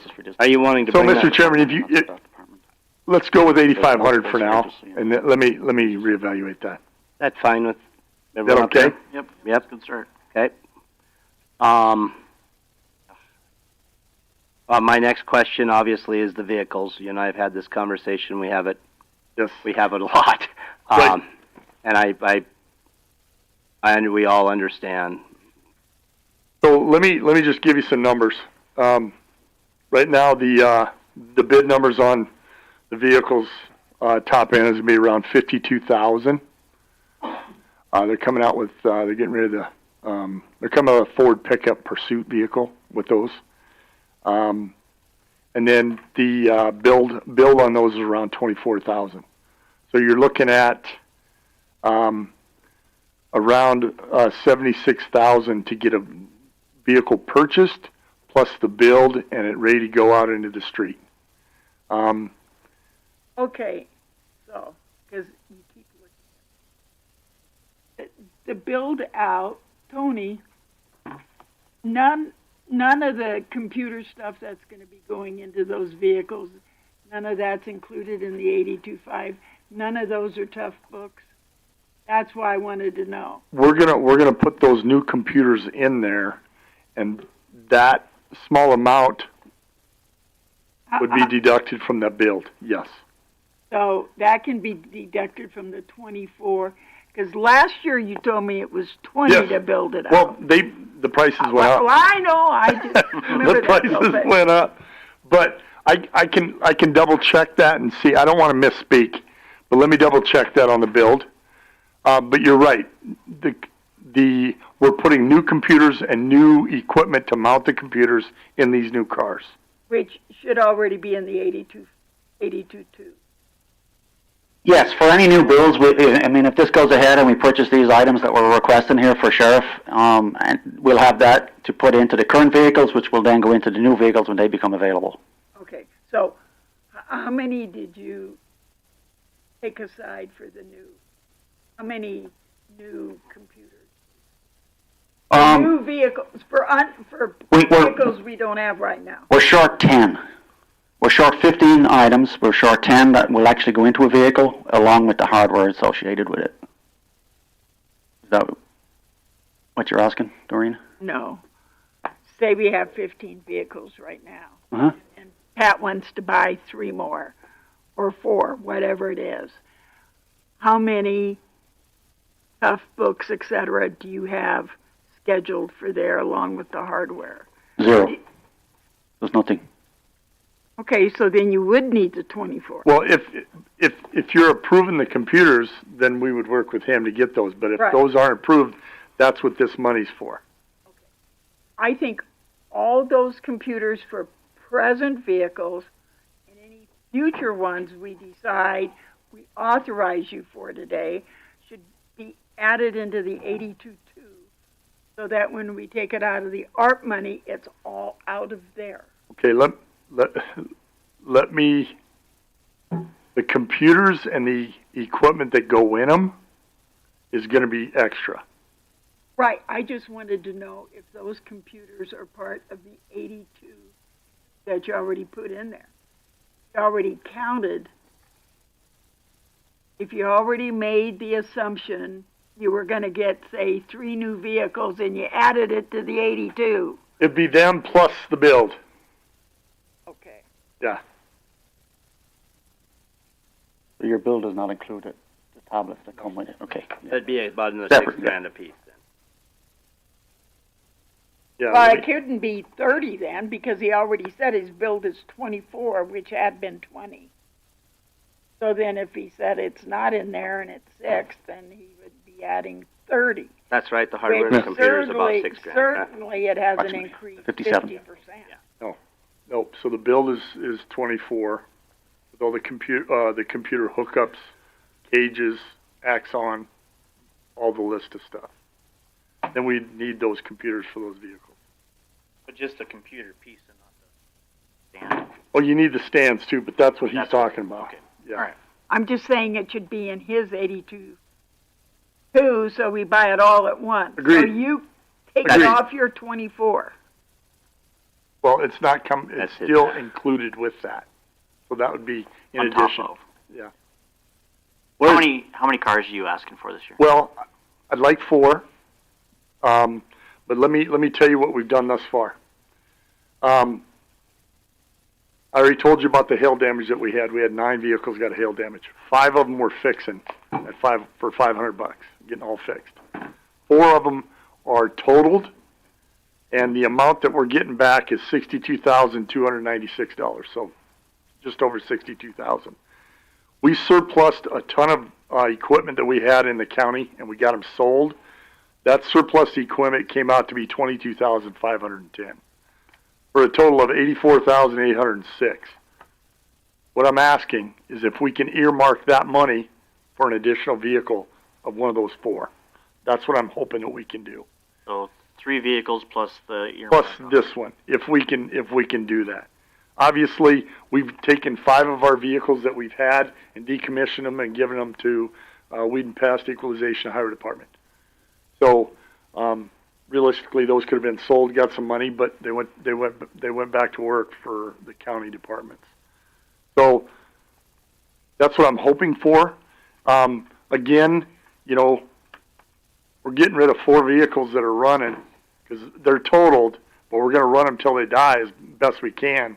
So we're hoping to get 4 more to help with that, in addition to our ongoing aging fleet. And just for clarification, and nothing against what you said, the insurance funds that come back go back to the general fund. They don't go back to the department that they're in. So that's correct. So your request is to take the general fund insurance money and earmark it for a vehicle. Right. That's what I'm hoping that maybe we can do with that. Keeping in mind, surplus stuff got sold? Are you talking about guns or what? Nope. 2006 Allen trailer, toolbox, councils, etc. Portable light system, dog kennel. 2018 Dodge Durango got us $5,400. 2018 Ford Explorer got us $3,100. 2004 F1 pickup got us $3,600. A track and go, that track system got us $3,000. And a 2006 Chevy Silverado that maybe Caleb drove at one time got us $5,400. So now keeping in mind, our fleet, I've told you this before, our fleet we're having issues. And if we're not replacing those vehicles with that high mileage, we're ended up putting money in them on the repairs and maintenance and fixing. So that's where I'm at with that. The 4 vehicles at that price is $304,000. 3 vehicles is at $228,000. That's what I'm hoping for. So.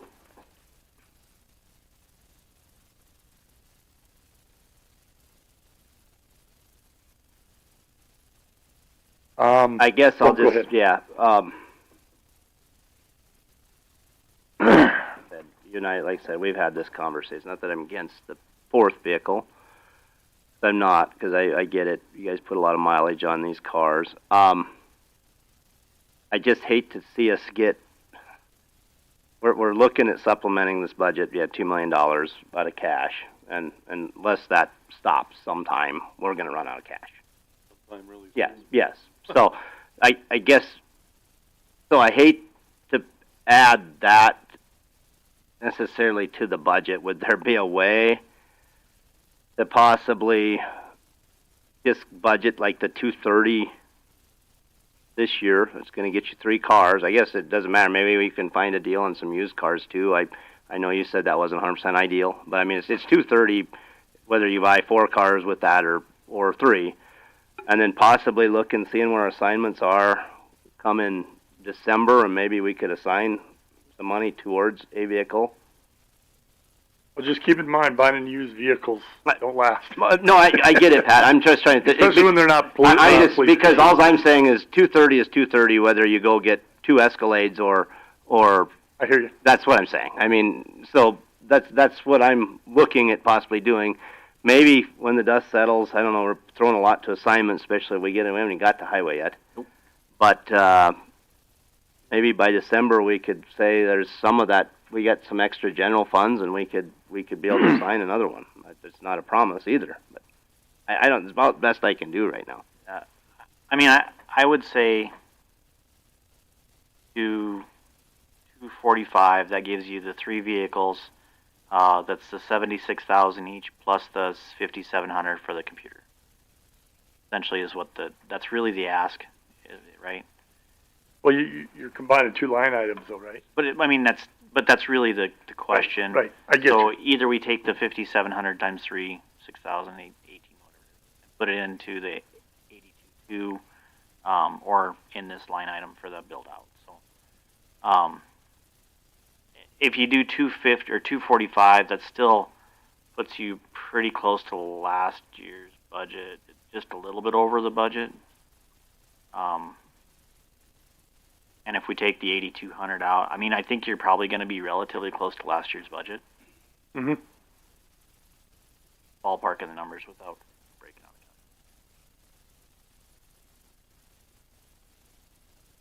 Any other suggestions, questions, comments? What do you want to do with that line item? Like the 245 in that line item?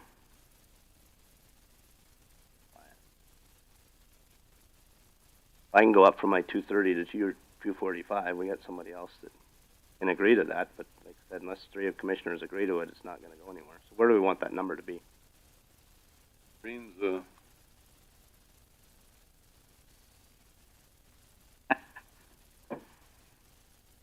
liaison in there, so I thought the three of you already decided, so you're the No, we haven't. I suggested 2:30. Rich is saying 2:45. Being nice. We And need. what's Ted saying? Ted was asked you. It says you're the liaison. What's he need? I don't want you three beaten up or defenseless. So you three decide. Okay, come on. Well, if nobody makes a decision, it's just going to stay at 290, and we're going to move on. That's all we can do. Well, I'm not in favor of 290, so, we'll go for 245 today. Okay. But, we got, we got a lot of cutting to do yet here. Oh, no, absolutely, I agree. Well, and do I need to mention yet, we haven't looked at our biggest expense yet, I just mentioned that. which is wages. Yep. So let's put that item down to 245. The next, the camera system that you just explained that to me on Friday, that's the subscription. There's one more. Axon, yep, one more payment on that. Yep. And then won't they give you new cameras? Wasn't that part of the contract? Yeah, once this contract ends, we start a new one, we're getting upgraded cameras, as long as you stay with the system. Yep. Yep. Okay, so anything else on sheriff before we move on to So jail? can I recap? Yep.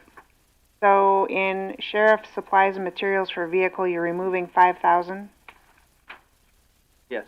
In sheriff software and computer, you are removing 72,500, and you are assigning 82,200. Yes. And in sheriff machinery and equipment, you are moving to 245,000. And then the furniture one. Oh, yes, Furniture to thank you. 8,500. Thank you. Yep. Thanks for being honest, Yeah, Pat. there you go. Wow. I just wish my budget presentation was like Tony's. Pretty quick.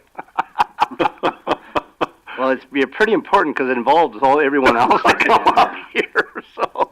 All right. All right, let's move on to jail. Caleb, wow, if you could teach my kids to wait this patiently, I'd appreciate that. So you're doing really good. Jail. Any questions on the jail? A lot of this, as Doreen and I went through these numbers with you guys, and unfortunately, jail is what it is on most of these. These numbers suck. Yeah. They keep going up. Yeah, can't you get rid of the criminals? Gee. I would love that. I mean, nothing's really out of the. I mean, this is just inflationary costs on having the. Sure. It does appear if all things remain the same, I'm not predicting you're going to be under budget this year, so we appreciate that. Are we recapturing the cost of an inmate? I mean, we have additional costs every year. Are we recapturing those costs for everybody else? Outside counties with billing? Yes. Absolutely. Our daily cost is between $64 and $71. We're billing out at $95. With the plan to increase that over the next several years as well. Making sure we're covering all of our things there. Anybody have any questions, comments on jail? The one thing What you're all are talking you about. including in your cost for $71? Almost all of it. There's only a few things that I'm removing out of here when I figure that 71 a day. That's Such including as? food. What am I removing? Yeah. The transports, which isn't the cost of housing them. That's the cost of moving them. I believe I removed. I can't remember. There was 3 things that I removed. Maybe the supply materials office, paper clips and things like that. So why didn't we have any costs so far on transporting inmates where we didn't have to? I can visit about that. What it is the one above the board of prisoner and the inmate transportation. I have every intent of combining those, and that is why the board of prisoner one has dropped down so low. Is from here on out the rest of the year I will pull those bills out of the inmate transportation It's all about moving people across the state or Yeah, but why out of wouldn't Butte state. County pay to send their own guy to Sioux Falls? They Why would. wouldn't that be a They direct do. bill? They do. Okay. That is just our folks that we're sending east or out of state. I've been meaning to ask, are we lodging any transport people that are going through? We have not, not for more than an hour or so, enough for them to use the restroom, get something to eat, etc. We have not done any overnight in the last year and a half.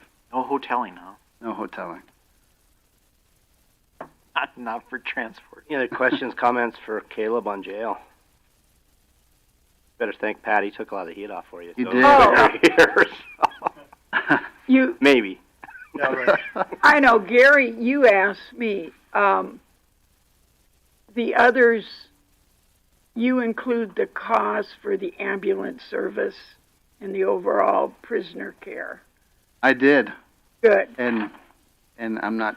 There could be an argument to maybe remove that, but I left it in. Why would the argument be to take it out? Not every inmate costs us that type of care. Yeah, but every inmate gets checked. Only if they request it. I know what you mean. The morning checks, the updated health checks, yes, which is probably the smallest portion of that contract. But yeah. But it is part of that contract. And I did leave it in there. So. I mean, if they were anyplace else, they'd have to. Sure. So yeah, and my question to Reen, it was meaningful up with you. Yeah. So all the other counties are paying their share of that, though, correct, for their inmates? Correct. Yeah. Yep. Okay. Yep. That comes out. Okay. Thanks, Doreen, for bringing that up. 24/7. Do you want to comment on that at all? Just did anyone have any questions, comments? Yeah. No. JDC. It is what it is. It's just the bill, what it is. Yep. I mean, if we wanted to cut a little bit on sobriety fund, the supplies maintenance office, we haven't really come close to the $12,000 there. If you want to knock $2,000 or $3,000 off of that, Yeah, but we will by the time the end of the year, and we had almost an entire afternoon spent going over 24/7 and the cost to pee in a cup, and all that's getting refigured out and should be coming forward. Let's just while you guys are sitting here, let's jump down to 25 communications. And you guys are free, I believe. One big increase on one. Yeah, and that I did have a question by that. Yep. That is the Pro QA, which is a software program. Your mic on. Sorry. Allows when the dispatchers get a call, it brings up the questions and answers and how to follow up questions on every type of emergency event. What it does increases our efficiency at the dispatch center, gets first aid there quicker, and then helps be able to provide information to the responding units on what's going on. So, excuse me, we've survived without it for a while, but it's one of those upgrades that at some point we really need to be at so that we can better service the 30,000 plus people we have in our county, plus our other law enforcement units. None of this, and Tony, you just will come up because you and I talked about it last week. None of this software includes a discussion we had, and you brought this up as well, Sheriff West, about the mapping. Oh, yes, correct. Does that nothing is included in there Yeah, now? that's totally different. And Tony, come on up. I'll let him.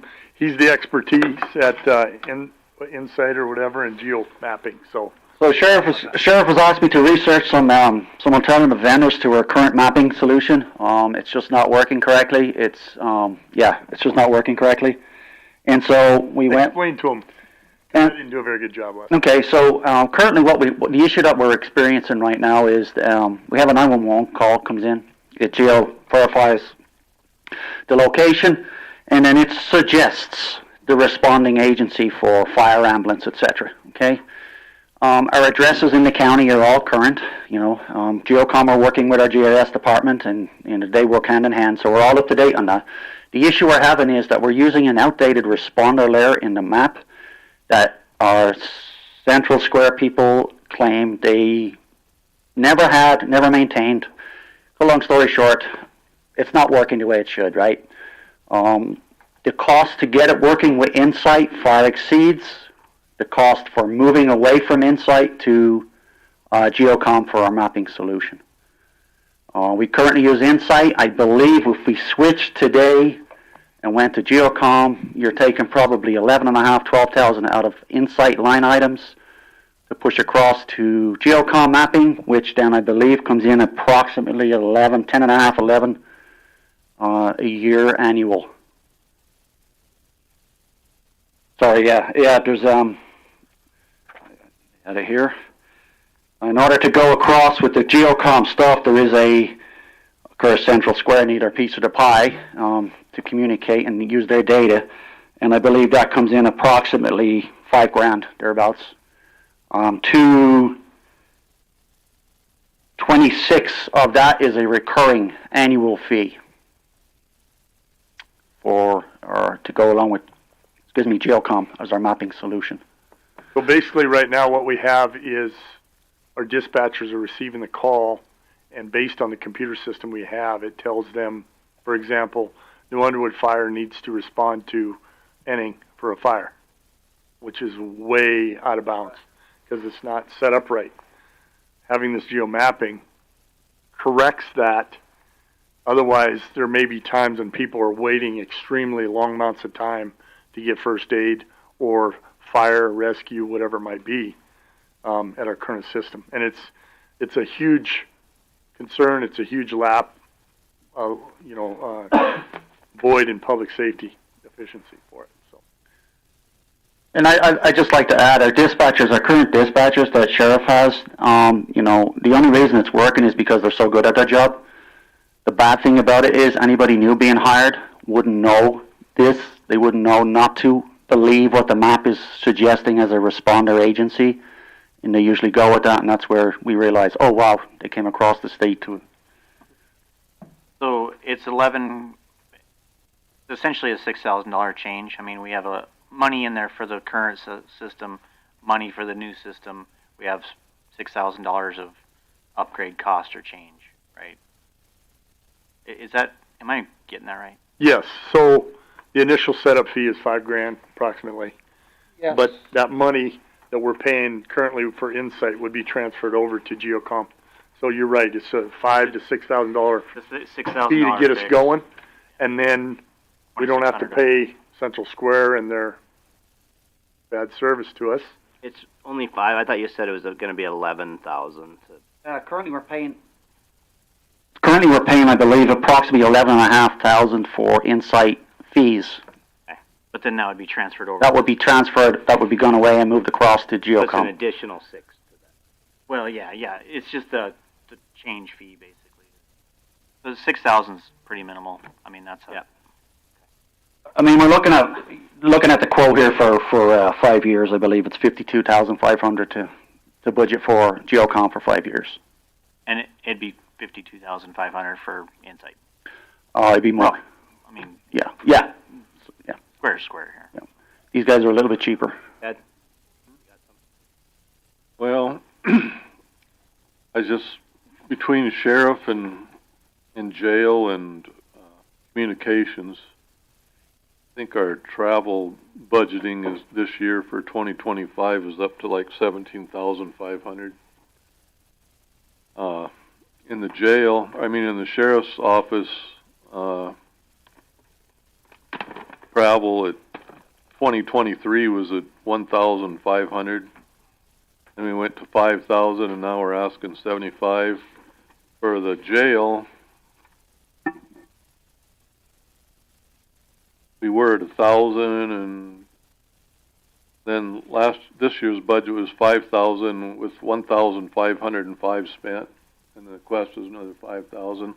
And also for 9/11, there's a quest for 5,000. So I'm wondering how much is really necessary, or I mean, I don't want just a slush fund in there for travel because, you know, if we have to do some rotating, I mean, it's nice to get out of town and get expenses paid, but, you know, being we're not budget constraints, I'm wondering if we can. And I understand that. Again, this isn't just to go somewhere. This is ongoing training and conferences that are available to not only our deputies, our dispatchers, but also corrections. For example, we got corrections officers that are going to get trained with some very good stuff over the next, month and a half. Not only in the jail, we brought trainers into the jail, but we're also able to take a couple of our supervisors to a conference in Watertown and get advanced training that they would never ever see anywhere else. So I get trying to cut, but again, back to training and equipment is super important for our people. We got to keep them trained. We got to keep them up to date on what's going on, and that's the number one thing that they talked about in corrections was they're not getting enough training. Well, we're trying to do that for them. Same thing with dispatch. In jail, we're at. We spent $1,500 year to date. Do you have more plans for training this year? The Watertown trip. That's coming up at the end of the month. Correct. Now, keep in mind that's free training. It's a registration fee and then a motel. The plan is to have them commute, so everybody's going together, and be able to attend that training. So that's just one example. That's really the only thing that we provided them. Yeah. Outside of town. I can sell all kinds of training. I mean, I'm not questioning that. I'm just questioning, if as a commission, if we're going to spend $15,000, where's the best place to spend it? Sure. Because we're going to be talking about the highway, and we got a lot of problems with trying to keep the roads maintained, and one grader costs $425,000 new. So I'm just looking for ways that we can cut a little bit. Sure. And when it comes to the jail, I think the jail travel budget we could probably cut to $3,500, and then maybe I'm trying to find my 911. $5,000 for 911 is what's budgeted. Yeah. And I don't know. It doesn't look like much has been spent. Where are we at there? No, I'm not questioning any of your logic, Pat. Oh no, I understand. Yeah, I understand. I'm just looking. And on the dispatch thing too, a lot of that has to do with, a lot of these dispatchers are doing online training, so they're doing it sometimes while they're sitting there working. They're training and also working at the same time. But I think we could probably do the same thing. I could be flexible and do the same thing on the 911 thing. I really want to have some sort of training budget for people, though. Just some, Yeah. So. I mean, I think you really need training for people in the jail. They don't have any training. 100%. And the information we're getting from them that this is coming in is making a big difference for them, I think, don't you? I do. And we have had some training this year. We've really stepped it up this year.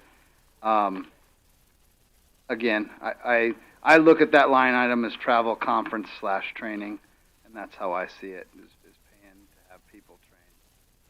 So do you at want, least quarterly, something. Where do we want to take that number to? Isn't it easier to have the trainer come to us? I thought he could Which we're doing. 3,500 was both. That was 911, or you were talking jail? 911 and the jail. I'm willing to do that. I think that's a fair. I'm just trying to keep this straight so I can make sure Rhea's keeping it straight. You give me a number and I'm going to put it down. So go to travel at jail at 3,500, unless I'm hearing an objection up here.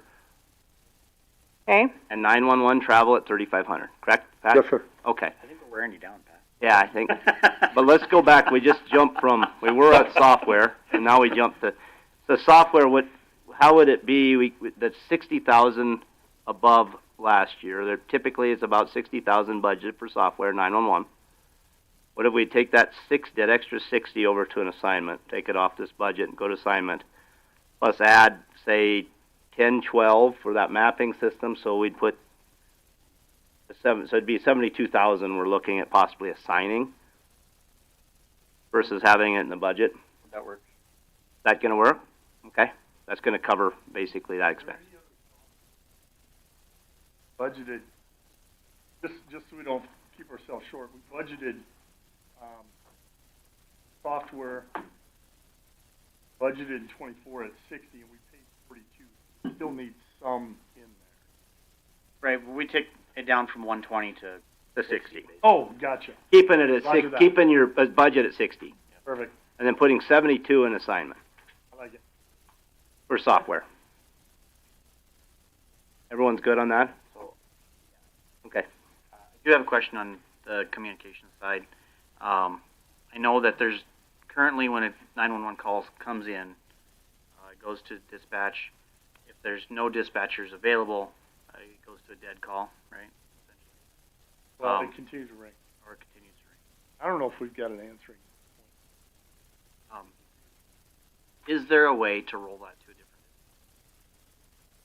Like, if you call and nobody answers, can it go somewhere else? I think you could set it up that way. I think that's something that we should look at. One, it's a concern of yours, right? Yeah, right. And if it's not, even if it may never happen, but the one time it does happen.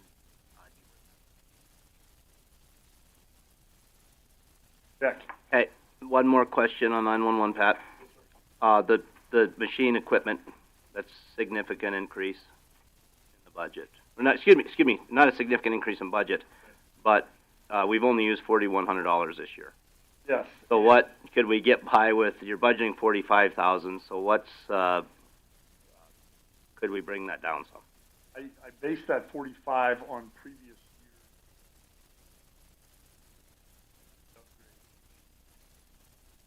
23, it stayed there. Sure. Given back 180,000. So I would like to maintain that at the 45. I don't want to misspeak in the next 2 months. All of a sudden have a bill and. That's the thing I don't know. I mean, looking at the budget, there's money left, and I think part of that is maybe we have a cost at the end of the year that we don't know.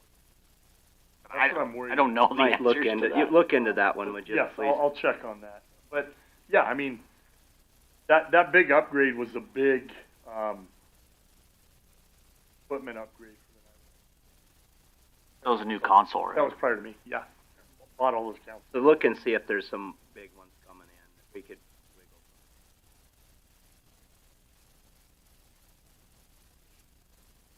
Anything else for 911? So recapping, all you did for jail and for communications was remove 1,500 each from travel.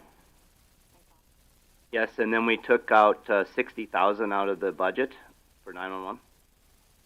Software and computers. Software and comp. But 72,000 over to assignment,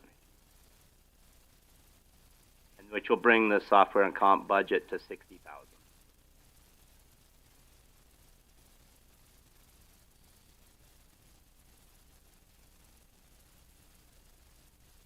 Any other questions for Pat while he's here? Might get well, we're still here. You can stay and, like you said, protect us. I don't know if you got to worry about anybody anymore. Always like being here in the morning. Do we need a 10-minute break before that'd be great. Okay. You know what I was 10-minute break. thinking? I was thinking this.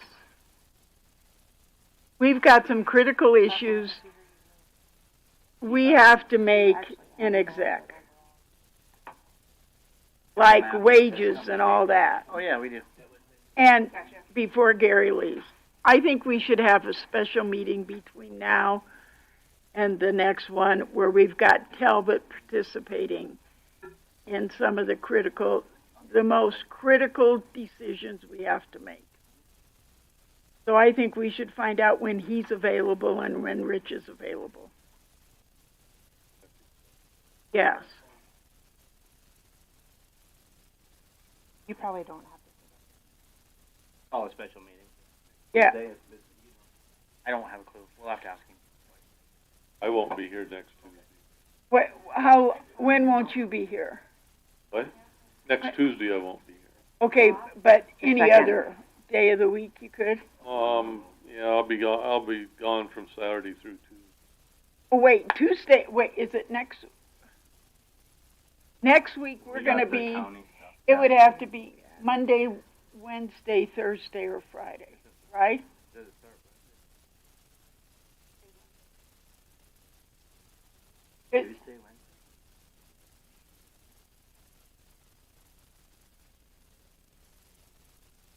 Yeah, that's when we're at.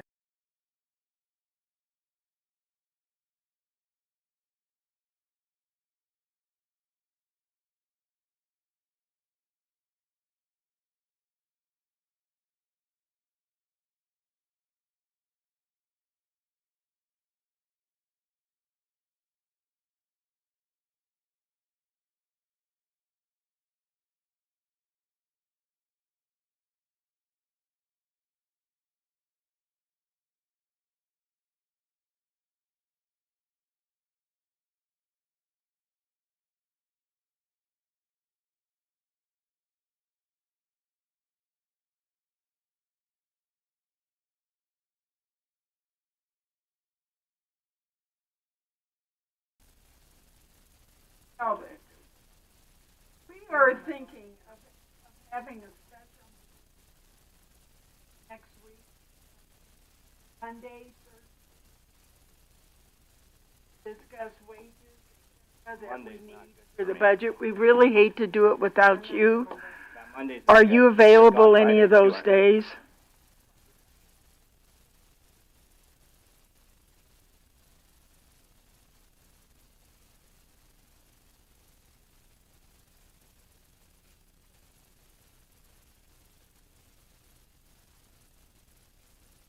Okay.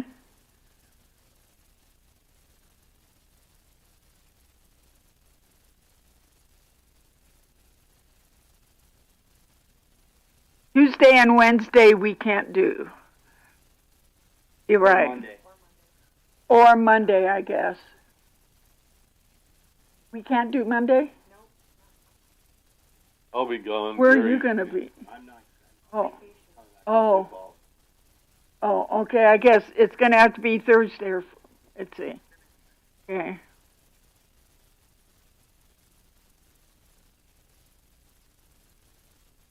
Okay. I have sat for about as long as I can stand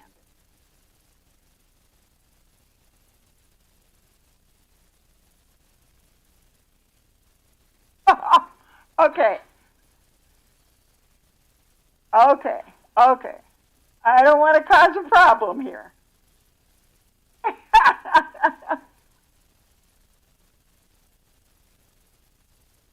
Oh, well, that's good to know. I'm glad to know the secret.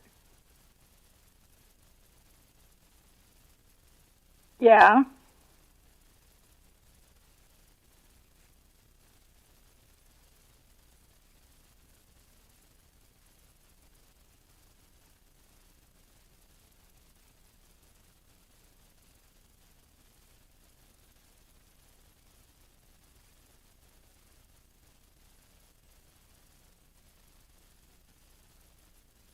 Okay.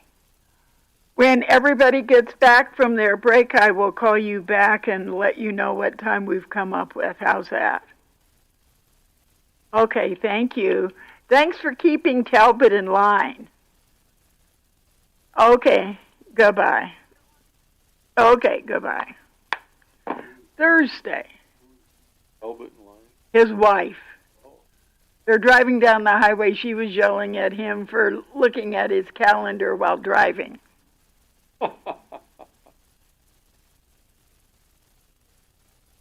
Oh. I'm sorry.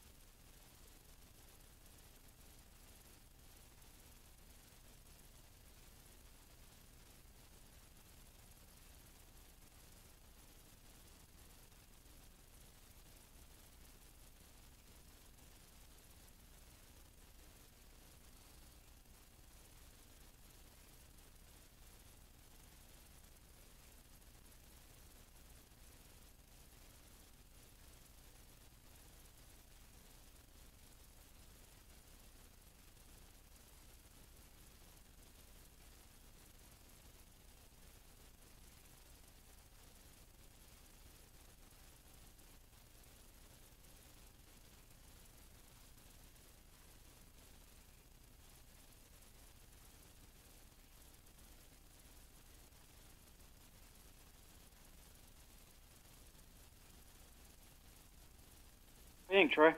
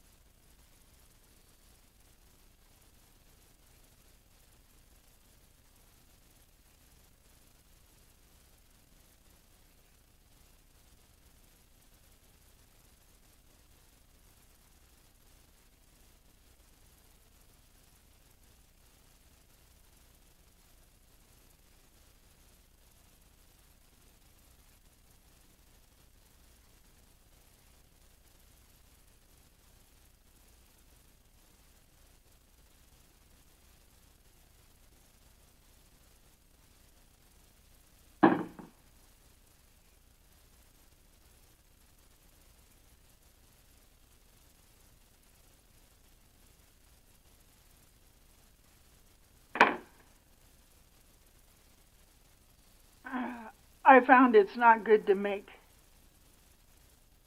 critical decisions when we've been at it all day long. Right, next week.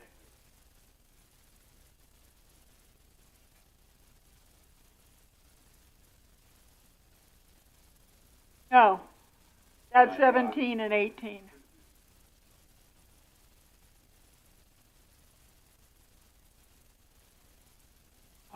Okay. Okay. Well, we got a little ways to go. It's just too much to get into one day, and as we don't make the best decisions.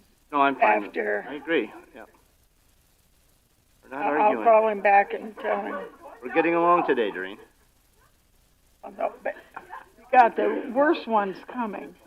We need, and by then we might have some more answers. I think we're getting. How about Thursday, 9 o'clock? Next Thursday, the 19th.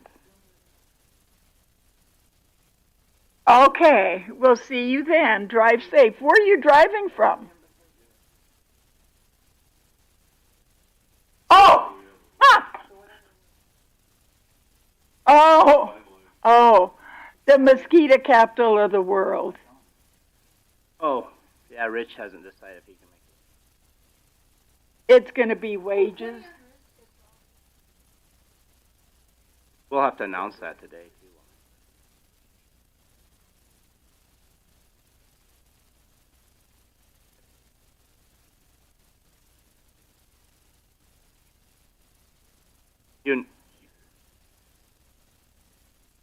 Rich, do you know if that works for you yet or not?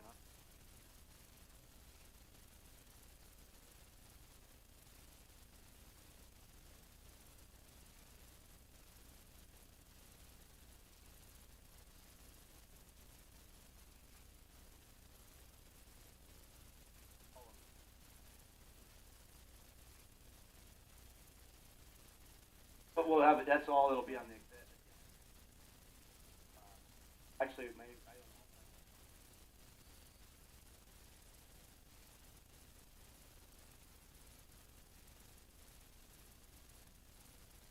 know. And that's fine. But yeah, but I know we have that.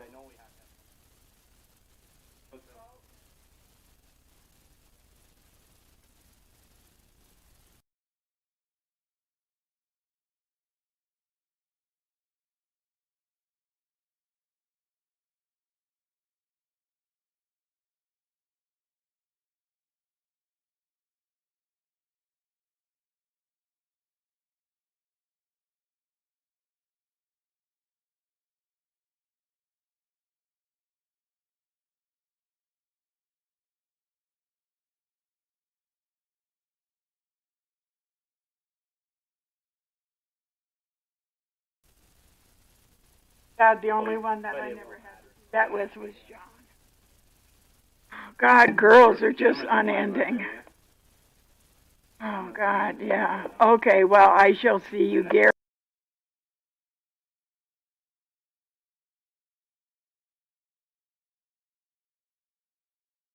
Back where we gotta get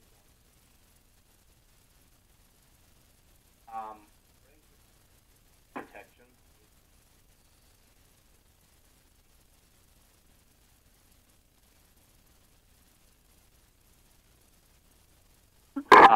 There was an update to this. We overpaid them this year. Is that correct, Ria? Fire protection, number 23. I'm just going down the list here. Which that's going to be outside agency. It just shows up here. I understand. Oh, is that? It says fire protection on my computer. It says Firewise to me.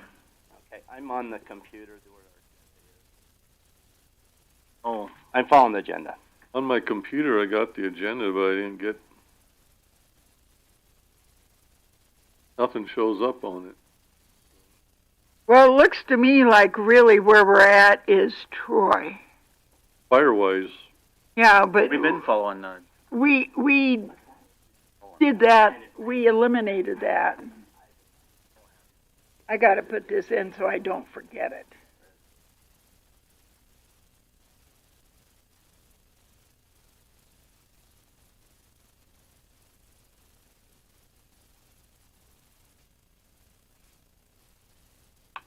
We don't have to take fire. We'll skip fire protection then. And let's go to emergency management. I don't think we don't have on our agenda Firewise because we didn't. Right. So therefore, we don't have any. We did not budget anything for that. That's not going to be showing up on our agenda. So, but I will have to be reminded to come back to fire protection once we get to the. Let's go to emergency management.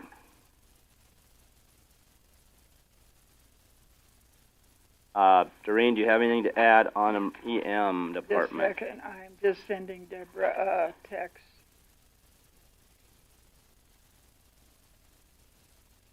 And this is where, I guess, back to the VSO, I guess it's split It's here. back to the wages. VSO. Basically,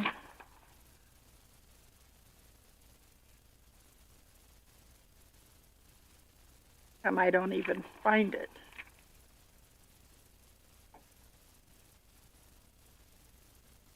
So the expenses budget portion is still the same, Gonna be the same. right? We just don't get Well, income unless back. he does, yeah. I Well, guess we we didn't can't sign the because we- contract. You're right.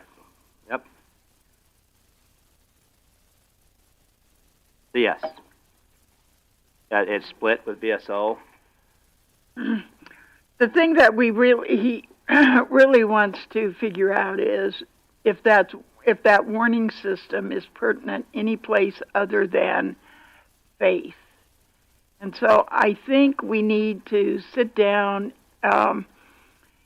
and talk with Ben and him and see, particularly after Ben said today, how we're going to be looking at some Yeah, we got a lot of batteries to replace. And a lot of expenses. And John said a lot of areas no longer even hear the sirens and how much they cost Yeah, they're and how much they repair. And if we get that phone system going, which we're signed up on, but we don't know yet who's sending out the calls. To me, it seems to be dispatch. So the question. After somebody notifies them. So the question is the $15,000 and whether how much of that we need to keep in there. Well, right now we do, but maybe by Thursday or in 2 weeks we'll certainly. know. But everything I think else. it's an obsolete system, that Mhm. Yeah, siren. I I do agree. too. So everything else in this budget, though, is pretty much. Yeah. It would Yeah. be nice if we're required to have that. And we can be updated next week, more likely, or. Yeah. There was a time when they installed them that was a necessary. Oh, I mean, absolutely. this Well, is a different world we're living and one in. thing he wondered was if any of those towers, particularly in the southern part, if they could handle any of the communication sending things you need for where they get no radio reception on the cop cars. We still have I don't some know. areas in the county that don't get cell service, which is kind of a, They probably don't get the. they wouldn't get the Yeah, sirens either. exactly. Yeah. Sounds like Faith likes theirs. Yeah, and he thought it worked well at Faith. Okay, highway. Oh, it's out Yeah, there I on the forgot. window.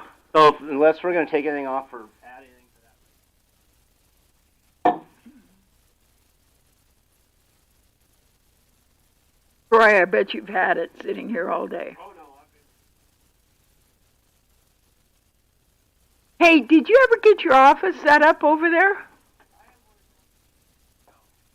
Oh, is that where you landed? Yep. Okay. Oh, okay. I'm catching this after kind of a long day, Troy. Yes, And, it has been. I'm getting grumpy, so let's we're gonna cut a bunch right now. Rich, do you have anything to add in here as liaison? Ted, you too, I guess you're both department. Have my questions, So, but I think the published one that's on here is a little bit different than what maybe Troy and I talked about. I think, I guess we can start at the top. I have a question on this, highway supplies, materials, and office. We had $25,000 in the budget, and you're at $16,000 for the year. Is that close? Yeah, that's as of last week. So, yep, that's right where we're at. So, I mean, it looks like the year before you had 40,000, so we probably are pretty close on that one. Which one are you on? Yep. Oh, no wonder. Oh, oh, you skipped the other ones are I guess to go to page 16, the vehicle maintenance or materials for vehicle, and then maintenance on the vehicles. The maintenance budget went from 300 to 350, but we lost a considerable amount of engines this year for some reason. Right. We lost loader engine in the other day. I don't know if anybody knew that. No. And apparently those are expensive as well. But I think until we get some of these older pieces, we're going to be in this number, that 191. You've got 140 additional probably between the two. What's it going to cost to fix the loader? 40. Yep, around $40,000. And do I even want to know how much a new a different loader costs? Probably not. Okay. So, I mean, the guys are doing all the daily maintenance, checking everything. Yeah, I mean, there's nothing that gets overlooked as far as maintenance goes. I mean, we're very timely with that. It's not like we're letting it, expire or anything like that. We're getting it done on time, and I mean, other than like literally checking the fuel every time we fill up or something like that, but I mean, we're getting it, the only sources that we have. So I mean, I don't believe that that could be the issue. We test all the fluids, we send it into a lab, and just to kind of hopefully do preventative maintenance if we see something, if we can change it or whatever. So I mean, I don't know why it all happened within a short time period. I'm not sure. I mean, but everything is aging. It's not like it was low hours or anything like that. Well, everything always happens in threes. I guess so. Well, then we should be good, I right? really take hopefully. issue with the number of times today I've heard the term aging. Don't you, Ted? Oh. Which, by the way, I noticed you got new glasses. Well, I knew we were doing budget, so I got progressive lenses so I can read small print. The next one I have is on the next page, so that's on the minor furniture and minor equipment. Are you looking at buying, because we went up $10,000 there? Is there something that you needed? It basically is in regards to if we happen to get that other property for, setting up a shop or facility over there, whether it's furniture or a fence. I mean, I don't know what all fits into that category, but, all of our facilities need upgrading or, just updating in order to make it more usable for our equipment and employees, so. I mean, it looks like you spent what you got this year, so are those other shops, they could probably use some things as well. Yep, I mean... Have you looked in this basement? Nope, didn't know there was a basement. There's a huge basement with all kinds of stuff in there. Talk to Ben. Get with Ben. Okay. Yeah, we got all kinds of stuff. Yeah, I mean, it doesn't have to be anything fancy, just, tables and chairs kind of thing, whatever, I mean... We've also got this old school over here full of stuff. Oh, yeah. Oh, yeah, we're loaded. So, the highway land, $60,000, we haven't spent anything? No, not yet. If we were going to buy that land, could we buy it with this $60,000 this year yet? If we get it all through, yes. That's the plan, yes. That would be ideal. Well, out of our money. No, out of the current budget. Yeah, the The current budget. 2024 budget has $60,000 sitting in there for land. Still in all, we would still have some cash carryover. It would be something permanent. Yeah, our money's gone. Yeah, I know, but I'm just mentally saying our money.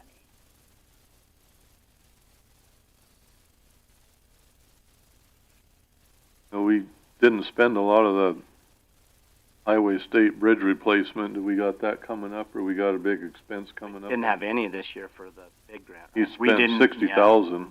But we budgeted, but no. But we didn't win any. So that was we had a couple bridges that were small bridge replacement pieces. That was the realignment one, whatever. On Brim? Yeah, Brim. Yep, that never was bid this year. I guess the DOT, they have to let that, and it's just for the replacement or the replacement will be a separate project, I guess. So when are you going to get the new road grader? October.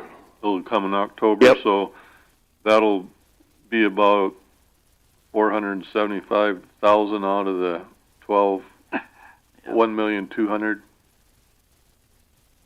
So it's going to add to that 648,000 we've already spent on equipment, right? Yes, that's correct. You planning on buying anything else? There's not going to be a lot of. No, there won't. I mean, it's going to take a good chunk of our budget that's remaining after the road grader shows up. I mean, we have other things that we could use, but yes, I don't know, the way things have been going, it's just kind of like I want to have a little bit left to get us through these last few months before I, make any orders or purchases. So that contractor that crushes gravel, he's going to crush this fall again? Yeah, he's been crushing. We just haven't actually got the invoice because we had told him that we were working on a project. So he did, bend over backwards to get us some gravel when we needed it, but it's not completed the contract yet. Remind me, which brand did we buy? Did we buy John Deere? Yes. Okay, I guess go to my questions. Non-bid road items, 201, 311, 426, 060. What's that entail? It's $25,000. It almost looks like a new budget item. Oh, that is probably just whether we did a small chip seal or, if there was some bridge stuff that we had to do, like the wing walls, we have like a lot of different erosion issues that we have to fix. I mean, just odds and ends, more or less. Something that would not be high enough dollar value to have to bid it. You know what I mean? So, but why is it we haven't hardly taken any money out of it? Is my question. We haven't really worked on any bridges. No, I understand. Yep. That's the answer I'm looking for. So why did you decide to go to 25,000? And because to fix some bridges? Yeah. I mean, with the culverts that we needed to replace, we have fallen behind on bridges, and we have a lot to do. Okay. So as soon as I can get, qualified people to help on that portion. Okay, so then your highway other, there's parentheses that specify 311, 429. You bumped that. It's been zeros forever. It's bumped to 20,000 now. Yeah, that was, in part to do with the planning department and, having consultants go out on some of these projects to, kind of alleviate some of me running out to job sites and meetings constantly. That's what that money was intended for. Okay, so that's but we're figuring out a budget way to bring some of that back in, though. Yes. Okay. Yep. Yeah. I mean, those should be, expenses billed out. Yep. You're going to try to get the land. Ted already asked you that. You're going to try to get the land done this year. So if that's the case, well, it'd be nice to know if we could take that out of the budget for next year, but we don't know that until, unfortunately. Buildings, that would be, I assume, if we do get that land, you're probably looking at a building for that place. Yeah, it'd be starting from scratch over there as far as, utilities and everything and security, like having a fence. I mean, even the driveway going in there, everything. I mean, it's bare ground right now, so. There's a couple other things that could be, so there's an option for that one. I think the Marcus, Elm Springs, and Piedmont shops also need probably that much work. Oh, yeah. And I'm assuming that's coming. That's what the highway improvement other than says B here. Is that coming out of there, or what's that going to entail? I assume that was what that would be. The improvement other than buildings, I mean, I guess these could fit in multiple places.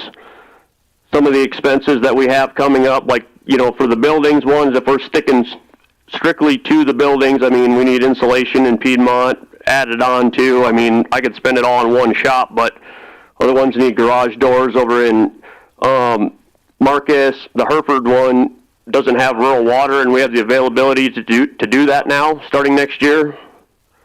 And even our shop this year in Sturgis, we're getting that rural water from Bear Butte Valley Water, so just stuff like that would be for, some of it could fit other than the building, like the water. That's a big deal. Yeah. It will be really nice to have water for you guys. Oh, absolutely. Okay, so let's get to the machinery equipment, so that if that grader came out this year, so we could essentially bring this machinery equipment down to probably 1.1 versus the 1.5? That's what the plan was, yes. Now that would, I know you kind of broke it down with me over the phone, what you were thinking on that 1.1. There's a chance that it may be more attractive, this loader, maybe trading it off and looking at one. Would that include something that would be compatible that you'd need for a loader? Again, not making any promises here. Right, yeah, no, just in discussion, yeah, with the loader that blew up and needed to get it fixed, we needed another one, like right now, so we rented one, and, the bigger size is great. It's making us way more efficient, and, I would definitely like to have a loader that size in the future, so if there's an option to, instead of rent it, buy this thing and possibly trade the one that we have broken down, it would work great if we could fit it in our budget this year. Otherwise, we'll just make do with what we have. But yeah, it's So 1.1 would cover a grader. Yep, one motor grader, a backhoe, a skid steer, and possibly a loader. Is that right, or there's some other things going into that? A semi. Yeah, we didn't have a skid loader on this. Oh, you didn't? Okay. Nope. So what kind of a semi you need? Just a single cab? Day cab, yep. And you're having trouble finding it? Well, brand new ones, yeah. I mean, ones that we can just purchase, off a Sourcewell. I mean, there are used ones out there that, that's what we did last time because there weren't anything available that. When I took my trip this last week, I went by some places in some of those big cities where there was lots of semis, just brand new semis sitting there. So they're coming back on the market. They got to be around because they're sitting there on the lot. No, even in Rapid City, I noticed that the Volvo dealer had, a handful of them sitting on the lot. I don't know if those were spoken for or not, but, back in, May, I think it was when I talked to him, at that time, there was nothing available. And now apparently there is, unless those are somebody else's, I'm not sure. Yeah, I don't know. I mean, I saw one lot, it looked like there was hundreds of them sitting out there. Remember when we've been trying to find one since Nick was here? But yeah. I went through Kansas City, St. Louis, Indianapolis, Louisville. And you didn't take Omaha. your checkbook. Huh? You didn't take your checkbook. You could have brought one home. That's what I thought. You could have driven it, and Becky could have. Well, I certainly think we could probably, this land especially, at the $60,000, we could probably take this off the budget and put that into assignment. Oh, yeah. Two of you for I agree with that. So, and possibly even this $100,000 could come off of there. Now, there's some of that, and it's been 10 years since I built the building, but I mean, it's going to take $60,000 to $80,000 if you insulate it and everything like that. The Hereford one. The addition to that's going to be like not building it. Probably 80 grand would cover a building. Long enough building. Yeah, yeah. Well, if we would you agree with that? Yeah. So would we put the 80 over to assignment and then just leave 20 in there to If we fix? had someone come set the poles, we could buy the package and then have our guys take a couple days and put this roof and siding on. I think you were. No. I'd rather have them blading roads. Yeah. Well. But I think you're putting some thought to some of that as well, I think. But so we could take 80,000 out of this 100,000 and move to assignment, Troy? Yeah, I think so. As well as, that would be the buildings. Rhea, you following us? You're still awake over there, correct? Okay. And then the 60,000 for land come out of the budget, and that goes over to assignment. And soon we're going to be out of our assignment money. Oh, I wouldn't be find surprised. out here in a minute. Yeah, let's wait till we talk Haynes. We probably already are. And we're not, obviously we're not assigning anything today. I know. And then we'll move that machinery equipment budget down to 1.1 million. Now, remember, the city passed that TIF, so they're going to want to build avalanche roads. And they're going to want us to help. We will be hearing from Rick Bush. So we're going to have to decide, before we mentioned a motor grader, that's no longer available. Huh? Turns out they weren't worth much. Yeah. Well, you know, it all depends upon which one we would have I traded. guess so. Anything else we can add or subtract to highway? I know. Yes, that's just what I'm mentioning. Avalanche. Well, there's Avalanche, there's Haines. So we've got Elk Creek Road. We did on the highway DOT contracts. I think we're going to have. I think it was 150 in here, but I think we pushed it up. I don't know if they're going to build that or have that ready to design and construct next year. It seems like it's not the highest priority for the DOT. And we may possibly be able to do it at the same time they do the interchange. I mean, that's an option that I didn't really think, but we could probably slide that into that piece. That's true. But I think we're going to have some design costs for next year that we got 10% of that cost for the design, and we'll have to pay for that. So I put $20,000 in for there. The DOT contracts is we're not doing striping anymore, but we do a joint striping event with all of our other counties, right? Yep, we can put it out for bid, and there's still some money that they allow for us, but they just do it differently. They don't pay for it, and they don't administer the project anymore. It's just the counties get together and, find the best price, really. Okay, what else has the state eliminated?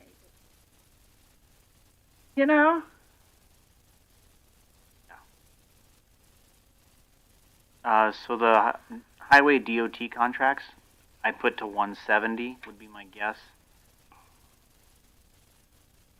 And that's kind of the generalized contracts that it could be either a big grant or any of those things that we pick up. We just don't even know. We don't know until they get awarded, and so we gotta Mm-hmm. kind of have to make a guess. The safety grant project, that's the Elk Creek one. 170. What line item is that? It's the last one.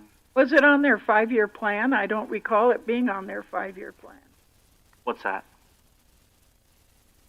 Oh, Elk Creek? Yeah. Yeah, it's on our 5-year. I know, I'm talking about on DOTs. It is. So that interchange, well, that one doesn't, I don't know if that I one is.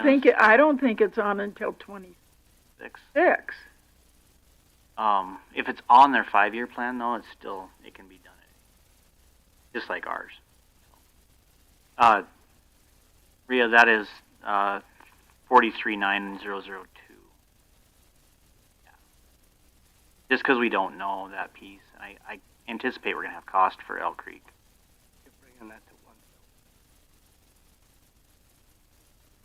Now, if we have court costs, Elk Creek, that's coming out of the commission.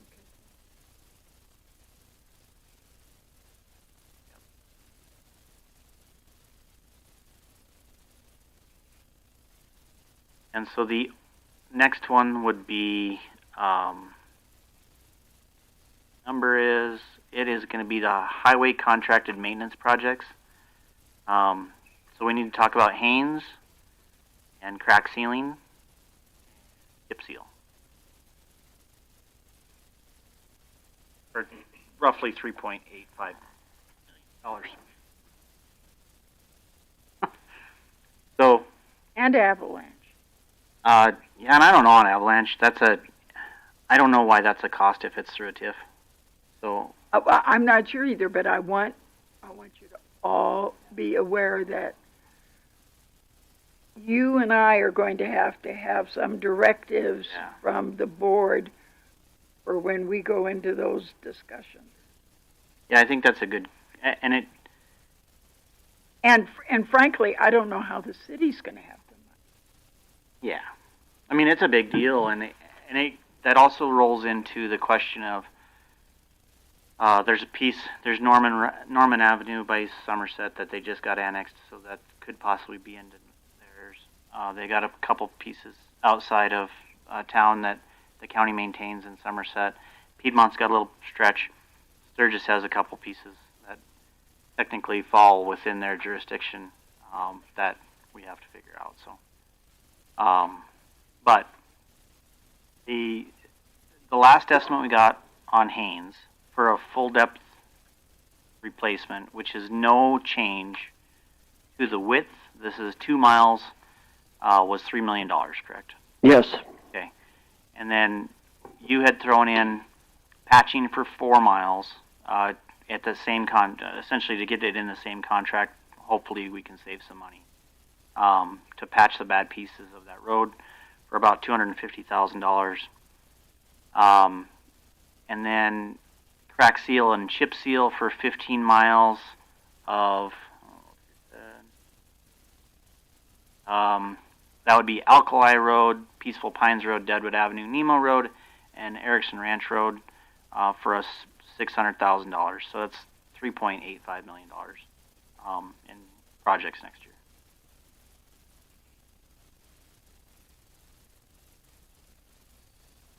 Well, those are all that we're going to move over to assignment. Right.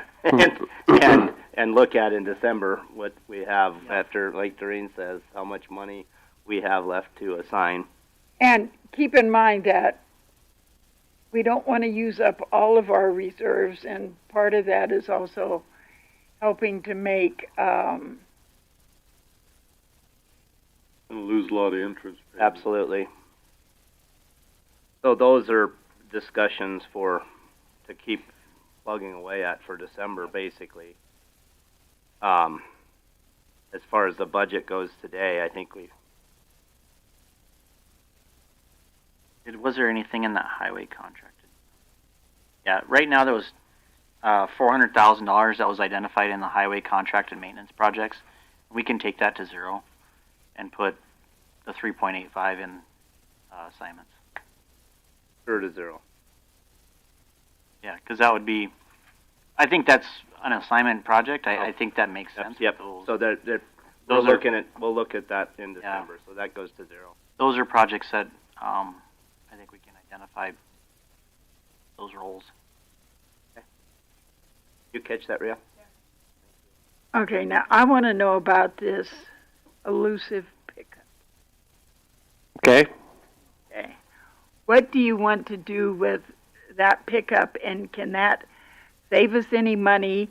And could you get that gun case or rack or whatever it is reconfigured to fit into some other pickup that the sheriff's office might have? I'm sure we can. Because that seems to be the big thing. It just seems to me like a 3/4.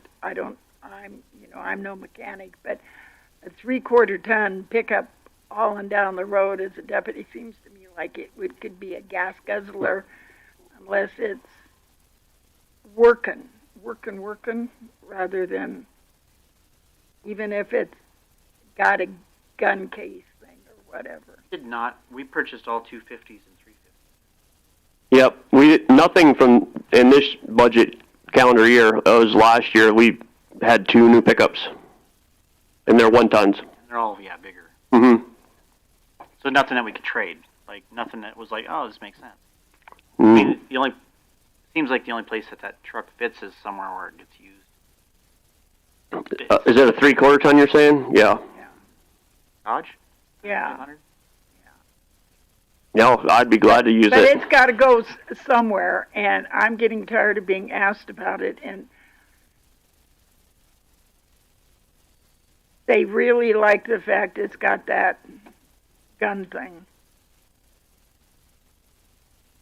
But if it could be repurposed. We aren't buying any new pickups for you this year. No, we did not budget for them, and honestly, we're sitting okay. I mean, there's always older ones that are getting up there. I mean, we took in some from the sheriff's department, just a couple half tons that have high miles on them for just running around purposes. But yeah, as far as work trucks go, I mean, we have 2 that we use nonstop that can tow heavier loads, and those are great. And I mean, I don't know how they did it before without these trucks.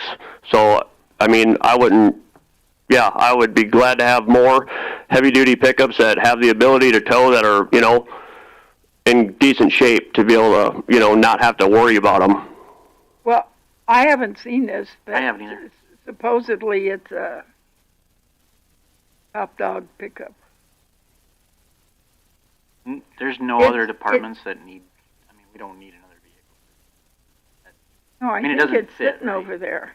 But it doesn't, that size vehicle doesn't fit Any, like, have, planning to have one that doesn't make no. sense. Can we trade it in on something that works? I mean, that's an option, right? I mean, that's something that we could do is if we did trade it in. Trade it in on one of the sheriff's vehicles? Yeah. Can we do that? Because, I mean, I can't you see it as a could use it, but you don't pursuit necessarily, vehicle. you're not requesting a vehicle this year. Yeah, I mean, we didn't request to purchase anything new this year. No. So, I mean, that's an option that I guess we could do. Could we sell it? Yeah, we could do whatever we want. Well, I mean, other than the fact that it's 3/4 ton, sheriff could, set it up the way it is. I mean, we'd probably get better value for it if the sheriff just set it up than if we traded it in. If he set it up for what, I'm just, Well, we don't I need thought it. it was We don't mainly need a gonna be a patrol show up and down the vehicle. valley, but I mean, for busting those gravel roads out there, whatever, however much they're doing out there, I think he wanted it almost, I could be wrong, it's been a while.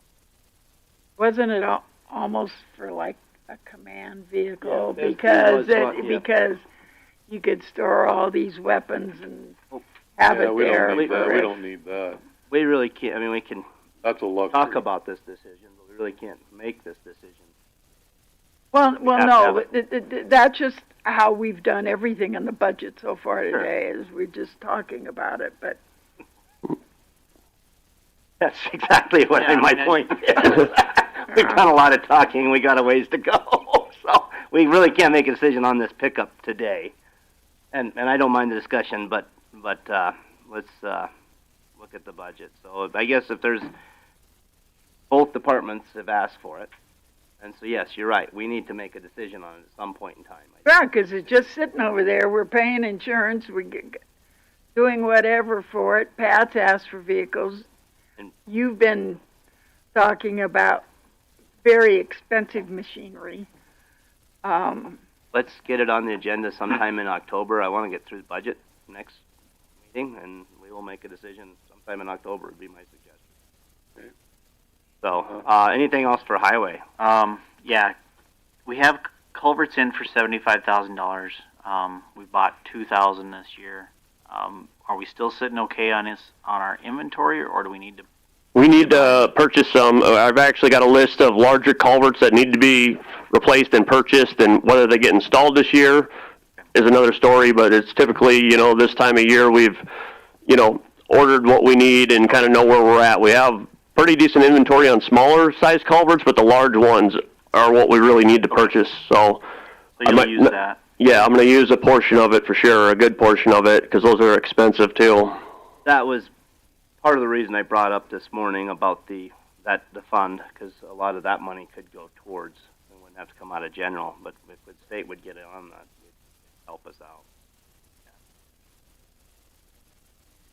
Okay. And I do, while we're on the fund talk, Troy I asked him to look up his snow removal budget this year. We've got $480,000 sitting in snow removal fund, so we could take 270 out of that to help with this. So do we, I guess in the past we've used that for emergency. It is for both. For either. And we used it, like when we had Atlas, we used all of it. When we flooded out a couple of years ago, I think we used it, almost all of it. But I don't know if that's, I don't know what I'm comfortable with for that number. $250,000 goes pretty quick. Well, on an emergency situation. But that was back. Correct me if I'm wrong, which I'm sure you will. So, what a dig! That goes back when you guys had a levy for that, correct? So that was building. So basically, it's just going to sit there, and it doesn't matter if Atlas came again. It to come out of there is going to come out of general, basically. So why Right. don't But we it's all- still have a levy for that? But it's a restricted fund, so it Has can to be used only be used for for snow, that. So yeah. then nobody can, then the commission can't get a wild hair and say, I'll just move it fund and be in a bad position. That's the reason And I'm fine with that. I'm just saying that's what it, I was just. I don't know why we don't have a levy for that. Well,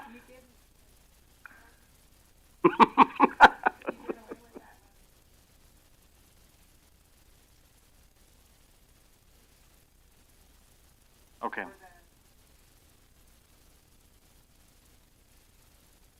Okay. Okay. however, let's be realistic here. That's when we had no inflation. We had no other costs. And in a normal year, snow removal is a major cost for the county. And I remember when that was done and who pushed that. But we're always going to have snow. And sadly, we will always ultimately have an emergency.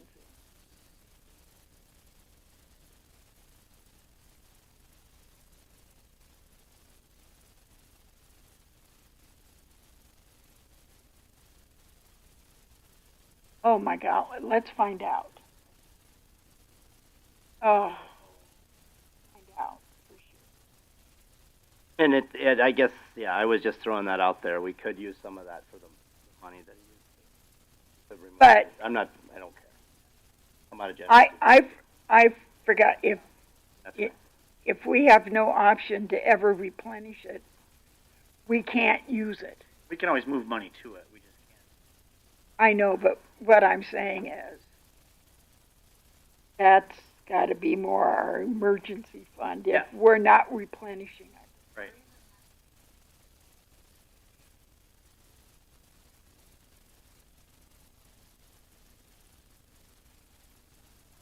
That's, it would take, I'm guessing it would take probably a vote, possibly. Okay, I just wanted to make a note that Troy did that. I also appreciate you've kept the budget in mind all year and have a lot easier. Any other questions for Highway? Thank you. Yeah, please.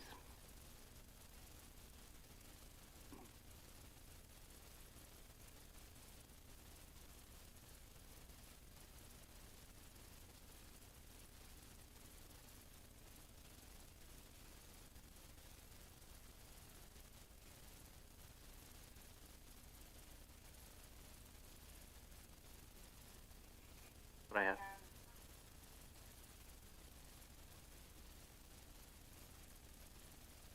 And 3.85 for the contracted projects. 3.85 million. But that's out of the 400. How much do we have in so it? it'd be 3.85. The 400 comes off of the side. So 3.45. No, it'd be 3. Yeah, right. 3.85, but the 400 comes off. Yes. For possible assigned projects. Okay, I want to know what the total for assigned projects is right now. Well, that does not include the possible 2 roofs. No. But Million. Just go a $1 million. million. For both roofs. That's all of it. Yeah, all these assignments are unrealistic. That's something we're kicking the can down the road essentially right now. Yeah.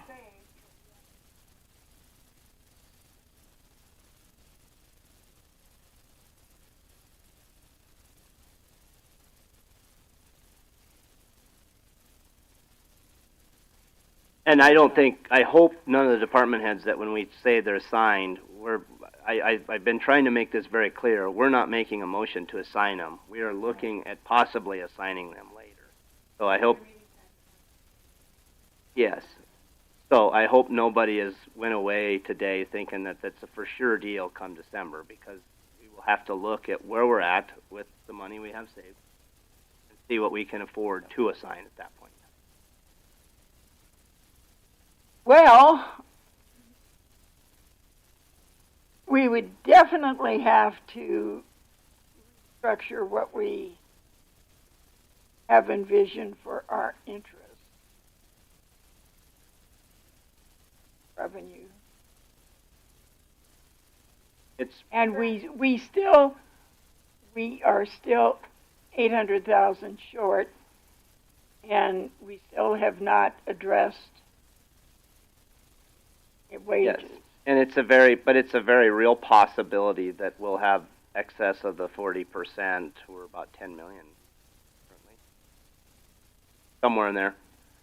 So, and that when the dust will settle by December on that. Yeah. And we will know what we can go and what. But in assigning it doesn't mean we're going to spend it. I know. I know that. you know that, but I'm also that. saying that for if there's anybody listening. So we may we're going to have to assign something. I think people listening have I think they're to watching I paint think dry. you're 100% right. Yeah. I was watching Me that too. spot over there. Okay, support the poor. Anything else for Troy? Sorry, he went to sleep, so he doesn't even know where we're at. Thanks, Troy. All right, thank you. I'm at support of the poor on the computer. It's indigent on here, which I assume same thing. I have a feeling this is the same state of affairs you're in, and at 1 o'clock in the morning. There's nothing really. It is what it is. County nurse, it's contract. We went. That is what it is.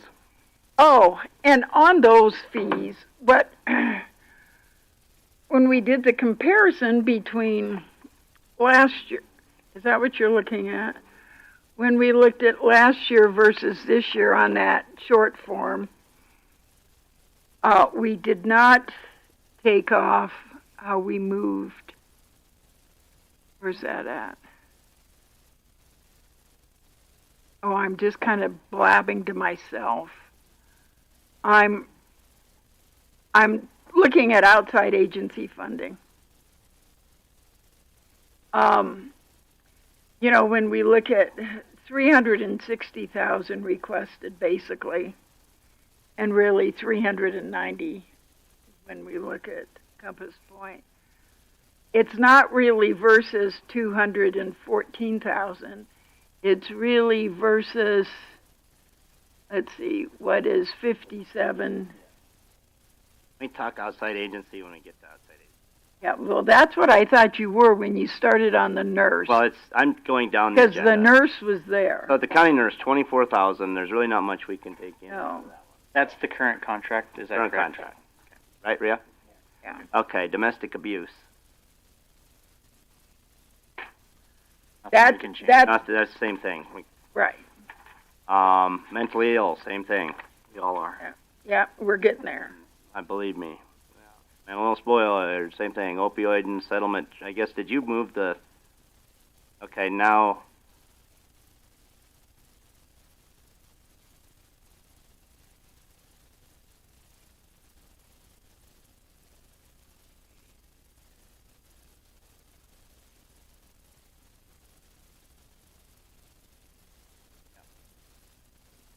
Hey, would you rather talk about the three right now and try to handle those? Okay, so let's go to the three right now. The three that we have are the teen court. They've requested 30,000. Black Hills Drug Court and Compass Point. They've all requested $30,000. So let's just, I guess let's just handle it. Someone throw out a number for each of these, and Fine. if three people will agree to that, then we can. I think that's fine because we got a couple 100,000 in there. If any of that can help reduce either our state's attorney's cost, court-appointed attorney cost, JDC cost, or jail cost. Was there an agency that requested 4,000 out of the opioid fund that was at the last meeting? What I was wondering about was the people that put up that single housing along the Jack Pine Gypsy Road over there. Did they ask for money to, or did they just ask for a variance to put those little houses? The way I understand it, Rhea, correct me if I'm wrong. I know you looked into it. I had this question for you over the phone the other day, and you looked into it. Only 3 outside agencies that have requested funds that would qualify for these funds are the ones I just named, correct?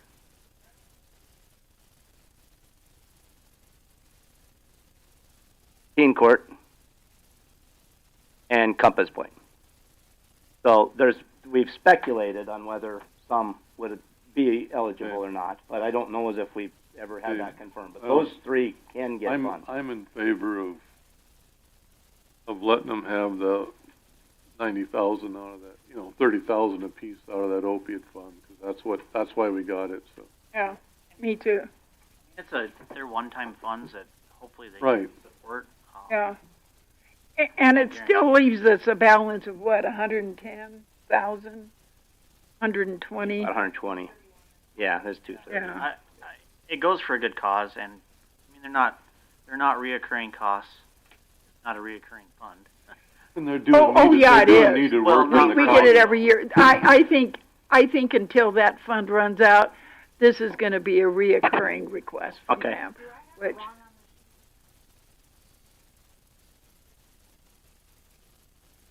See, I didn't. That's what I thought that one of them asked I didn't recall them asking. I thought they asked 30, for 4. I was thinking 4,000, but no, the teen. Because they said we had that money, and they were only asking for 4,000. Judge Floral came. He's drug court. Okay, I thought you and I had this. We put this down in the budget. I guess I don't. Because there were 2 gals that came in and they did a presentation and they mentioned how much money we had, and we said, well, how much you want? And they said 4,000. Teen Court, last year we gave them the 7,500. That's where we had to adjust the budget stuff. That was, you and I talked about this on the phone, and we were somewhat confused on that. So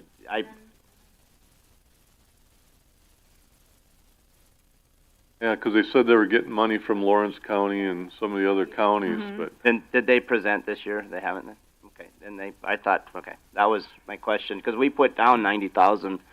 We wrote down 90,000 when we were doing our calculations the other day, Rhea. Maybe that's the meeting you were gone. I was here for outside. Yeah, he was here. I was here. I thought this is all. See, I didn't recall them even coming in with outside agency. I thought they came in separately. What do I get? We get so many people in here. That's right. Okay.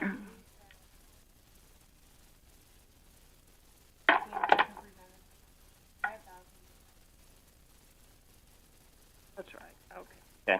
Well, then it's not 90,000 that we're taking out. So it's 65. Does Three Rivers Mental Health? No. I just saw it on here, so I wasn't. They are up in Lemon. I mean, Well, yeah, I don't know as if they qualify for the opioid. Well, no, and I'll tell you what. I think we got enough problems satisfying local residents.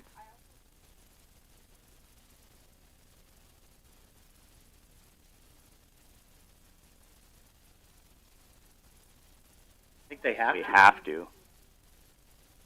Right. They have. I believe that's right.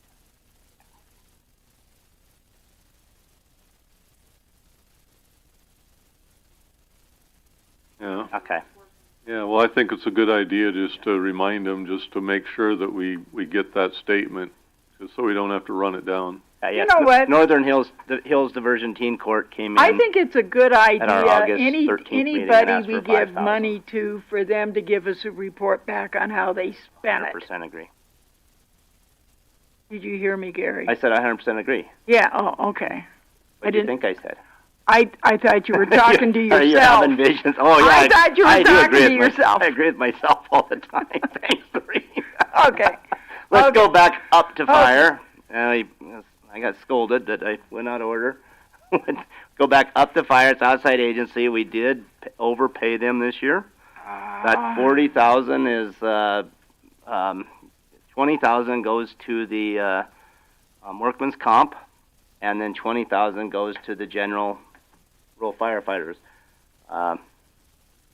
What Julia, when she was in the office, wrote a check for 40,000 to the fire department. I'll tell you what. I don't think we've even heard. Yeah. So. Oh, okay. So I don't. What do we budget this year? Obviously. Now, part of that's my fault.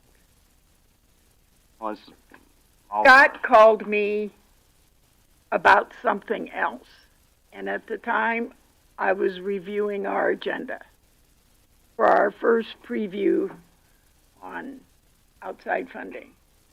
And I said, how come you didn't ask us for any?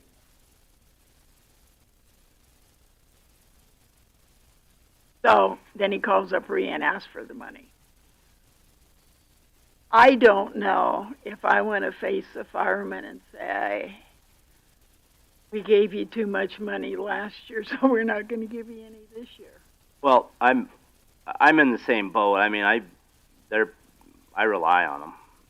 We all do, but the rural fire. But this is mainly rural fire. That's so right. I'm not saying you guys don't, but it's yeah. Oh.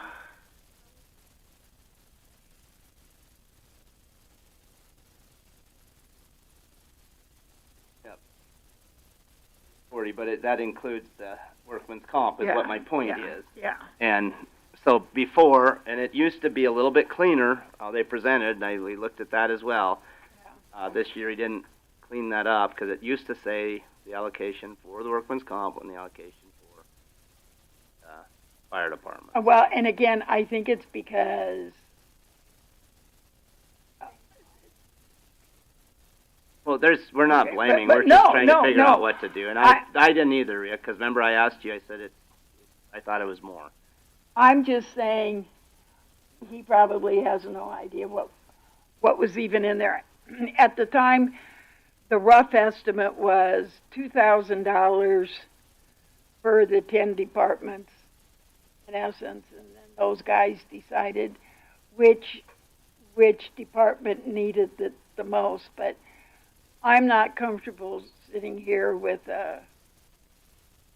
probably what's going to end up being a $20 million budget and say, rural fire departments, we're not going to give $1,000 this year. No. Candidly, next year, hard to take that number back up at a number of times. That's the challenge. If we drop it to say 20,000 for workers' comp and 10,000 for their general fund piece, fire allocation, and that's a $30,000 line item next year, and that's hard to bring back up to 40. I think they need their 20. I will also add that it's looking historically, quite 20,000. And quite frankly, the 20,000 is also budgeting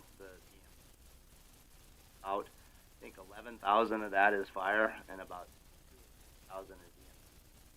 So therefore, we've been under that 40,000 for a lot of years. So I agree, we could probably come up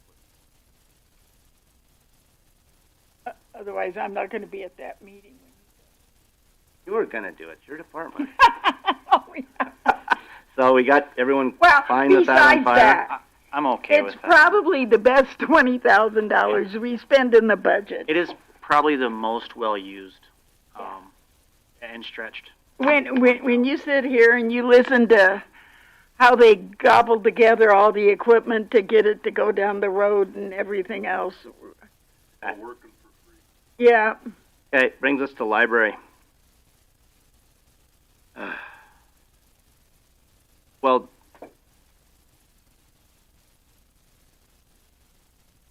and this one is, obviously this is what we pay above and beyond. I think Doreen brought up a good point. When we get to levy talk, we just as well increase some levy here because we're coming up with the money anyway. Yeah. Um, Let's see, how much does our levy produce? just about this much. We don't supplement it that much. And I'll tell you what, all we've done since I've been on the commission is cut the library. We used to give $80-some thousand to the library in Sturgis.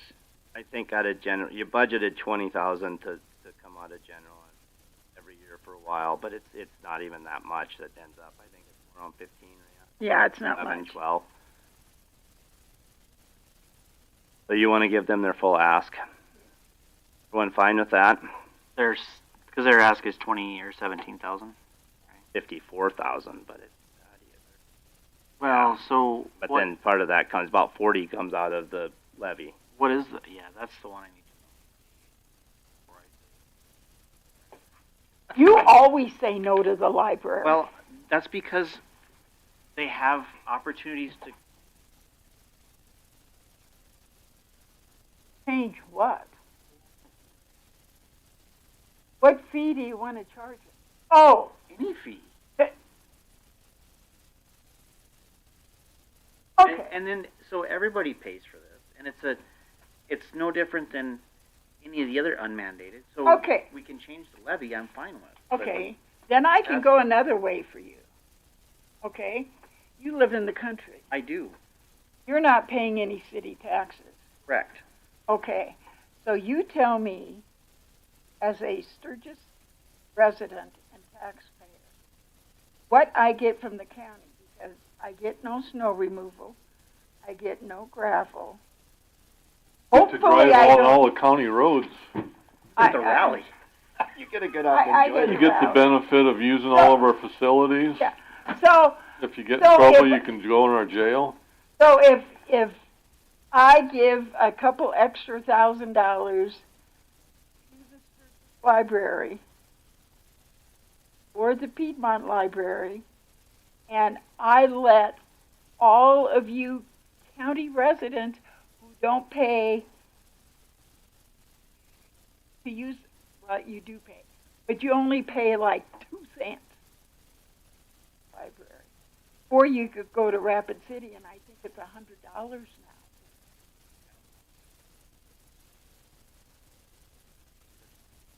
now. That's always my whole thing is, can we just change the levy to be the right number? Well, we you can bring see, the levy we up. could, except the legislature froze it, and it's at that 3% too. So it's such a little levy. We will be 145 years old until it reaches, Well, you know, what? if we max the levy out, we will be at $40,609 of property taxes going to the library. Okay, so their total ask is Like 29.7, 16 and 9. So that's 25, 54.7. So it's going to, if we give them their full amount out of the general, will be $14,000. Which is less than we did last year. Good answer. I think that's the question you're looking for. Yeah, but no, excuse me. It's not. It's about the same. It's maybe a few $1,000s on it. You budgeted 21,000, but what actually came out was so. So yeah, it'd be about, if they give them the full ask, it'll be about 14 grand. Well, simplified things, I'd be in favor of just keeping our non-mandated the way they were last year and be done. Yep.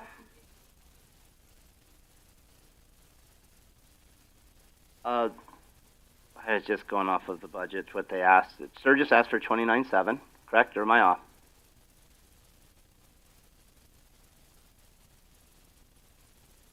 Okay. How?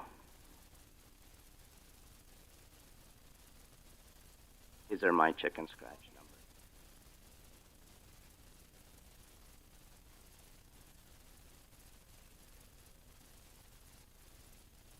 Well, no, what the total ask, what they've always done, and Doreen, you were there when we discussed this, the total is the total plus the property taxes plus, we make up the difference. We make up the So difference. essentially, if they ask for 100,000 and we give them 100,000, the property taxes funds 50,000, then we have to come up with 50,000 out of general.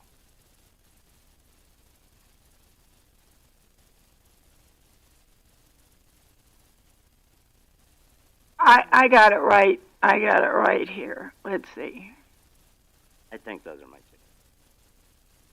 Sturgis Library. They asked for 33,533.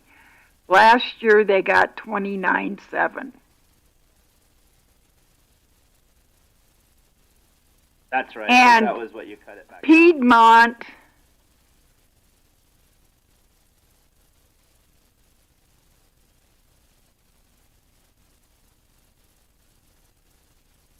but that levy, and that's why I shut up in the midst of my talking, that levy is only imposed upon non-municipal residents.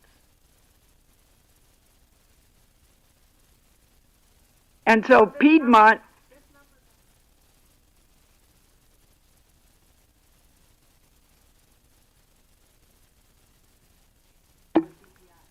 yeah. I'm just saying that I'm not disagreeing with you with the number, but I'm just saying that levy is imposed upon non-municipal residents. Yeah. So really, the three libraries together are only asking for like about $14,000 more than what the county. The Faith Library has never asked. We've just always given. I think my number was what was budgeted. My number wasn't what was asked. My number was what was budgeted. That's what my 29.7. I think we just need to simplify Faith? it. Go with what we did last year and. We always just give it to Faith. They've never asked. Sure, they can use it. But maybe we didn't give them anything last year. No, that's what was budgeted. The number is 29.7, 16.9 is what was budgeted last year. 29.7, yes. And Piedmont requested 17. Sturgis requested 33,533. Couple on there. Oh, I guess I am. Yeah, because we have some new ones.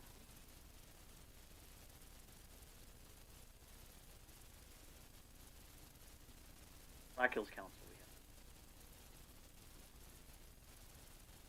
We don't have any choice. Yeah.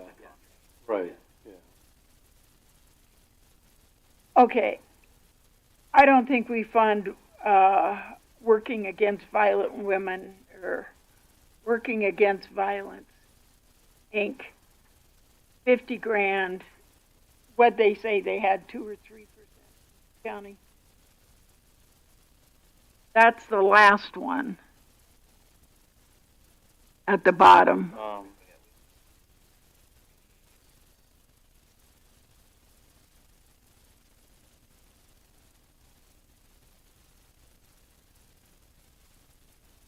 Let's just start and go down the road. Well, yeah, that's because I'm just following the. You want to budget the same thing for library? I guess that's the biggest question. I think the same thing. Same thing. Same thing that we budgeted, not what Every they one asked. of those non-funded, I mean, they're probably worth giving them $100,000. We don't have the money. I don't want to pull the rug out from the ones that we have been giving to, but I don't. With trying to cut money in the budget, I can't see increasing. We don't even have enough money to fund what we gotta ourselves. fund. So you just want to leave all this? We can get done with non-funded mandates or the outside That's what I'd agencies. do. Well, I mean, keep those all the same. except for Black Hills Council. Yeah. Were they budgeted last year? They've always been budgeted. But we had to we keep having to raise it. Oh, right. Okay, I see what you're saying. All right. Yep.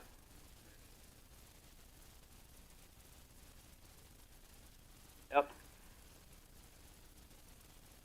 You know, I can't do the Faith Ambulance. Not when we sat here and went through so much when the Eastern Ambulance District came in and we made them go form a thing. I'd like to do something for Faith Ambulance. But I think that we have to, if they need to let.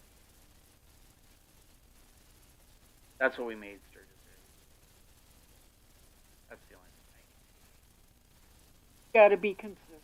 And it also sets them up for success if they get the board up there and all. If they need help during that time, that's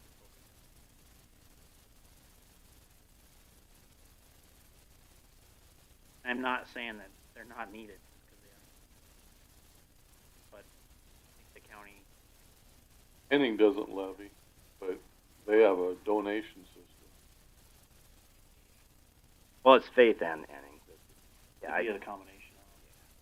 Yeah, I mean, it's definitely needed.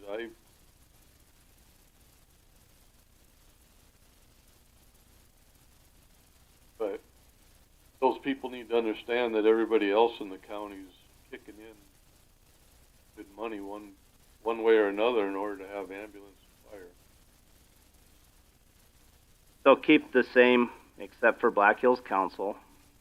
That's going to have to be gone. That'll have to go up to 17. And then everything else on the outside agency remains the same. The one I don't know is that Western Dakota Regional Water System we gave money once. $7,500. Ooh, that's more of a Talbot question. And I thought they got a whole bunch of legislative money. They got $11 million. Yeah. It stays the same with what it is. Right, Ted? Were they at 18 or something? Yep. Everything on that outside agency is going to remain the same. That. Well, we've got the teen court. That went into drug court. Already got those done. That comes out of the opiate fund, but not coming out of our budget. Yeah. Yes. All right, I'm going to do one more just so I can say that I can. About $2,500.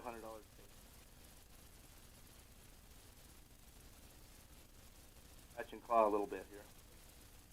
You know, one thing, the Key City Giving Gals, we gave them, what was it, 11,000? Okay, that's a no. I lost. That's fine. It went to any. No, I just asked the question. I said I'm scratching and clawing, trying to get 2,500. I can't get anyone to agree with it, so that's fine. We're gonna have to move on. I'll pout later. Brings us to county extension.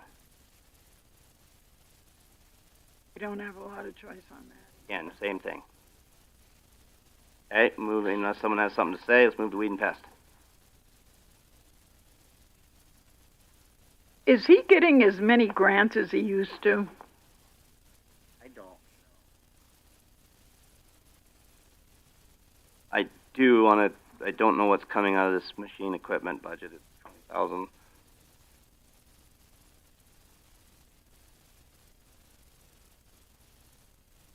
It's probably a 3/4 ton truck. Didn't they just take one? I don't know. Yeah. They took it someplace. But all I know is he's got 20,000.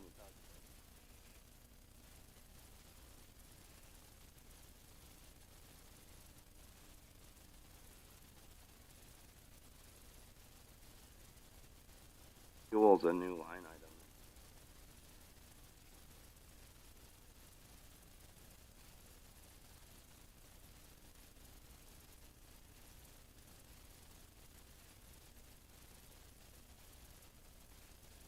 Right here.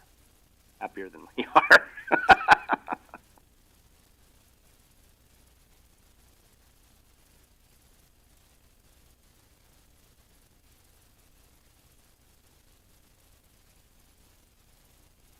Chemicals are going up, but he also, when we discussed revenue, Doreen and Rhea, he mentioned that he has some more projects, so I suppose that's why that chemical line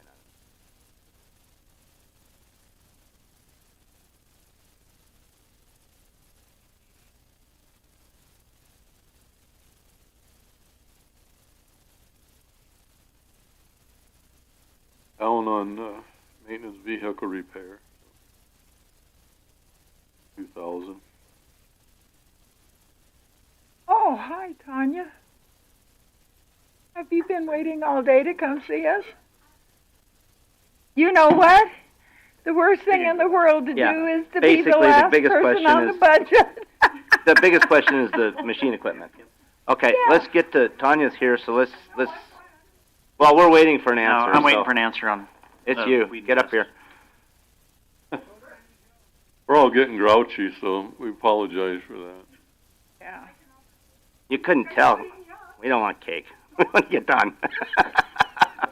That's a terrible lunch. Cake is not a great lunch. Well, the hummus was good. Planning budget. It looks like everything is pretty much the same. The biggest one was $20,000 increase to help you with some engineer stuff. Correct? That's in Professional services. professional services. Yeah. That was the biggest increase from what I could see. The idea is to recoup that cost. Yes. Yes, it's to. So that yes. more than likely, some of, maybe not Yeah. all, we don't know, but some will come back in revenue. Yes. But nonetheless, it'd be fairly cheap compared to, say, somebody on staff as well. Well, besides that, we haven't been able to hire anybody. Correct. And there's that. We've been looking for years. So other than that, your budget that's the only change. Yeah. Other questions for Tanya? Your Colorado.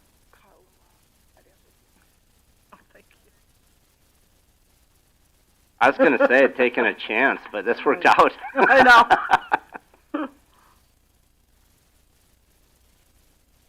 And you haven't heard back? I'm asking a follow-up question. What are you asking? Who are you asking? I think we're good, Oh, you're Tanya. good? Anybody else have anything for Tanya? I don't think so. Thank you.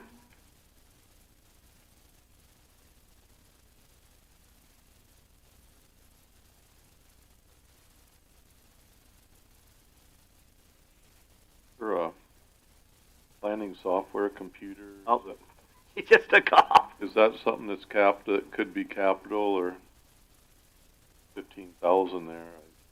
Well, it should go under That's Tony, shouldn't it? That's Okay. That's about an every year thing, isn't it? You guys switched? Did they switch to Arc Pro?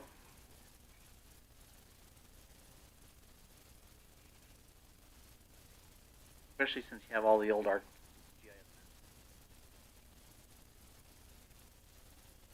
You hear from Weed and Pest? Okay.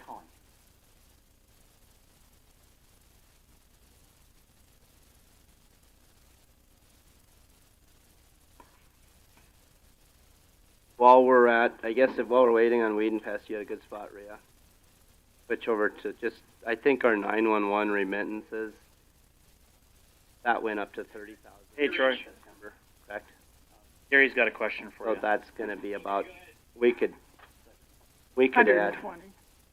Yeah. What was machine equipment in Weed and Pest?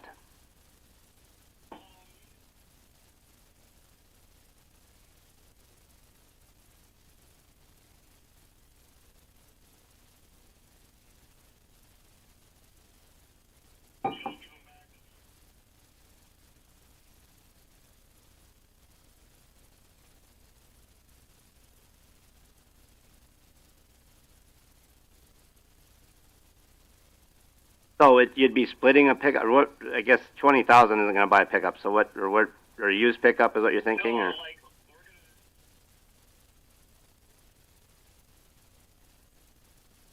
Okay.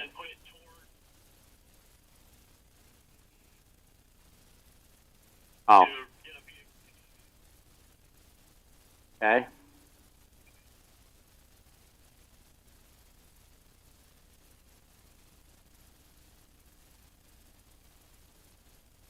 Okay. Questions, comments, that? Seems like horse trading. Yeah.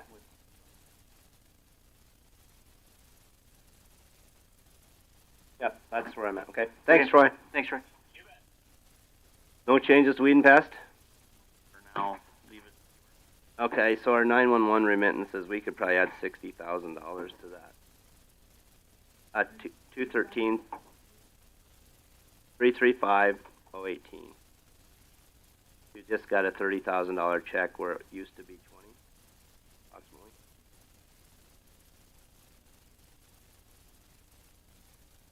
Well, I'd go ahead and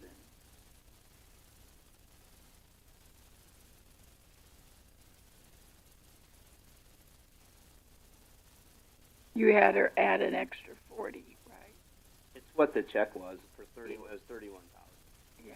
So it is what it is. Take that times 12. And that'd be,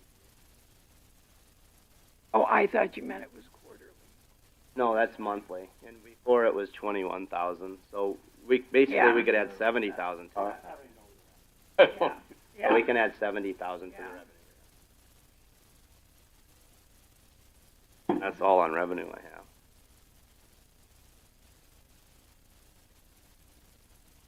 Is there anything else that we want to discuss on budgets? We're going to have a special meeting next Thursday at 9 o'clock. So, did we need to talk about, when do we, executive session? I guess that was in, do we need exec session on the auditor office? It was on, that, it did say it like that. I was, but I assume. I was going to ask you, but I thought so. On the health benefits stuff? We can do that. We can do that next. I don't know what the timeline is for that. I just said to Deborah, so as long as we get it next Thursday. So, levy stuff will have to come next time as well. Or not levy stuff, but the what we want to, the CPI and growth stuff. That's what will have to come next time. What information?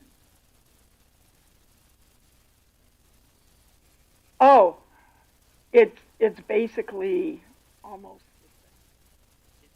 It should be relatively close to a one. Yeah. And we'll have that next Thursday, so it'll be before. I'm hearing you. Yep.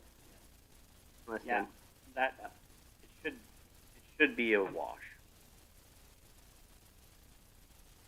Yeah. It doesn't look good.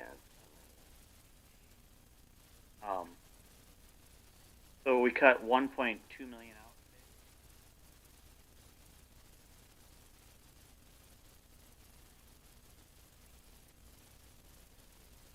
Cut 3. No, we were 2 million. It depends on where it's coming Where would that put the budget dollar-wise if we don't cut anything more? Of course, we still got to add to the budget. Yeah, we still got to add.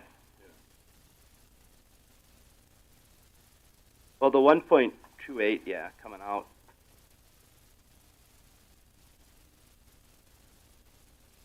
Essentially, that's general. So that's take it off of that 2 million, and that actually we're sitting good. If you would consider, what did I tell you, Mike? Actually, we're above my goal. What I told you the other day, I was looking to cut out 1.2 because that would. You got to remember 5% on that budget, so we're almost a wash. We're almost balanced without employee costs. But like I said, you take off the 5% added to the general and to the highway, we basically balance.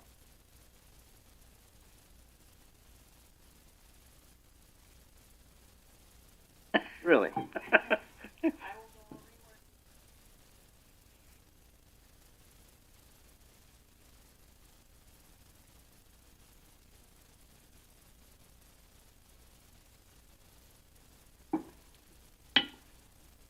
Anything else anyone wants to discuss?